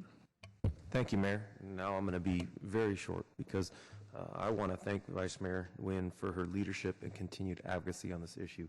She said everything I wanted to say, but she said it about 20 times better. So I appreciate everything you've done on this. I appreciate everything you did on this, and I'm hopefully going to be appreciative of everything you're going to do on this issue. I really am impressed with your work on this. I'd like to thank the staff for their work on this. This is a great report, and also the speakers. every time we have a discussion on this matter and we see the folks turn out. The testimony really reinforces how important this issue is, how critical this issue is, and it makes my decision and my work on this issue easy. So thank you for everything you're doing. I'm really standing on your shoulders. I want to thank you from the bottom of my heart for showing up and speaking to this issue. So with that, I'm going to be short, as I mentioned. Thank you. Councilor KHAMIS. First, I would like to thank everybody for coming in. I hear your testimony. I am glad that I actually participated in a campaign led by the Silicon Valley Leadership Group recently with my colleague, and we went up and asked and lobbied Sacramento for a $75 per transaction on the turnover of houses and refinancing, what have you, to address some of this issue, and I think that might go someplace. But I want to tell you, actually, I came from a background where my family came from low-income housing. We stayed in Section 8 housing, but we were able to dig ourselves out because we can afford to buy a house later on when we saved up enough money. And we barely were able to save up enough money for our first home. My mom and dad did. And what this potential impact fee would do is cause another hurdle for somebody who just makes enough money to afford a house to get to. For example, a $10 per square foot fee on a 2,000 square foot home would be about $20,000 more of a hurdle that you'd have to go through. Believe it or not, developers are not in the charity business. They're not going to take that $20,000 fee and say, "Oh, we're going to swallow it." They're going to pass it on to the buyers. And so basically, this ends up becoming a tax on families, a tax on people, working families, and it's going to make it harder for those people on the cusp to afford their first home. So it pains me a lot, but I think this might be the wrong way to go. In fact, I think that if you work it out, we have lots of other fees that we're asking our developers. We have a traffic impact fee. We have water and sewage runoff mitigation fees. We have all kinds of other fees that we charge our developers so that we can have good homes and have a good water flow and what have you. So it makes it much harder for developers to do business in the city of San Jose. It is very expensive already. And when you talk to builders, even builders of low-income housing, and I have a low-income housing project that's going to be developed in my district, the developer himself said, if this was any higher in cost, there was no way I'd be able to afford it. So basically, this project has been on hold for 10 years, waiting for the right time to go. And that's what it takes. These developers, if they're pushed, if their numbers don't work, they will not create the housing. They will not create the housing that the San Jose needs. And I think we desperately need lower cost housing. We absolutely do, and I'm 100% in agreement with all of you on that. I just don't think that an impact fee is going to create the right environment for developers to create those homes. And so that's why I think that this Nexus study is not the right way to go. And I again, not because I don't think that we need low-income housing, because I think we desperately do. I just think that charging the people who are actually going to help us get over this problem more to build is not the right way to go. And I think that we do have some avenues in the State Assembly, 3 of which that we passed today, and one of which that we went to lobby on with the Silicon Valley Leadership Group that could get us closer. And so, and that's what I urge all my colleagues to do. I know that all our hearts are in the right places, all of your hearts are in the right places, but I think if you look at economics, it's going to make it harder for those people who are on the cusp, who are working families, and who can afford, who could maybe start affording the houses that are available, especially with the interest rate environment that we have right now. I think it makes it a little bit more attractive. So I think this might exacerbate the problem, not make it better. Councilmember KALRA. Thank you, Mayor. And I really want to thank Councilor Rocha, Vice Mayor Nguyen, for your leadership. I really appreciate your memo, and I want to thank Councilor Campos for joining me in a similar memo, and thank you for including it as part of the motion. And I want to join Councilor Rocha in thanking the staff for all of your work and for all the members of the community. And we get large turnouts sometimes at meetings, and I think that the thing that's really powerful about the number, not just the number of people, but it's who's here. We had such a great cross-section of so many great leaders, great community activists. We had great testimonials, and I think it really helps to inform us about what a difficult issue this is and how urgent the situation is. We all, I think all of us up here have expressed in one way or the other our concerns about homelessness and dealing with homelessness and the issues that have arisen from it. And we all know people, I certainly do, that have struggled either with keeping their home, maybe they've lost their home, or even struggle with paying their rent. And we know that, as was indicated, developers are not in the charity business, and that's why it is incumbent upon us as policymakers to figure out every possible opportunity we have in a responsible manner to encourage affordable housing development. We've been great at it as a city. And with Leslie as an advocate and others, we've done a tremendous job over many, many years. And imagine if we hadn't done that, the situation we would be in right now. If we hadn't, over the last 20 plus years, put such an emphasis on affordable housing, I don't even want to think about where we'd be. And now, without redevelopment, we have to be doing all of our homework and educate ourselves as to what the best options are. We cannot rely on Sacramento as much as I'd like to. We cannot rely on Sacramento to find a solution that's going to work for us. Even if they do come up with something, that doesn't mean that we shouldn't study our own options here at the local level. And no one knows, I think, for certainty what the best way to do it is, but we won't know for sure if we don't study it. So, a $75 transaction fee, I'm sure there's a lot of realtors that don't like that idea, although, Councilor Khamis, I agree with you. I think that's a pretty good suggestion. Housing impact fee, maybe you don't think it's good, maybe I do think it's good. Let's do the study, and we'll be well informed to make the decision as to how we go forward. And so, that's essentially what the study is for. And I think $75,000 is a reasonable amount for us to educate ourselves. I also do think that we do have a moral obligation to do whatever we can to study this issue very closely. And I think Vice Mayor Nguyen's personal testimonial is quite poignant. As was Councilor KHAMIS, talking about his family just barely being able to scrape the money to their buy home and just making enough to buy a home. What about those folks? We should certainly consider them. But unfortunately, there are more people now than ever that can't even get to that point. And we should make sure we can do whatever we can in this very expensive place to live, to make sure that people that are working here have the opportunity to live here. My family, in '68, when my family first went to Canada from India, they were on a waiting list for a year before they got affordable housing.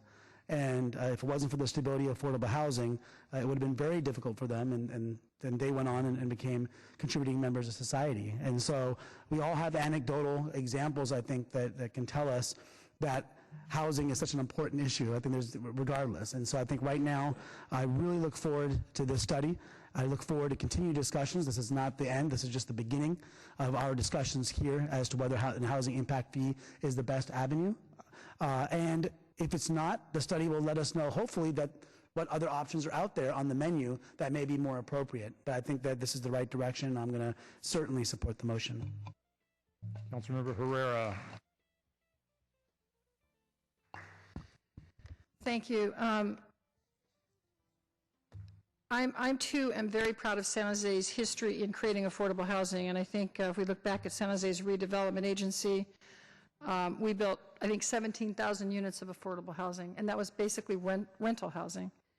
And we need a lot more of it. And I'm concerned about all of the folks that spoke here today spoke about many different versions of this, but seniors on fixed incomes, veterans who have returned and can't find a place to find a home, and all others on fixed incomes, as well as those who are in income levels that the housing is out of reach.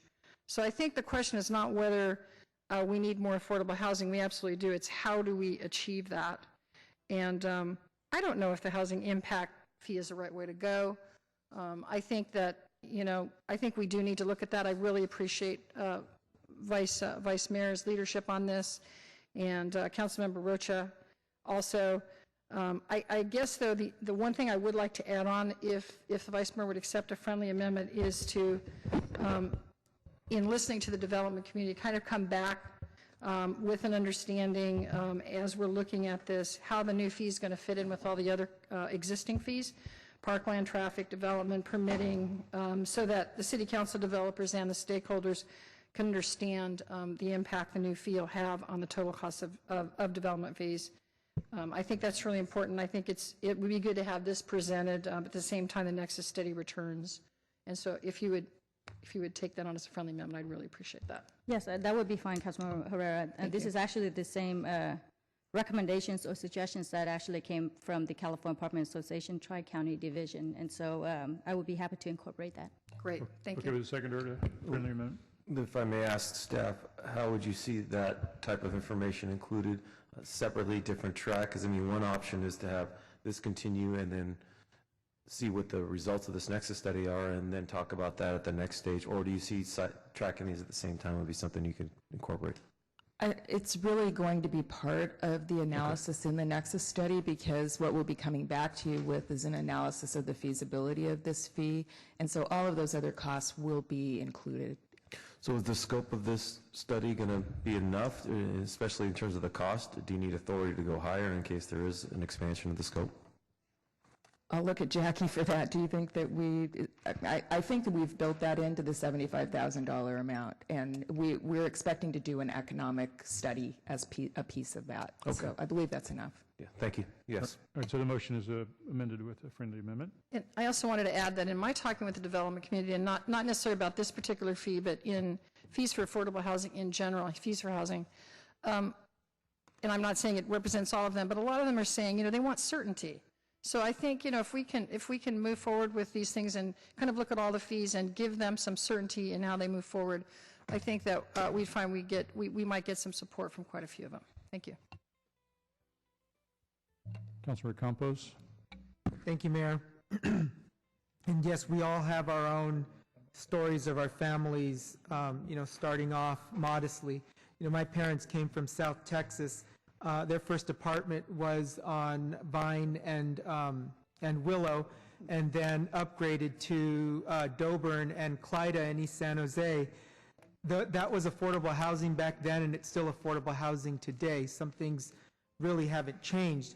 But I think what we need to look at is when we're looking at affordable housing, the vast majority of folks that are trying to just get out of someone's room into their own place, or out of a garage and into their home, into their own place, they're not looking at jumping from there to buying something in one step. They're looking at affordable rental. And that's something that, that's attainable. I think we're going to find in this Nexus study that's going to be a product that we, given the state of the other factors that you have to put into, what makes a project feasible or not, it's land cost. And so when you start looking at rental, those are the things that you want to incorporate in urban villages. I mean, those were the things that this 2040 general plan really highlighted. Let's look at job centers. Let's look at putting people in job centers, but we can't forget about making sure that there's enough units in those job centers and urban villages that are going to be for folks that are just starting out, that are part of the workforce that Silicon Valley tends to forget. So I think those are the things that we really need to look at. I think that, folks are going to build up and they're going to save, just like all of our parents did, to buy their first home, and that's not going to happen overnight, but it's going to happen because the availability of respectable, affordable housing is there for them to, so that they can save up. That's why, I support the motion. I was very proud to sign on with Councilmember KALRA. I thank my colleagues for putting it forward, and I thank staff for coming up with the report. I think we need to stop finding excuses why we shouldn't be doing this. I think at the end of the day, even affordable housing developers, they're making money on affordable housing. I mean, that's the bottom line. Councilor Oliverio. Thank you, Mayor Reed. As always, I appreciate the views and perspectives from my colleagues and their opinions here on the dais. We have a variety of issues we tackle on the topic, and each time we share our sentiments and our community feedback and where we are, and we go to the next issue. And I hope everyone on the council respects the fact of we are individuals and humans, and to be always nice as possible. And obviously listening to the members of the public here, that your viewpoints are well connected, and I think many people would agree. I don't think we offer any service in government that's free. It comes from somewhere. It comes through taxation to provide a service. If we want to benefit to society, we may choose to regulate an industry, which increases that cost to derive the benefit, and that's how it is. And we're dealing here with a global issue, not just San Jose, not just the county, not the state, just millions of people that are underhoused within this world, and each community tries to address those the best way they can in their level of government. So one way to provide this type of thing, this type of service to the community, is to simply raise taxes. It's clear, straight up type of proposition. You could do that at the city level, county, or the state. Or you do Nexus, which raises the cost of entry-level housing. Those are two separate ones. My parents' story is similar to many here. I've said that once on the dais, maybe 5 years ago, my parents moved here to this country and resided in an apartment for 10 years trying to buy their own home. And I know Councilmember Chu has a closer story because he actually immigrated as an adult. But with that said, we all have that story. We all know that there's it will increase the cost of some increment to those looking at entry-level housing or what have you. That's just how it is, but that might be a way we want to go, right? So that's understanding what that is. But when you have a borderless country, meaning people transverse from state to state, county to county, city to city, really this needs to be worked on a regional basis, because it's sort of unfair sometimes to some cities that are truly generous, but to the detriment of providing services to their residents. It's difficult. So I think we've seen that, and I think a more regional approach, for example, that was done most recently is in San Mateo County, where San Mateo County is going to receive a windfall of redevelopment money. They are, as a county, putting that money aside, a portion of that money, to fund affordable housing in the entire county. Santa Clara County could certainly have that option. There's been redevelopment agencies, not just in San Jose, but in many cities in this county, and those proceeds could go to fund things in a county way, because I think it's better that we are providing opportunity to live all over this county rather than just a fewer cities. And I think should this ever come to fruition, I would not see it being unheard of that this will be a fee that is waived to induce development in certain areas, whether it be in the downtown or villages, because it'll be yet another fee. So at this point in time, I can't support a Nexus study. I would prefer it to be done in a regional method. So San Jose does not always have to carry the burden, because really other cities need to pull their fair share in equal number. Councilor Liccardo. Thanks, Mayor. Just had a couple questions, Leslie. That state legislation relating to the $75 fee for recording documents, how much revenue do we expect to see out of that if you were to speculate that A, it were to pass in San Jose, or B, to get its fair share, more or less? Can you give me an order of magnitude of what we might likely get? Sure. The estimates have been about $300 to $500 million a year. That is an estimate at this point. There are some additional amendments that are expected in the Assembly that might end up reducing that amount. So that's statewide, right? Oh, that's statewide, yes. And I do think we need to remember that that we're not just talking about the loss of redevelopment here. The Proposition 1C funds, I mentioned an earlier item. We had $2.9 million in state funds available. Those funds are largely gone. So the state is looking to replace its own funding.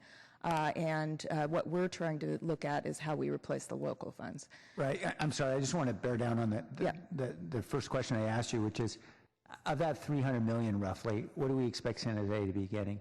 At this point, we don't know. We are about, Santa Clara County is about 4% of the state's population, so you could figure we might get 4%. But right now, the method of distribution of those state funds is not determined. Okay. So we don't even know if all of them would be available. There are some proposals that it not all be available. So on a population basis, we're about 2%. So 2% of 30 million, which isn't a lot of money, or 300 million rather, which isn't, it's about $6 million, it sounds like. That's correct. Okay. And do you have any sense, if we were to add up the lost RDA 20% money, the CDBG money that has been cut in half, the home money that's been cut in half, the Prop 1C money that's gone away, I know you had a chart on this a few months ago. What were the revenues that we had back in the good old days? Right. And I know we have about 6 to 12 million a year now just from the loan revenues. Can you just outline for us how much we were at back then and what we're at now? Probably be good to come back with that information for you. I mean, I can tell you that we've seen a drop from in the $90 million annual range down to where we're at about $50 million and expecting to go down to $30 million. So we're dropping considerably with all of those reductions. Okay, so we have a roughly $60 to $40 million hole just to get back to where we were. Of course, back in the good old days when we still weren't building enough affordable housing in the city. That's correct. And then I know Councilmember Oliverio made reference to, I think, what we call the boomerang funds from RDA. Is that an ongoing stream or is that one-time money? It's both. So actually the County of Santa Clara Board of Supervisors did request that staff come back in the budget discussions to look at boomerang funds. So there is an opportunity for one-time funds of those residual funds that are being grabbed and sent back to taxing entities. And then there's also the ongoing stream of revenues. We haven't been terribly involved in that conversation because our redevelopment agency is not sending anything back to taxing entities. Right.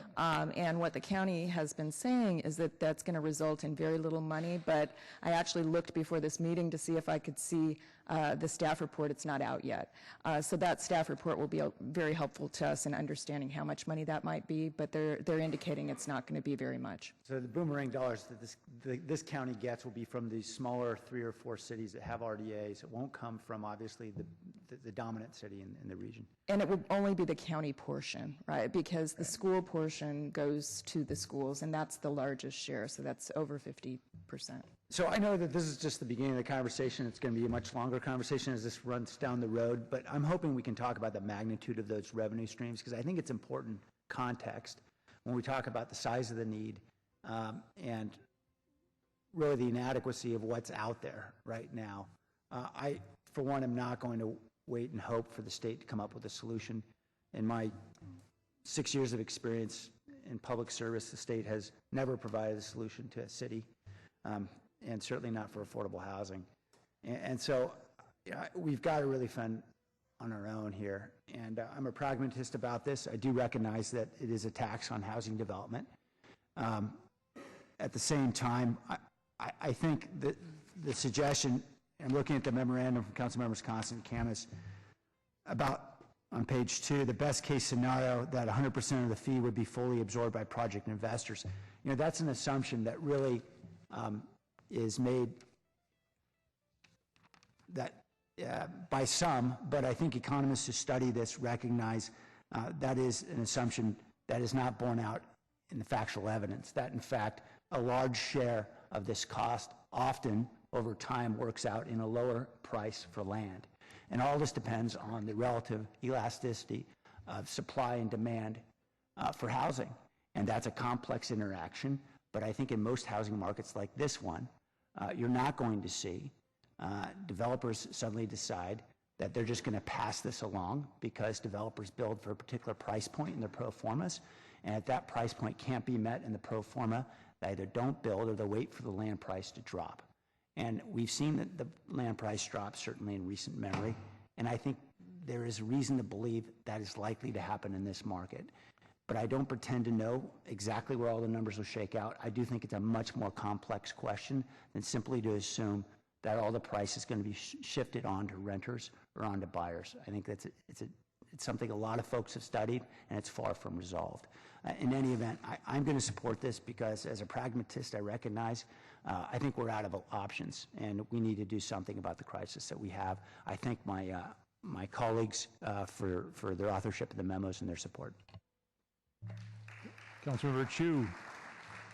Thank you, Mayor. I'm not going to share my story. I just wanted to thank the public for your time and patience, and I'll be supporting the recommendation. I think I'm the last one to have something to say, so hopefully we're near the end, unless I provoke somebody else into another round. But we are going to run out of time if we don't get this done quickly, because we have other items to do. First, let me say that my first home was in a government housing project called Gardendale in Garden City, Kansas, and appreciate the importance of affordable housing in ways that my colleagues do as well. But let's not forget that it was the state of California that took our money. The redevelopment agency spent $834 million over a 23-year period. We got 22,000 affordable housing units built and rehabbed as a result of that. That money is gone. And all the people who represent you in Sacramento voted to take that money. And we're now dealing with the effects of that. But it is what it is. That's the way it works in government. State government gets to make the rules, and we get to follow them. And so now we're trying to cope with that. So it may be a moral question for you, as some people have said. It may be a political question for you of whether or not we should have a housing impact fee. But whether or not we can have a housing impact fee is a legal question. And that's why we do a nexus study. You can't come to the conclusion and then go look for justification. It has to be legally defensible. Because we will have to defend this in the Superior Court. I have no doubt about that. So we need to make sure that we do it right. We find a good consultant, somebody who can do multiple variable regression analysis and tell us whether the correlation is a strong one or a weak one, and have a good opinion, defensible opinion, of whether or not there's a causal relationship. That's all very technical, all very legal, but if we don't do it right, we will have wasted a lot of time, effort, and energy. Which is why we're putting this out in the form of an RFP to get it correct. It's not that we want to do that. That doesn't really matter. It's whether or not we can do it is the threshold question. And if we can't do it with a housing impact because there's no proof of impact, then it's a question of whether or not we make it a tax. Tax, of course, has to be approved by the voters, and that's another set of problems. I would like to request a friendly amendment, if it would okay with the maker and the seconder, is that I'd like to have staff send us an info memo after the consultant has been selected with the results of the RFP process and the scope of work, so we can see that. I have a lot of concerns about getting the right consultant and doing the right scope of work. I'd just like to see that along the way, because we are going to have to defend this. We're very good at that, but we need to have a good study in order to be able to do that.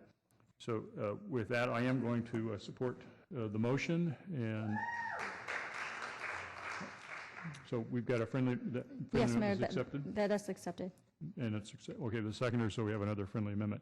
So I believe we're done talking about this, and it's time to vote. And do I get Pete's vote, like you said? I think that was provisional. Have to be checked by the registrar before we'll count it.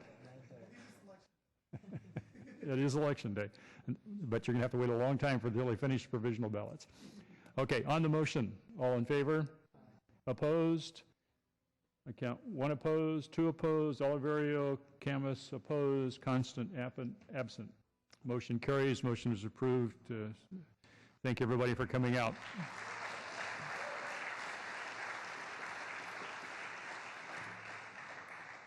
Please be quiet as you leave, because we have other items to do. Speaking of the rest of the agenda, I have somewhere near 20 speaker cards on item 5.1. We have a flag raising that starts at 6:30. So if we're not done, and I doubt we will be done, we'll take a recess at 6:30 until the flag raising is done, and hope that we get a quorum when we come back. to try to get the agenda done. But let's be optimistic, we might get there. Our next item is 4.3. It's a rezoning of the real property on the west side of Bundy Avenue.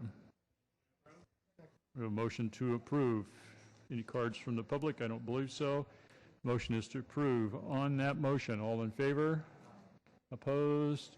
None opposed. That's approved.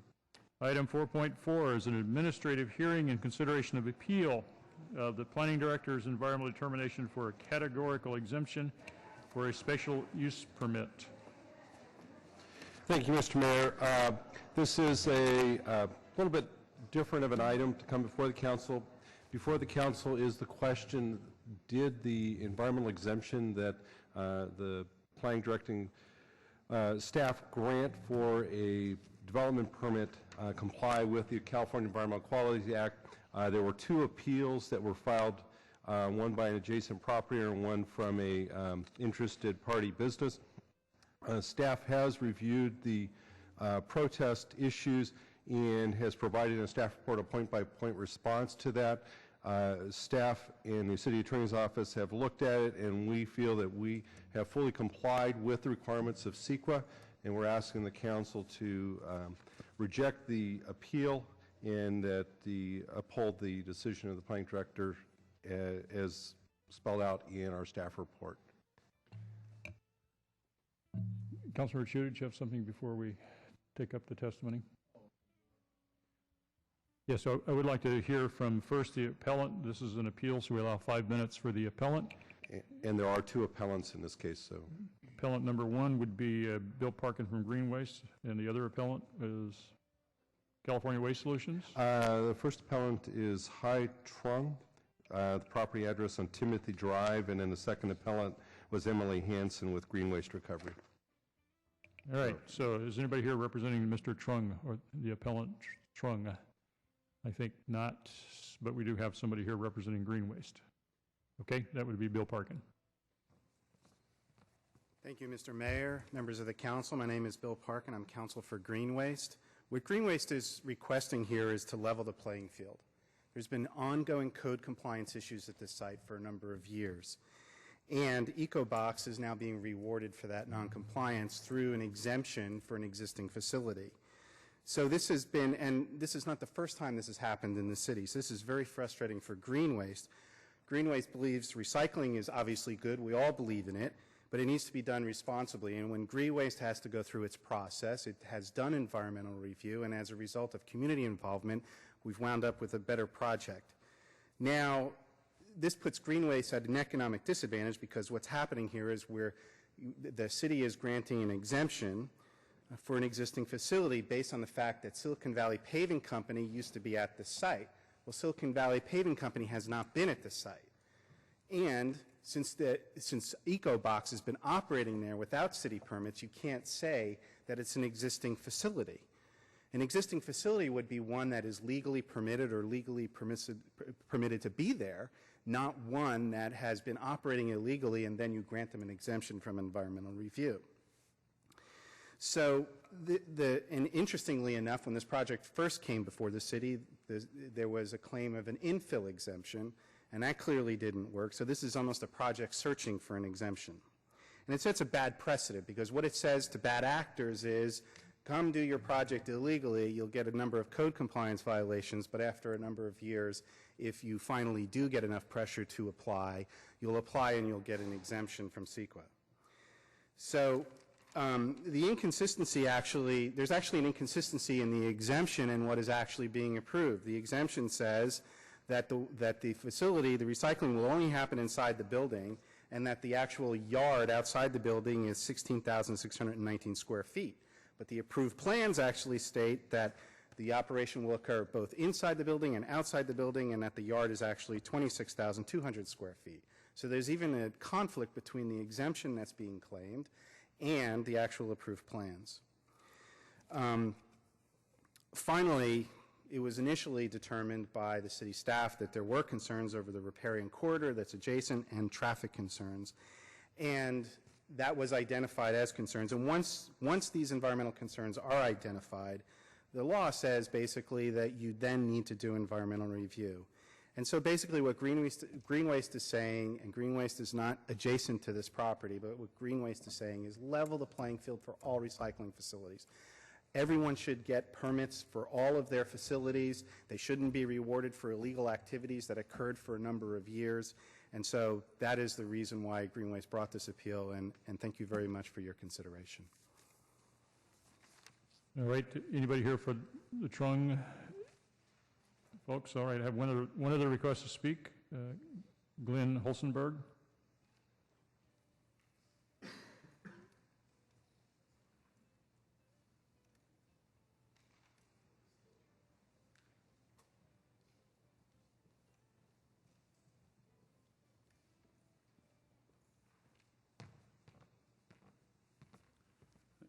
Good afternoon, Mayor Reed and City Council members. My name is Glenn Holsenberg, and I represent California Waste Solutions. We are here as a neighbor to EcoBox. We're actually one property over from them. We're in the same area, so the same district. We support EcoBox coming to the area and doing their business in the area. We do wish to request that during the review process, consideration is given to equal requirements as related to the CUPA, the conditional use permit. We're governed by that permit, and that does have an economic cost to us to operate in accordance with that permit. So we just like to wish that we look at and take that into consideration when you review the process.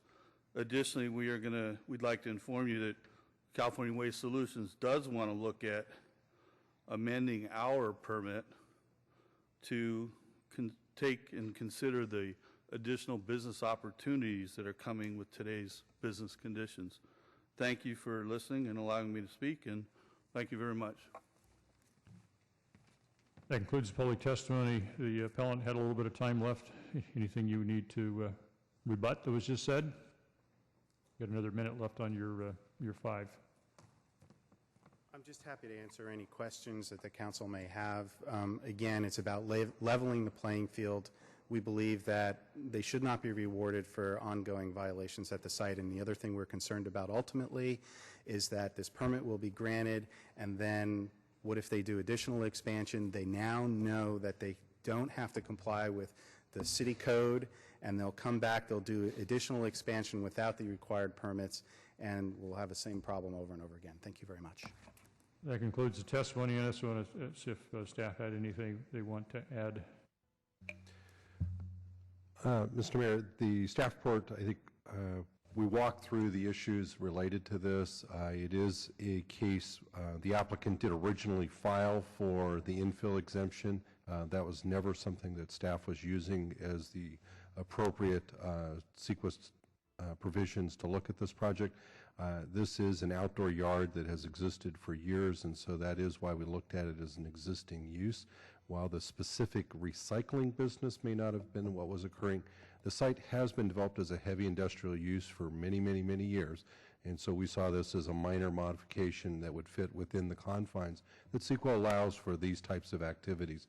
It is occurring within a building. The special use permit that staff is prepared to approve does in fact require all sorting activities, processing to occur inside the building. And the only thing that's allowed to occur is employee parking, their vehicle parking, and bins that they may have that are not being sorted but are just stored, but even those are required to be covered so that we deal with stormwater issues. So we think we've dealt with all the issues that would have ever been triggered. We absolutely do not believe that businesses should be rewarded for avoiding or ignoring the permitting process, but we also conversely believe that CEQA is not a weapon to be used against projects. Doing an EIR for the site would not come to a different conclusion. CEQA is set up to say small projects like this in infill locations, existing uses, middle of the city, it is clearly not creating a significant impact, and so that's why staff went the direction we did. Staff, could you talk a little bit about the conditions on the special use permit? It sounded like you were giving them a blank check and didn't have to follow any city rules or anything. I'm very familiar with the conditions that were placed on California Waste Solutions operation on that site, and there are a lot of them. Correct. And The different facilities that were being talked about today are much bigger facilities than this one, but we did include Condition 8 operations. All sorting, handling, batching activities are required to be inside the building. Paraphrasing a bit, bins containing earth, rock, concrete, or asphalts shall be stored within their bin box or transportation container and stored and cycled within the facility. They're not allowed to dump things on the ground. All the operators' trucks, bins, boxes, containers, storage, staging shall be allowed to be stored within the yard, but all processing, recycling materials shall be within the building itself. We then go in to talk about the materials that are processed that are limited to construction and demolition waste, spelling out what those are, that it prohibits any garbage, hazardous waste, industrial waste, putrescibles, things that smell bad, as defined under the California regulations. Code of regulations are prohibited. We talk about that if in fact they find anything in a load that comes in that has hazardous or industrial waste, that of how they process that, including how it connects to the sanitary sewer. That's a standard condition for everything that's in industrial use in the city. We have fire code requirements, landscaping, property maintenance requirements, and then also hours of operation and the garbage refuse and outdoor storage. So as I noted, that they're required to cover all the outdoor storage bins so that we don't have stormwater impacts. And those are standard conditions that we use with all similar types of projects. We still have the usual police powers to enforce our conditions like all the other operators out there.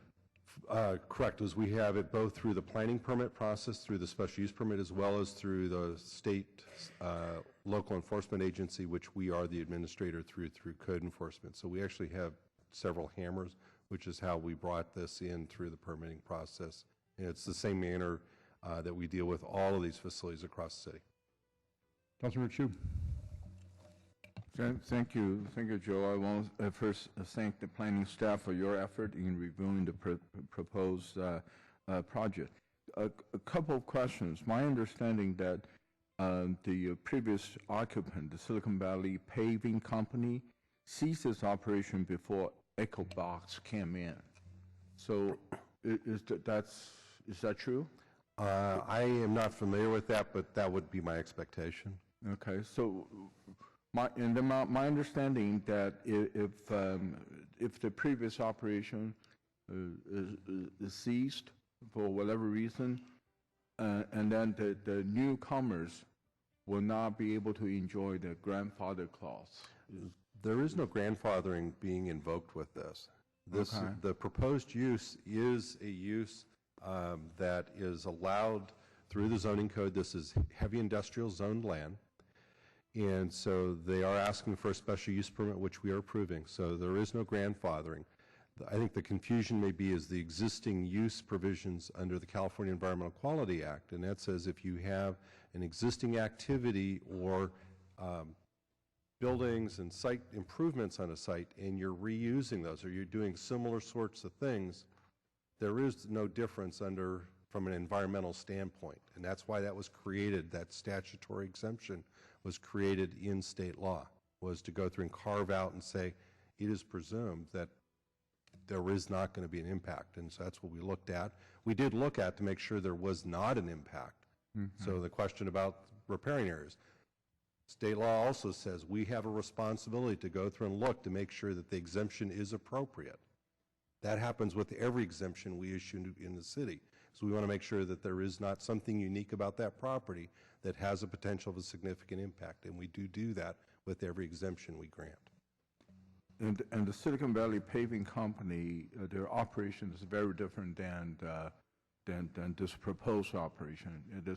The sorting, the recycling transfer facility may receive some C&D debris that could have contained leaded paint and so on and so forth. So it's a very different operation. I guess another question is, what is the setback? What is this setback on this property? The outdoor yard is built right up to the riparian area. It is a pre-existing condition. Yeah, so I do have problem with that. You know, just a couple miles upstream, there's a Sabatino family, 2 houses there, and they're trying to build some single-family houses there, and committed to make a lot of improvement and that repairing corridor. However, we demand them to do an environmental impact study and requested 100 feet at a minimum and setback here. In this operation, there's a 0 setback, and it is in the very, very low ground. So when there's 6 inches of rain or whatever reason the water rises, the whole facility will be under the water. So that is really, really, to me, a very big exposure to let those potential contamination to go into the creek. And we're spending so much effort, energy on the Sabatino property, which by my standard, layman's view, was actually an improvement in the environmental situation. Now we allow this recycling facility to just operate right on the riparian corridor. That really bothers me. We did address the issue about flooding, that there are times that this area does have water that comes on the property, and we acknowledged that. And we also, as a part of what's going on with the bins, explained how that material is up above the water level that occurs on the site. So that is something that we thought about deliberately. As it relates to riparian setbacks, I will remind the council that the riparian corridor study, as adopted and implemented, looks at existing developed sites like this where we're doing a similar same activity. It does not require that we go and put in the 100-foot setback if there already is no setback. If we go through and redevelop the site, meaning we scrape what's on the property and then put something new on it, then that does kick in. But in this case, there is not a proposal. They're not scraping the site, building new buildings. They're not building new improvements on the site. It's using improvements that have been on the site for a number of years. And so in some ways, that's what's legal nonconforming, is the limits of development or improvements on the property. So that is why we did not go and put a 100-foot setback or a 50-foot setback on the site. I understand that, and just I believe the exemption should go with the business. In other words, if the business ceased and a new business come in, well, it should abide by our current law. So I'm just going to make a motion to approve the accept the appeal. If I can get a second. To accept the appeal, to cease the option of the echo box. No, the appeal. No, it's not the. It's not the. The staff recommendation is to deny the appeal. Councilmember Chu's motion is to grant the appeal. Dice for lack of second. I want to reopen the public hearing because Dennis Lowry, who represents EcoBox, decided he wanted to speak. Since we've been talking about him, we'll give him a chance to say what's on his mind. Thank you. I could probably answer some of those questions, and I'll try to move very swiftly because I know we're watching the clock. But if I can just briefly try to bring some momentum to where we're at today. EcoBox is a recycler. Recycling is important. They've sought to locate in San Jose.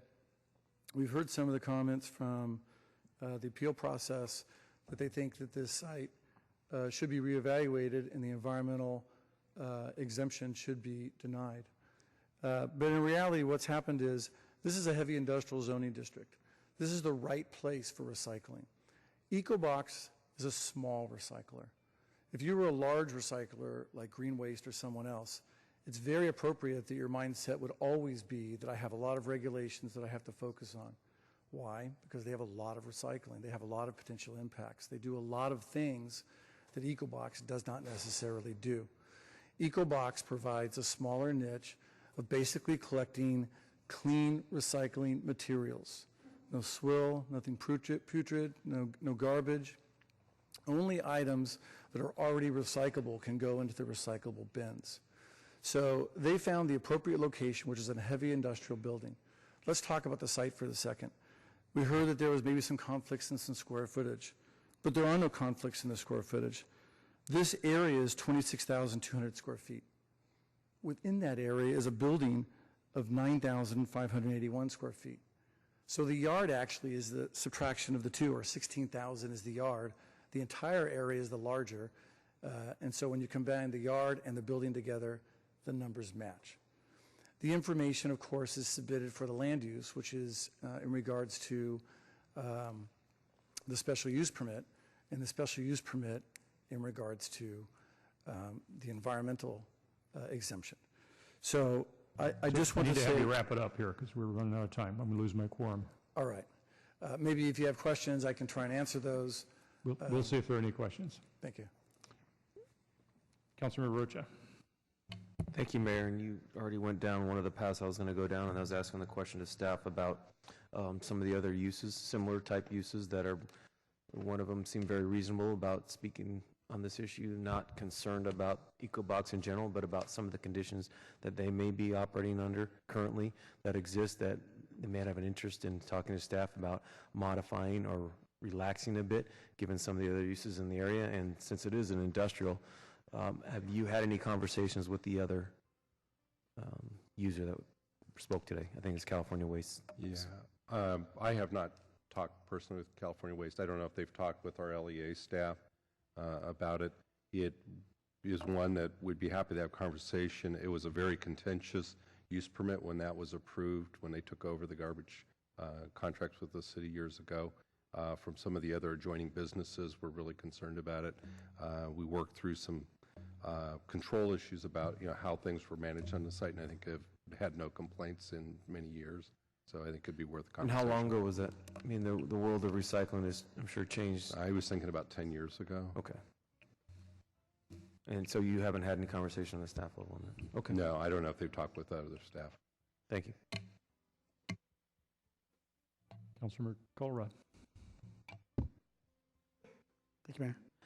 And it's following up on that, when we, because we all know that we're finding less and less places where this kind of activity can occur. Heavy industrial, there's oftentimes, I think appropriately so, focus on commercial office and trying to get these technology companies that maybe do some light manufacturing. But this type of activity is very limited in where we're doing it in San Jose, and it's very limited in where it can grow in our city. And so I'm comfortable with the mitigation that's been put forward. I do have a question about that was raised from the representative of California Waste Solutions, who they didn't appear to have an objection to this particular application, but just in terms of consistency, so that if they choose to come forward with an application with similar type conditions, and I mean, they're already doing similar type activity, and so I see some synergy here, at least with having them in the vicinity with each other. But is there any thought that you have as to the expansion of activity on any of the adjoining sites or on the site itself with appropriate mitigation, or is that something that until you get an application that's not really appropriate to discuss? It's going to be a matter of getting an application or a prelim and having that conversation. We are prosecuting, if you will, right across the fence, a concrete crushing operation on Berryessa Road, because they are out of compliance. But the California Waste Systems, I think, Solutions is in compliance with theirs. They are, though, that was a facility set up for household recycling, kind of single stream sorting of materials. So it's a really different operation than what's going on with this proposal. Totally different types of materials and issues, but it's one that, we're very happy to go look at and see, are there requirements on that facility or expansions of types of materials that they can do all the time, because it is important type use. And I think that just as the question was asked about the comment made about how recycling has changed, and somewhat of the pressure that we put on recyclers to recycle more and more and to prevent much of the waste from going to the landfill. As you know, that's our goal, is to keep everything going to the landfill. And so although we have this new type of use that's asking to come in here with the mitigations you're putting forward, and if California Waste Solutions also, in addition to what it's doing, comes forward with a use or a type of recycling that it's currently not doing, that there be consistency in how it's treated. Right, is we use kind of the same lens to look at all of them. Yeah, and so I think that's, I think that the mayor spoke to it, Councilor Rocha spoke to it, and I think that's where I'd be most interested in going forward, is to make sure everyone's treated the same, particularly if they're doing work that is helping us divert materials from the landfill.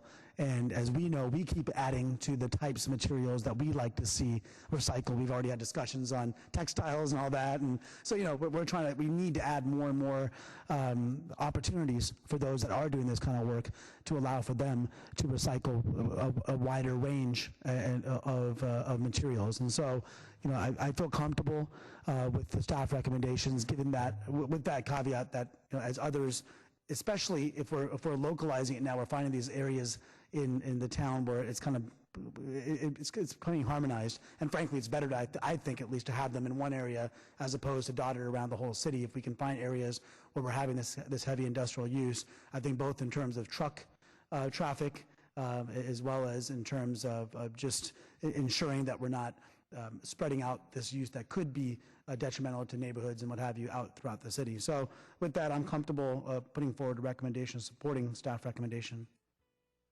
We have a motion to approve the staff recommendation to deny the appeal. Councilmember Liccardo. Just quickly, Joe, to address that first argument about the criminal defendant that kills his parents and claims to be an orphan. So these guys, so I guess the allegation is that there's a claim for a CEQA exemption for existing facility, but the existing facility was unpermitted and there have been 4 prior code violations. Can you just explain? Right, we're not looking at it as the literal, it is there operating today. We're looking at it as the building that's there, the corporation yard that's there, where this site would go. So even if it came in today not being on the site, we would use the same exemption because it's an existing building, it's a heavy industrial zoned area, it's been used for heavy industrial uses, outdoor activity. We're doing a similar sort of thing. So if I go down the checklist under CEQA, there's nothing else that trips on that. So that's how we look at it, as an existing facility, not that they literally are out there doing this activity illegally. Okay, so the prior use, even before they were doing the unpermitted activity, would have qualified as an existing facility as well. The paving contractor business had, heavy activity, big equipment, a lot of truck traffic. Got it. Thanks. Councilmember Oliverio. Thank you, Mayor Reed. Joe, I think some out there in the environmental community would rather not have anything, or 100 feet at least, away from the creek. I'm looking at Google Maps, but I guess I should be non-brand oriented. I'm looking at a map on the internet. But I take it you would lose a tremendous amount of, in this case, a tremendous amount of heavy industrial land with that notion. That is correct. This whole industrial area on the west side of Coyote Creek goes right up to the drip line. And so that is the depths of those parcels along there. If I put a 100-foot setback on that property, probably about a third of it disappears. And it would be up and down the river, the same sort of thing. So ideally, yes, we would put a 100-foot setback on it, but really, when we balanced all the things, we did not put that requirement on this use permit. Well, I mean, you could, but you would be, I mean, if you trying to do it across all property lines, you would lose a lot of heavy industrial use. And then those people that are on the drip line, they assume that they have regulation that they have to abide by. I think you talked about some level of permitting. Right. They still have requirements both through the state local enforcement agency and the solid waste permitting that happens through the state and through us, as well as the Regional Water Quality Control Board regulates any discharges that would go into the river. And the Santa Clara Valley Water District is also involved in that also. So it is a sensitive area, as Councilmember Chu noted.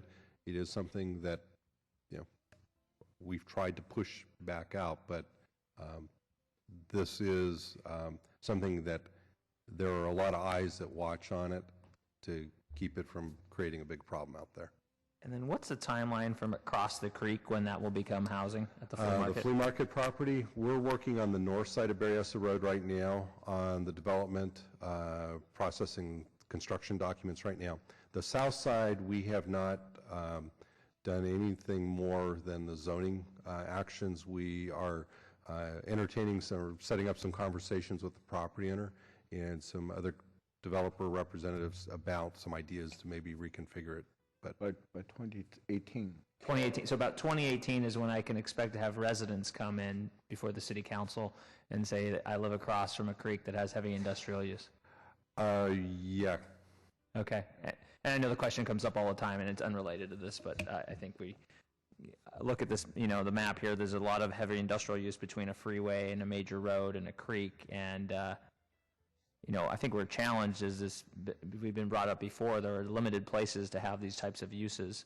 And I think it's just going to be a challenge for the city, so I'm just cognizant of that in this decision. Thank you. Councilor Chu. Further question, does EcoBox, did they have to go through any other permitting agencies for their operation?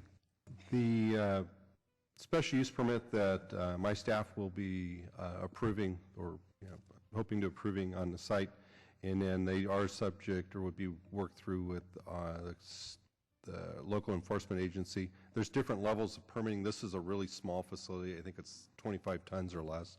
So there's a much less state regulatory on it than there is for the ones that are doing like 300 tons a day, which you heard from some of the other speakers on. So there is a scale on the regulatory, so it, I don't know the exact permitting on it, but it is the state. They don't have to go through the water board or anything for any permit? Not that I'm aware of. If they're not putting any pipes into the creek, okay, changing, you know, again, if they're not changing what's there on the site today, that doesn't trigger permits. So a small project, a large project, it's not based on the linear footage along the creek, but based on the ton of garbage that going into the site. What distinguish for a residential development? What distinguishes a small project versus a medium or large project? The linear footage? Yeah, for a residential or any, it's a redevelopment of a site that triggers the riparian setback. Okay. Has nothing to do with the footage along the creek. There's some modifiers that, based on frontage and size of parcel, that when you redevelop a site, but not for something like this. Okay. We have a motion to approve the staff recommendation, which includes the resolution and 5 other matters that are specified in the staff report. On that motion, all in favor? Opposed? 1 opposed. Councilmember Chu opposed. The motion carries. It's now 20 minutes after 6. I think we have time to do the rezoning, item 4.5. I don't think there are any public speakers on that. Item 4.5, we have a motion to approve. That's rezoning of property on the west side of Meridian. On that motion, all in favor? Opposed? None opposed. That's approved. I don't know if we have time to do 4.6, the unattended collection containers ordinance. We're certainly not going to get 5.1 and 6.2 done before we recess to go to the flag raising. I have some requests to speak on 4.6, but I think we can get it all done. Again, I'm going to limit speakers to 1 minute. Let's take the testimony on 4.6, unattended collection containers ordinance. This has been here before. Julie Wedge, Julie Fakir, Tobin Custon.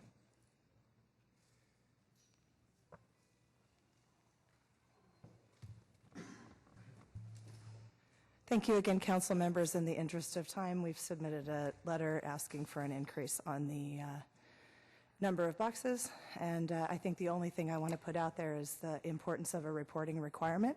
I hope that that got put through. If we're going to be doing this, the city of San Jose should benefit from our collection, and you should be able to report under AB 939. So we do hope that you consider a reporting requirement as well. Thank you.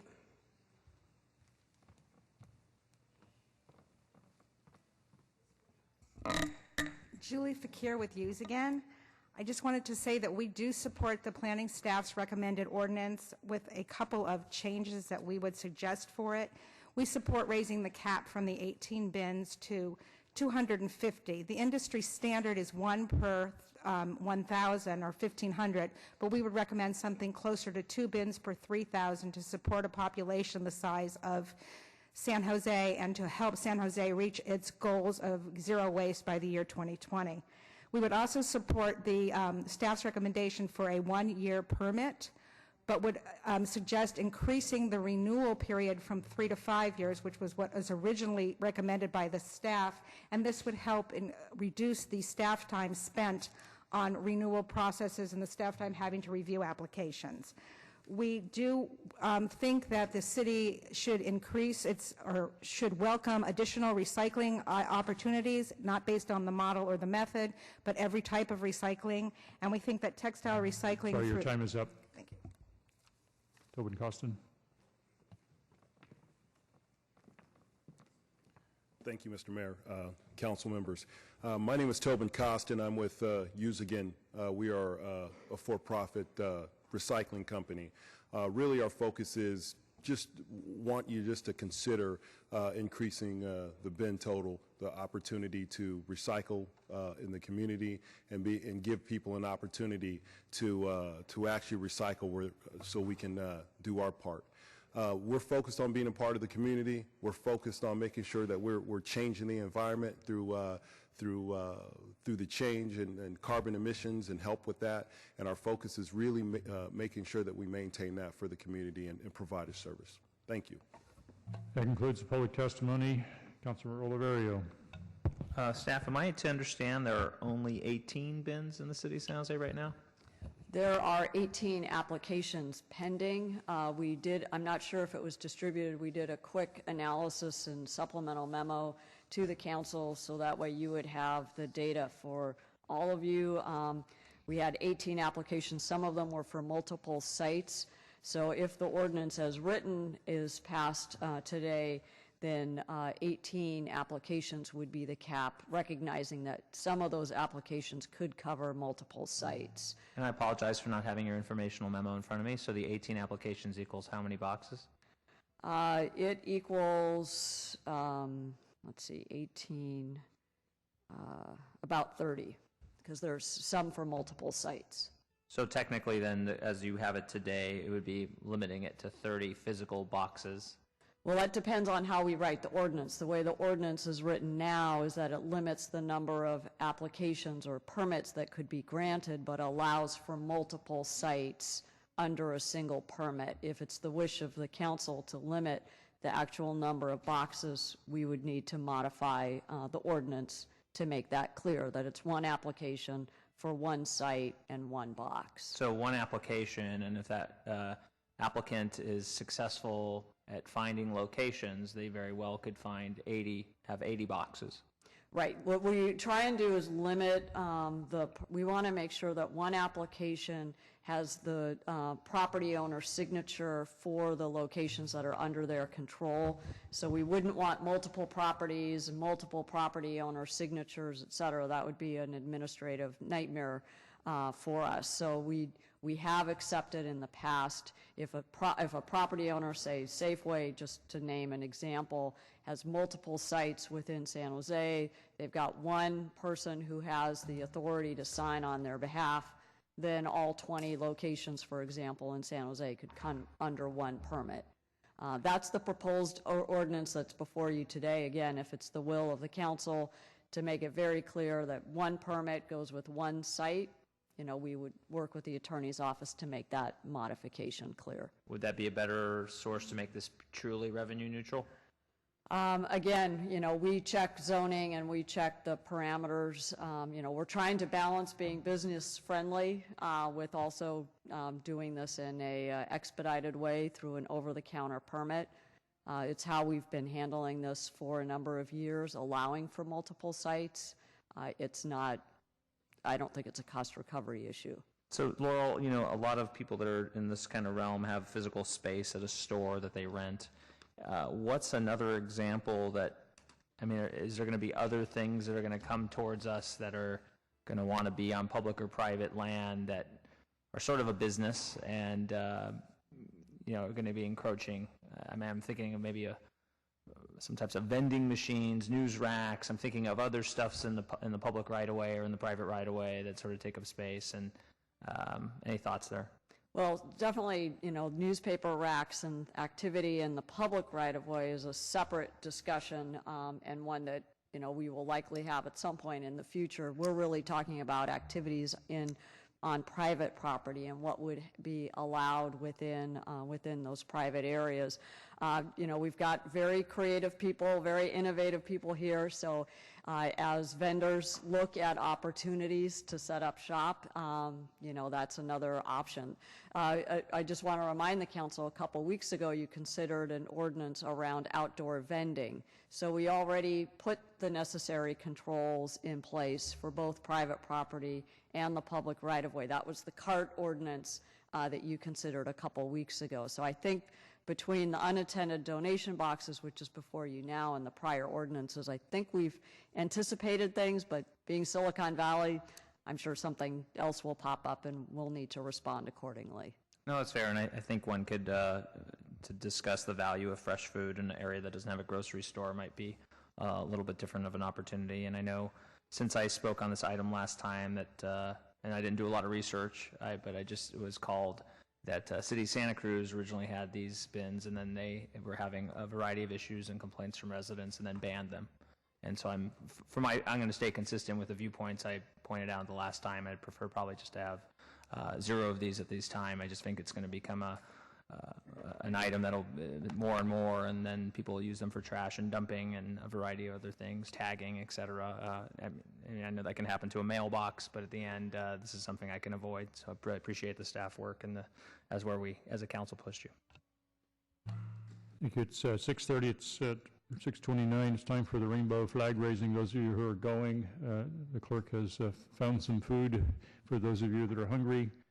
So we'll have a recess, which I anticipate will last till, well, let's just say at 7 o'clock until 7. I'll give time for people to eat and go salute the flag as you may choose. So we're going to recess. You want to try and finish this item? No? I get 6 more requests from council members to speak. So we have a quorum, which is good. I don't know how long we'll keep it, but I think we'll get done with the agenda. We were in the middle of item 4.6, the unintended collection containers ordinance. Got a lineup of council members with comments or questions. I'd like to start with Vice Mayor Nguyen. Thank you, Mayor Reed. Yeah, I wanted to, I guess I misunderstood the direction that we gave in the previous meeting. My understanding is that, or at least if it's not my understanding, then I would like to modify or amend the direction to limit 1 application per box per site. So that would give us a maximum of 18 applications, which will equate to 18 boxes could possibly at different 18 locations. So I'd like to include that as part of the ordinance moving forward. And I'd like to make a motion. Is that a motion? Okay. Yeah. Second. Okay.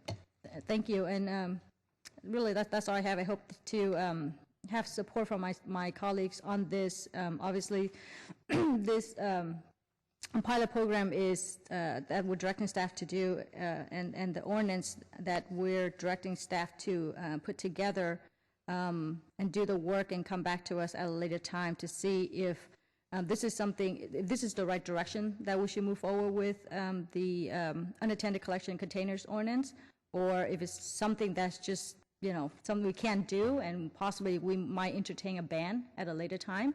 But I think this is the right way to go, because it'll give us the flexibility or the options to see what works and what would not work in the city. So thank you. City Attorney, is this the first or the second reading of this ordinance? This is first reading, so we'd bring this back in 2 weeks. With the change. The change will be reflected in the first reading. We'll just make the correction and we'll get it right out. Okay. Councilmember Campos. Thank you, Mayor. I want to disclose that my staff did meet with representatives of Goodwill Industries. I did have a question to staff. So from the previous meeting that we had regarding this the first time, I know I had added or requested to the vice mayor and the seconder of the motion to include, technical things, setbacks, and in relationships to public right-of-way trails, people's front yards. Are we including that still? Because there's no detail in the staff report here, but I'm assuming that it's still, that you are going to take all of that into consideration as we put guidelines for them together. Thank you, Council Member. The draft ordinance does have performance standards for the small collection facilities in terms of their size, location, illumination, et cetera. And in addition, the guidance that you provided back on May 7th when we last discussed this, we were also going to look at as it pertained to the city's property, since that was the other item that was part of the earlier motion on May 7th, was to consider doing a request for interest to determine if there were nonprofit operators that may want to locate on city properties such as community centers, and then all of those parameters that you were mentioning, landscaping, setbacks, et cetera, would also be considered in that context as well. Okay, thank you. I will be supporting the motion. Councilor Rocha. Thank you, Mayor. Actually, Vice Mayor Nguyen touched on the item I was going to speak to. Thank you. Councilmember Liccardo. Could I just ask Vice Mayor Nguyen just the rationale for the change?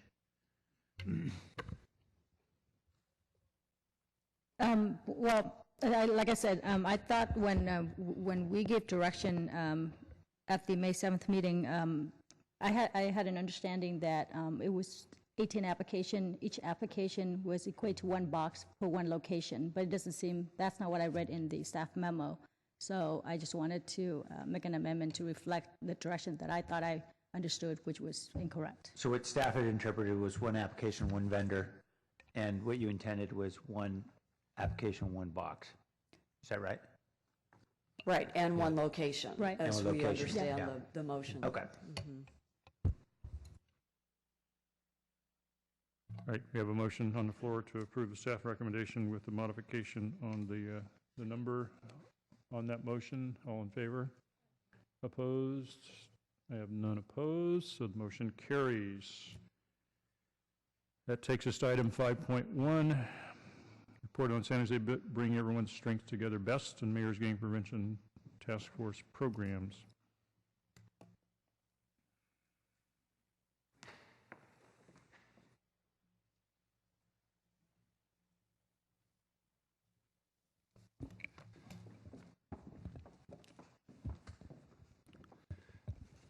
Mayor, members of the City Council, Angel Rios, Assistant Director, Parks, Recreation, Neighborhood Services, joined today by Deputy Director Suzanne Wolf and Division Manager Mario Maciel. No formal presentation. We're here to answer any questions that you may have about the recommendations before you on item 5.1. Thank you. Well, I think we can be proud of the work done by our Mayor's Gang Prevention Task Force, and this report reflects some of the reasons we can be proud of it. Certainly it's been recognized nationally as a national model, and I've been asked many times, what is it that makes it possible for it to last this long through multiple mayors and continue to be effective and the best in the country? And it's not really a complicated answer, but there are a lot of elements to it.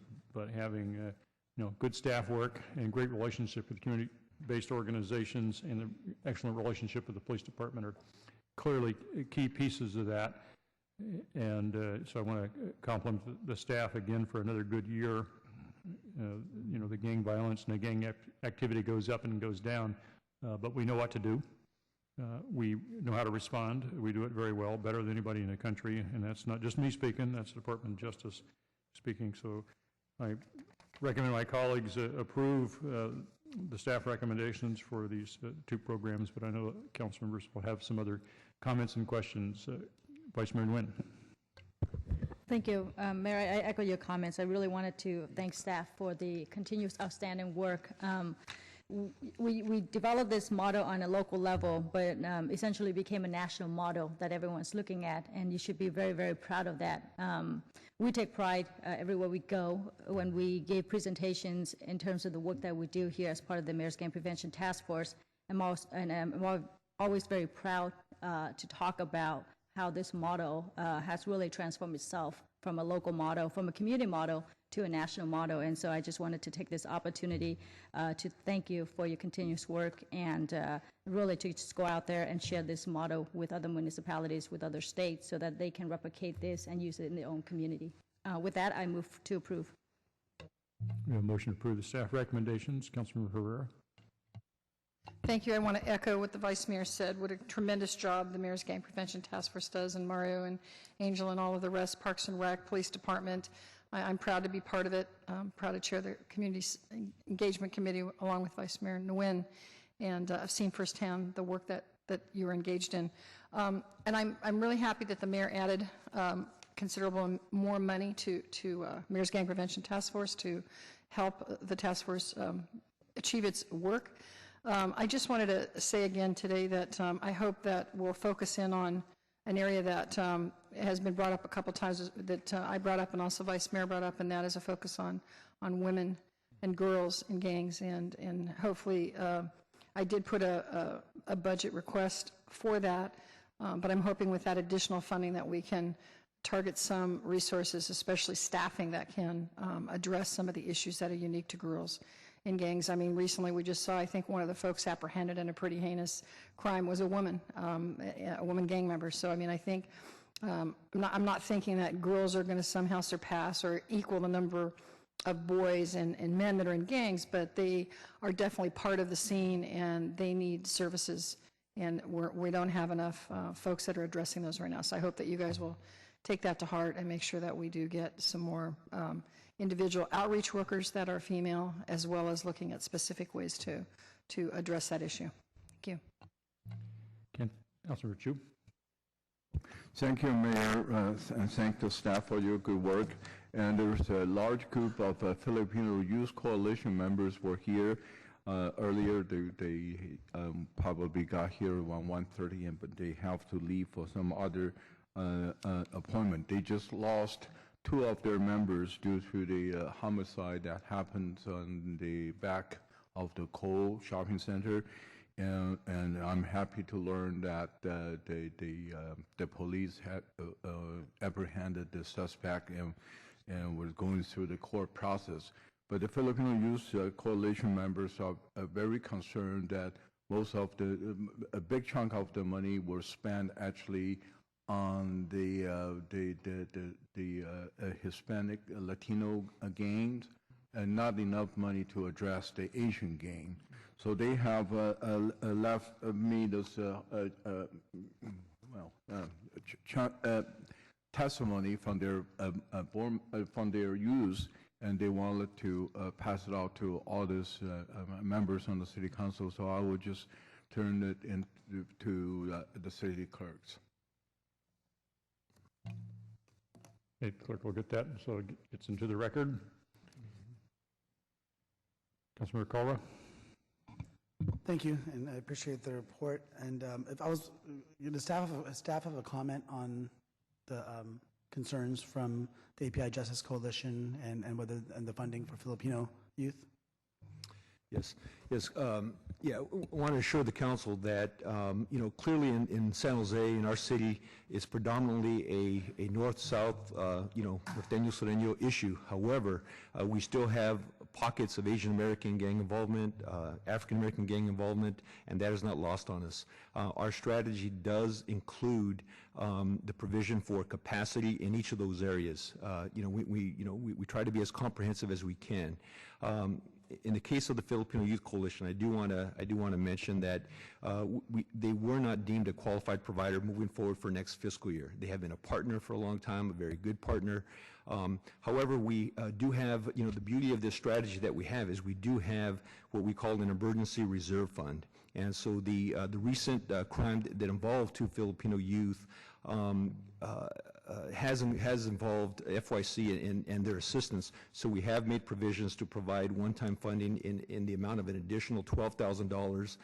Councilmember Chu, thank you for helping to facilitate that meeting. We've also met with a number of other API serving organizations and have asked them to basically work with us. We've agreed to work with them to continue to build capacity to that end. Thank you. I appreciate that responsiveness. And I know that you have a set criteria. I know you have 100 or more different organizations you have to divide up and work with the police department and other community folks to kind of determine the best way to use that money. So it's not a suggestion that it was a bad decision. I just wanted to hear it, and the answer was great because you actually did find some funding to at least help them out, and I think that's an important, it's important for them to know that you're listening, and that even though it's not a whole bunch of money, that money will go a long way, especially with some of the activities that Coalition does. And then I have another question. I received an email from the Aquarius Project, and I know that you have different criteria, and it's not simply just scoring, but it's also what the needs are in different parts of the city. But the impression I was given was that they scored relatively high, and yet we're not given funding. And so I want to know if you could just follow up or catch me up on that. Yeah, you know, one of the most difficult and challenging aspects of the job that we have is to make sure that we invest the funds that you entrust us with as best as possible, as best we can. And so when we take a look at things like SPI scores, which is one factor, that's a performance index. When we take a look at capacity, when we take a look at results, we have to make some tough decisions at the end of the day to fund those organizations that are going to give us the greatest return on investment. And we define greatest return on investment as those that have the greatest impact on dissuading young people from joining gangs, as well as those that can best help us in times of crisis when we do have homicides. And so quite frankly, we've been working with this organization. We have tremendous respect for them, but we do feel that there are other organizations that at this time are providing more effective, more efficient services. Yeah, and I know if you don't fund one, I don't assume that you don't respect what they do or don't appreciate what they do, but I just wanted to get some feedback on that because, so even if it scores high in terms of the service delivery, that's not enough. You still have the I guess authority or discretion is a better word, I guess, the discretion to decide not to fund them. Well, you can have an SPI score, and that's probably what they're referring to. You know, you could have a high SPI score, but SPI score is one determinant, one variable. What an SPI score, for example, looks at are more qualitative type things like customer surveys. You know, are they providing the service as they said they would? What is the satisfaction rate, cost of unit per service? More qualitative type measures. So we do look at that, but more importantly, we also look at impact and results and feedback that we get, quite frankly, from other recipients of our services, school districts, probation department, the ranch, you know, different organizations that we have to partner with so we can gain access to these young individuals in an effort to dissuade them from gang involvement. And so we have to take all that and then measure that against hotspots, crime analysis. It's a pretty comprehensive and detailed process. I can assure you it's not very subjective. It's very data-driven and also very practical at the same time. When did you make? When were the recommendations done? I know it's before us now, but like when the process, I'm sure it took a few months and applications came in. When did you make that final determination before bringing it forward to us? Yeah, actually, we're at the tail end of that. We're just now finalizing all the actual recommendations. We're at the tail end of that process where we're actually having to determine who gets what funding based on the 5 eligible services that we have. No, but at some point you must have come. You have recommendations. So when were these made? Just last week, or literally the last few days, or? No, from a timing standpoint, basically we wrapped up these recommendations approximately 3 weeks, okay. 4 weeks max. So it's literally been within the last 3 or 4 weeks. So 3 or 4 weeks ago. Yes. Okay. You know, yes. Because it's jumping off in Southside between North Daniels and African Americans. Yeah. It's been a homicide. 3-4 days later, a shooting. Everything that I'm hearing is that it's serious. And the Aquarius Project, I mean, given the fact that my part of town has one of the highest, if not the highest, African American population, and the Aquarius project targets that population. I don't know if because of the very recent last week or 8-9 days, if that's changed opinions, but if, regardless of whether it's changed your opinion or not, if there is funding that's identified, I think that it is important for us to try to target it at some of the organizations that are targeting African American youth, particularly in the South Side. And Mario, you may be able to add a little more detail to my elaborate jumping off, but that's my understanding, is that that's kind of what's happening right now. Councilmember KALRA, you're absolutely correct. You know, your district in particular is of concern, especially when it comes to the influx of new African American gangs coming into our community that typically were not here, sir. But within your region, there are other African American service providers such as UGMA who are targeted out in your district, sir. And so again, Hewitt Joyner and the Aquarius Project will remain part of the Mayor's Gang Task Force, privy to all our developmental processes, the tech team, the policy team, but they are eligible but not deemed funded this year, sir. And within their particular funding category, there were proposals that came in, although they rated well, they just, again, comparatively, sir, where there was a limit of resources, and had it not been for council and the mayor allocating an additional $2 million for next year, the funding line would have been so much shorter, sir. We would have disappointed a lot more agencies. So I think council. Were they funded last year, Aquarius? They were, sir. And for how much? And I'm sorry if you don't have that info. We do have it here, sir. As a matter of fact, we do. Yes, last year they were funded for $32,000. Yeah. Okay. And I have them doing basic cognitive support groups at approximately 3 to 4 campuses, sir. And I don't know if there's we'd have to talk performance and discipline and think corrective actions with each and every agency that also weigh into the determination of funding. There are a lot of past performance indexes that we'd have to share with you to kind of validate our final. And you know, like you said, there are other organizations that target the youth in that part of town and target African American youth. So I'm not trying to say one is necessarily better than the other, but the fact that we're funded last year and not this year, when we right now are having a major issue with that population, it's certainly of concern to me. And so I'd like to follow up going forward and keep a close eye and you know, make sure that the appropriate programs, if they aren't funded right now, if you see fit that it's appropriate that we fund them mid-year, what have you, that I want to be part of that discussion. Okay. The other thing I would add is that the beauty of our strategy, you know, last year we rolled out a new public-private partnership strategy that really sets out to aggressively go after non-city funding. And last year alone, over the last 18 months, we've raised approximately $1.2 million. The beneficiaries of those funding sources usually are the nonprofits within our tech team, and they aren't just the qualified providers, but they are also other members within our tech team. And so that's the other benefit of staying part of the Mayor's Gang Prevention Task Force, is that when we do land those grants, we're able to also share some of those resources as other organizations build their capacity. So your points are well taken, and we'll make sure that we'll keep them in mind. All right, thank you very much. One of the things that makes the task force successful over time is the fact that we don't keep giving money to the same organizations over and over and over and over and over again, and nobody else can get in the door. And our strategic planning process, and then the evaluation process, and then how we target and designate it results in some organizations getting funding that didn't get it, and others lose it, and they have to be competitive and perform well. And that does cause some troubles every year, but it is also one of the strengths that we're able to respond when the population we're dealing with changes. We can move the money around to places where it is most needed. We do the hotspots exercise, so we know where to focus the resources geographically, and that requires a decision to be made about who is the most effective at doing what it is we need at that time. And so that is unusual in the way government programs work, at least what I've heard from other mayors, and it's one of the strengths that makes ours a little more complicated. It takes a lot more staff work, but it's a much more effective way of being able to respond to the ever-changing world of gangs.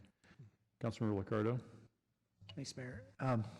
Thanks, gentlemen. Thanks, everyone, for all your hard work. And I know that you're facing a very challenging environment out there. I really appreciate how everyone's banded together really stretch our very thin resources as effectively as you have. My question is about the data that we have that's geographically based, because I would imagine that what is really persuasive to foundations, and I know you guys get out there and get a lot of grants and rely on outside sources as well, but it really makes the case strongly when we can show in a targeted geographic area a before and after picture. Particularly, I would imagine it's also very informative to us, as I'm sure you well know, that understanding which situations require preventative work as opposed to intervention. It's important to know where exactly the resources are and how they're best allocated. Is that ever presented to the council, that sort of in a geographic format? That is, here's where we allocated resources in terms of hotspots or neighborhoods, and here were the results? Historically what we've done is we at the end of the year, we basically incorporate in our reports the way we deployed resources. We basically have the city broken down into 4 regions. We know exactly how much money is going into each regions. The regions basically parallel the San Jose PD's regions. Yeah. And so we do have that. We used to do that more intentionally. Going forward, we could also include that data point. The other thing I would add is that one of the grants that we did receive also from the federal government is a research grant that will allow us to do a longitudinal study. It'll allow us to look back, retrospectively. It'll help us take a look at snapshot of what we're doing now, and then even look prospectively. I think that's going to also shed a lot of light in terms of geographical data that can help us. Yeah, I agree. The extent to which we can identify, the top 4 or 5 neighborhoods where we're having the challenges and really get a zero in with longitudinal data over time, I think that'd be fantastic. Because, I appreciate the report, but honestly, the fact that a high number of respondents has said they had a good experience or they developed good relationships, that stuff is great. But what is really valuable is if we can say, this was the situation before, we had X incidents of gang violence, other gang activity before. When we went in there with a very strong effort with nonprofits and police, this is how we reduced it. That is really compelling. It makes a strong case to us, certainly in our budget allocation decisions, but it also obviously helps us leverage all those dollars on the outside. And so I would just love to be able to see us focus in that way. All right. Thanks. Councilmember Herrera. Yeah, I just wanted to get some feedback from you guys. I made my sort of editorial statement about girls and women, but I want to hear from you on how you guys are going to approach that. But I want you to know first, I totally get that we need to be focused our very scarce resources on priority areas, and that's really saving lives and making sure we really get a handle on the gang violence, and I totally get it. So I just want to understand, though, because and we heard it at the Gang Prevention Summit. We had a girls section there, and you heard girls. In fact, one of them I had worked with back in the 70s, who's an adult now, and talked about what it was like and how hard it was to get out of the gang life. And we hear of sexual assaults and all kinds of horrible things happening to girls in gangs, and they don't have the resources and they don't feel like they can go out and really reach out for help. And especially when most of the outreach workers are male. I just want to understand how you guys think we can address that, because girls are an important part, whether they're a boyfriend, whether they're actually in a gang, part of a family network, we need to address it. Councilmember Herrera, you're absolutely correct. The female dynamic has changed completely. They no longer are just the mule to carry weapons and drugs or a sexual object. These young ladies are victims and perpetrators of violence now. And the reality of it is, within the San Jose BEST model, approximately 48% of all our slots are filled by females. The issue is we need to build capacity amongst our service providers to not by haphazard accept females in there, but to have gender capacity and gender sensitivities to some of the subject matter that is different than when you speak to a young man. There are issues of sexuality and other issues that just cannot be broached as easily when you funnel both men and young women into the same cycle. So even though a good half of our slots are filled by young women, we still have a desire within our learning community to continue to build capacity using the National Girls Institute, the Girls Circles trainings that are happening here in our state, to build capacity amongst CBOs, all funded CBOs, funded and not funded, that inevitably will service young ladies, and to make sure that they've got capacity to do that and they're not just filling slots. And so that'll be one approach. We also have a small population of female staff within our crew. We have about 3 staff. I really wish we could hire more, and as we're able to get past our reinstatement lists that are about to expire, Councilmember Herrera, it is with intentional purpose that we will be seeking more female staff to balance that out in the coming year. So we have 3 female, which staff are we talking about? Outreach workers or? Yeah, 2 outreach workers and 1 specialist at this time. Out of how many? Out of 23. Okay, yeah, so I just think, yeah, we need a few more, because again, if you're a young woman and you've been raped and you're talking to a male outreach worker, I think there's less of a chance that person's going to come forward and speak to a man in that situation. And having been to some of the events and CBO activity with girls, I've talked with the girls in these programs. You guys have the same struggle with the girls that you do with the guys, trying to get the most gang-impacted folks involved in these, right? The ones that come forward and volunteer aren't the ones, I mean, yes, it's great we have them in there, but a lot of the ones we really want to get to, it's much harder to reach them, right?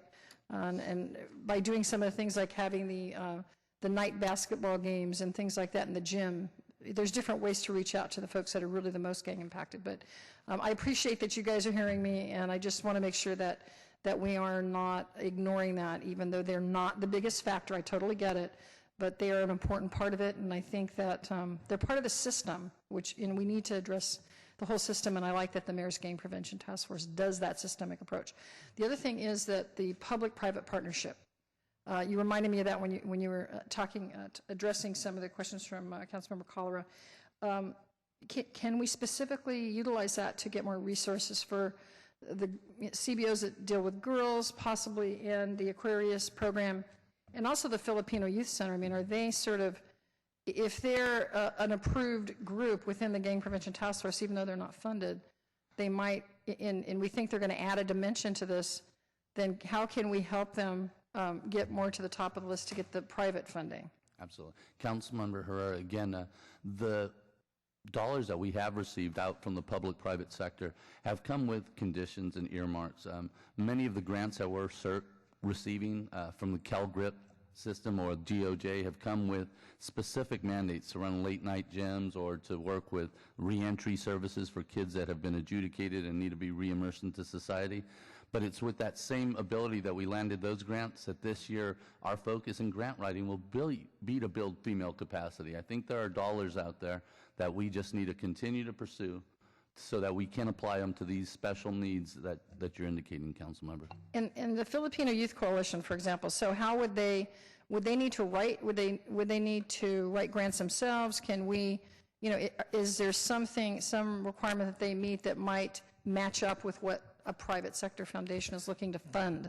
Because they are meeting different needs. The Filipino Youth Coalition is meeting certain needs in the community with regard to that population, as well as the Aquarius, that organization as well. So I know you have limited resources, but are there ways we can sort of facilitate their being able to either write a grant or hook up with these resources? Yeah, Councilmember, we actually met with Sarah, FYC's executive director, just yesterday, and we talked precisely about this.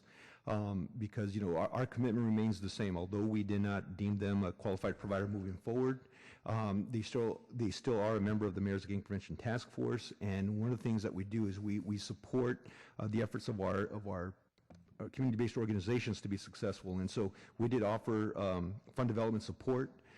We clearly can't write grants for them, but we could support them in those efforts and even point them in the right direction. And I think our model has developed quite a bit of leverage, locally, statewide, as well as federally. And so I think we're willing to leverage that. And we did make that offer to her, and we're hoping that she takes us up. And we'll continue to work with them. We can assure you that. Thank you. And finally, in terms of the effectiveness, you show us numbers every meeting, every policy team meeting. We see the numbers of homicides, the numbers of aggravated assaults, and we did see numbers that showed improvement. It's really hard to quantify what we've prevented. What didn't happen. That's always the problem. I mean, when you sell insurance, it's hard to say how many fires didn't happen or how many were, so it's sort of a situation where it's difficult to prove it, but it's very compelling, the numbers for the first part of this year, and it's an ongoing struggle that we all keep working on, but I have a great deal of faith in the model and all the work that you do, and I just want to once again say thank you. Thank you to you and everybody involved in the Mayor's Gang Prevention Task Force. I think that was the end of the questions, and we still have a quorum. City Clerk, I don't think we have a motion yet on this. We do? Okay, we do have the motion. Okay. I'm sorry? I missed the second. I got the motion, though. Okay. Councilor Campos got the second. On the motion, to approve the staff recommendations. All in favor? Opposed? None opposed. Motion is approved. One more item, 6.2, status report on deferred maintenance and infrastructure backlog.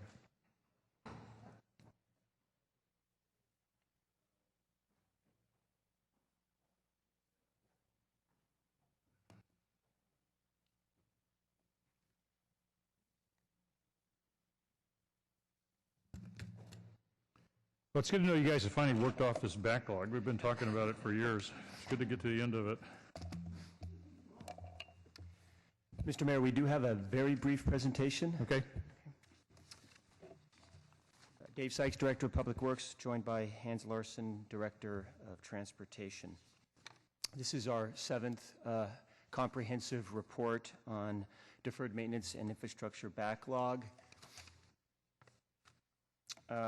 It's important to note that this report will always be a work in progress, given the number of variables and dynamics at play, but it has proven to be a helpful tool in terms of quantifying the overall needs of our assets, setting priorities, and for helping guide our investments. This chart here, in essence, is a summary of the whole report, program by program, line item amount of the deferred infrastructure with each program. It also compares the backlog from last year to this year. And last year we were projecting a backlog of $811 million, and now the backlog is projected to be $909 million.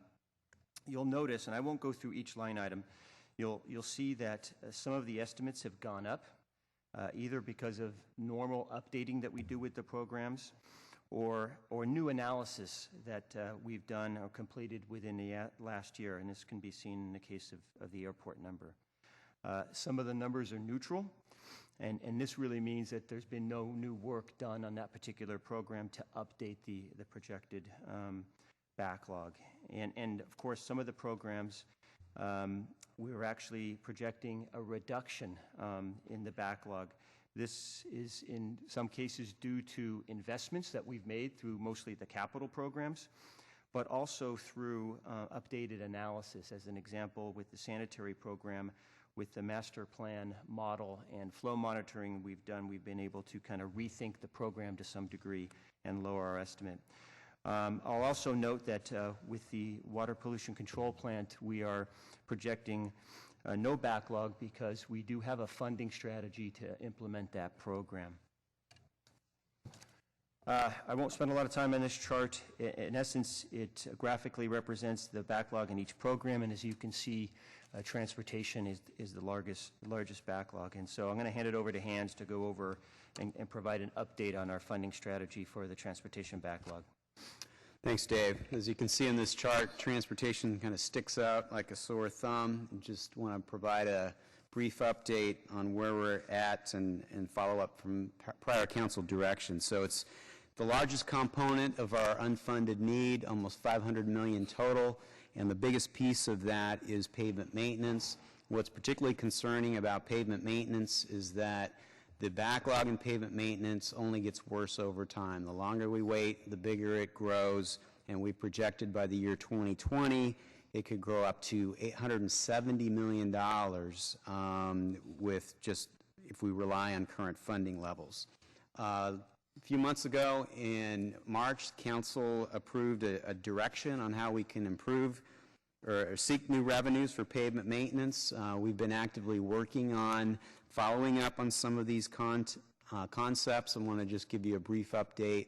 One of the proposals was to work with the VTA to try to extend and amend their current sales tax. There's been discussions on that. Generally, it's not viewed as viable in the near term, primarily until we get BART here and open and people can use it.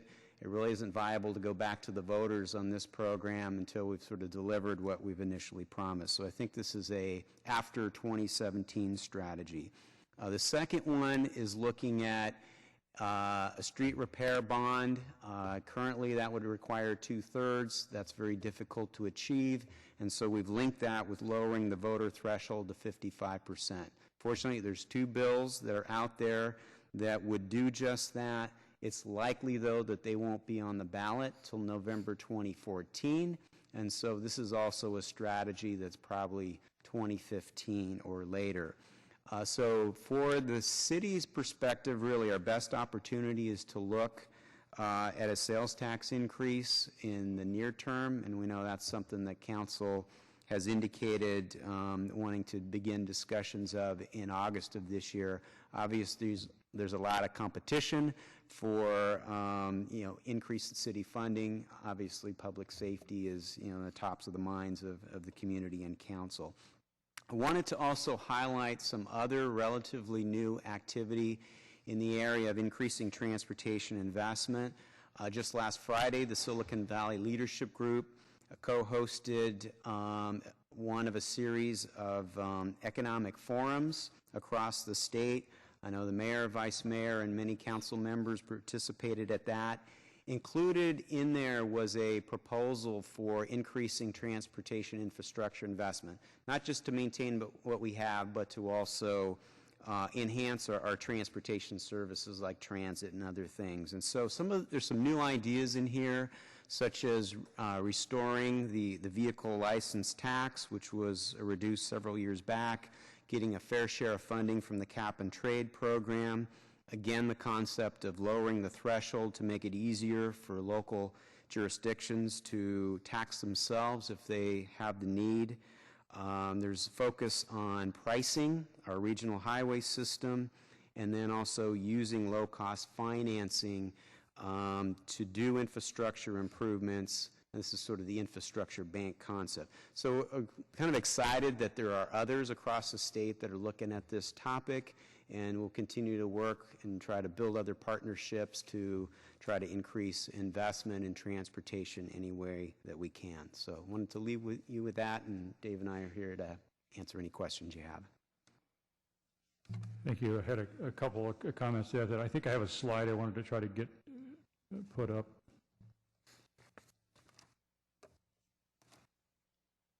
This is a slide that I used once before because I can't think about $909 million backlog without also thinking about the $930 million of the cumulative increase in retirement costs. This is the budget that's in front of the council on Tuesday will put us to a $205 million annual increase over the last decade.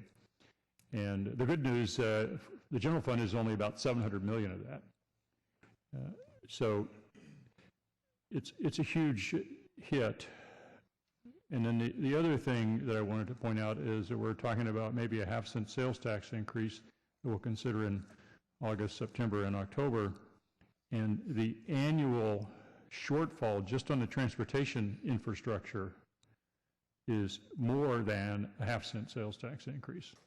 So we're going to be $80 million short. With the proposed budget, we'll be $80 million short of keeping our roads in good condition. And so we have to have something beyond what we have now. Hopefully we'll get some assistance from the state in one way or the other, but waiting for the state to help us is usually a very long and painful death. So it's a really big problem. I know staff is frustrated working on it. We've been at this for years and years and years, and it's only gotten worse by hundreds of millions of dollars since we first started looking at it. But it is a serious problem. It's getting worse. And this budget, unfortunately, does not solve the problem.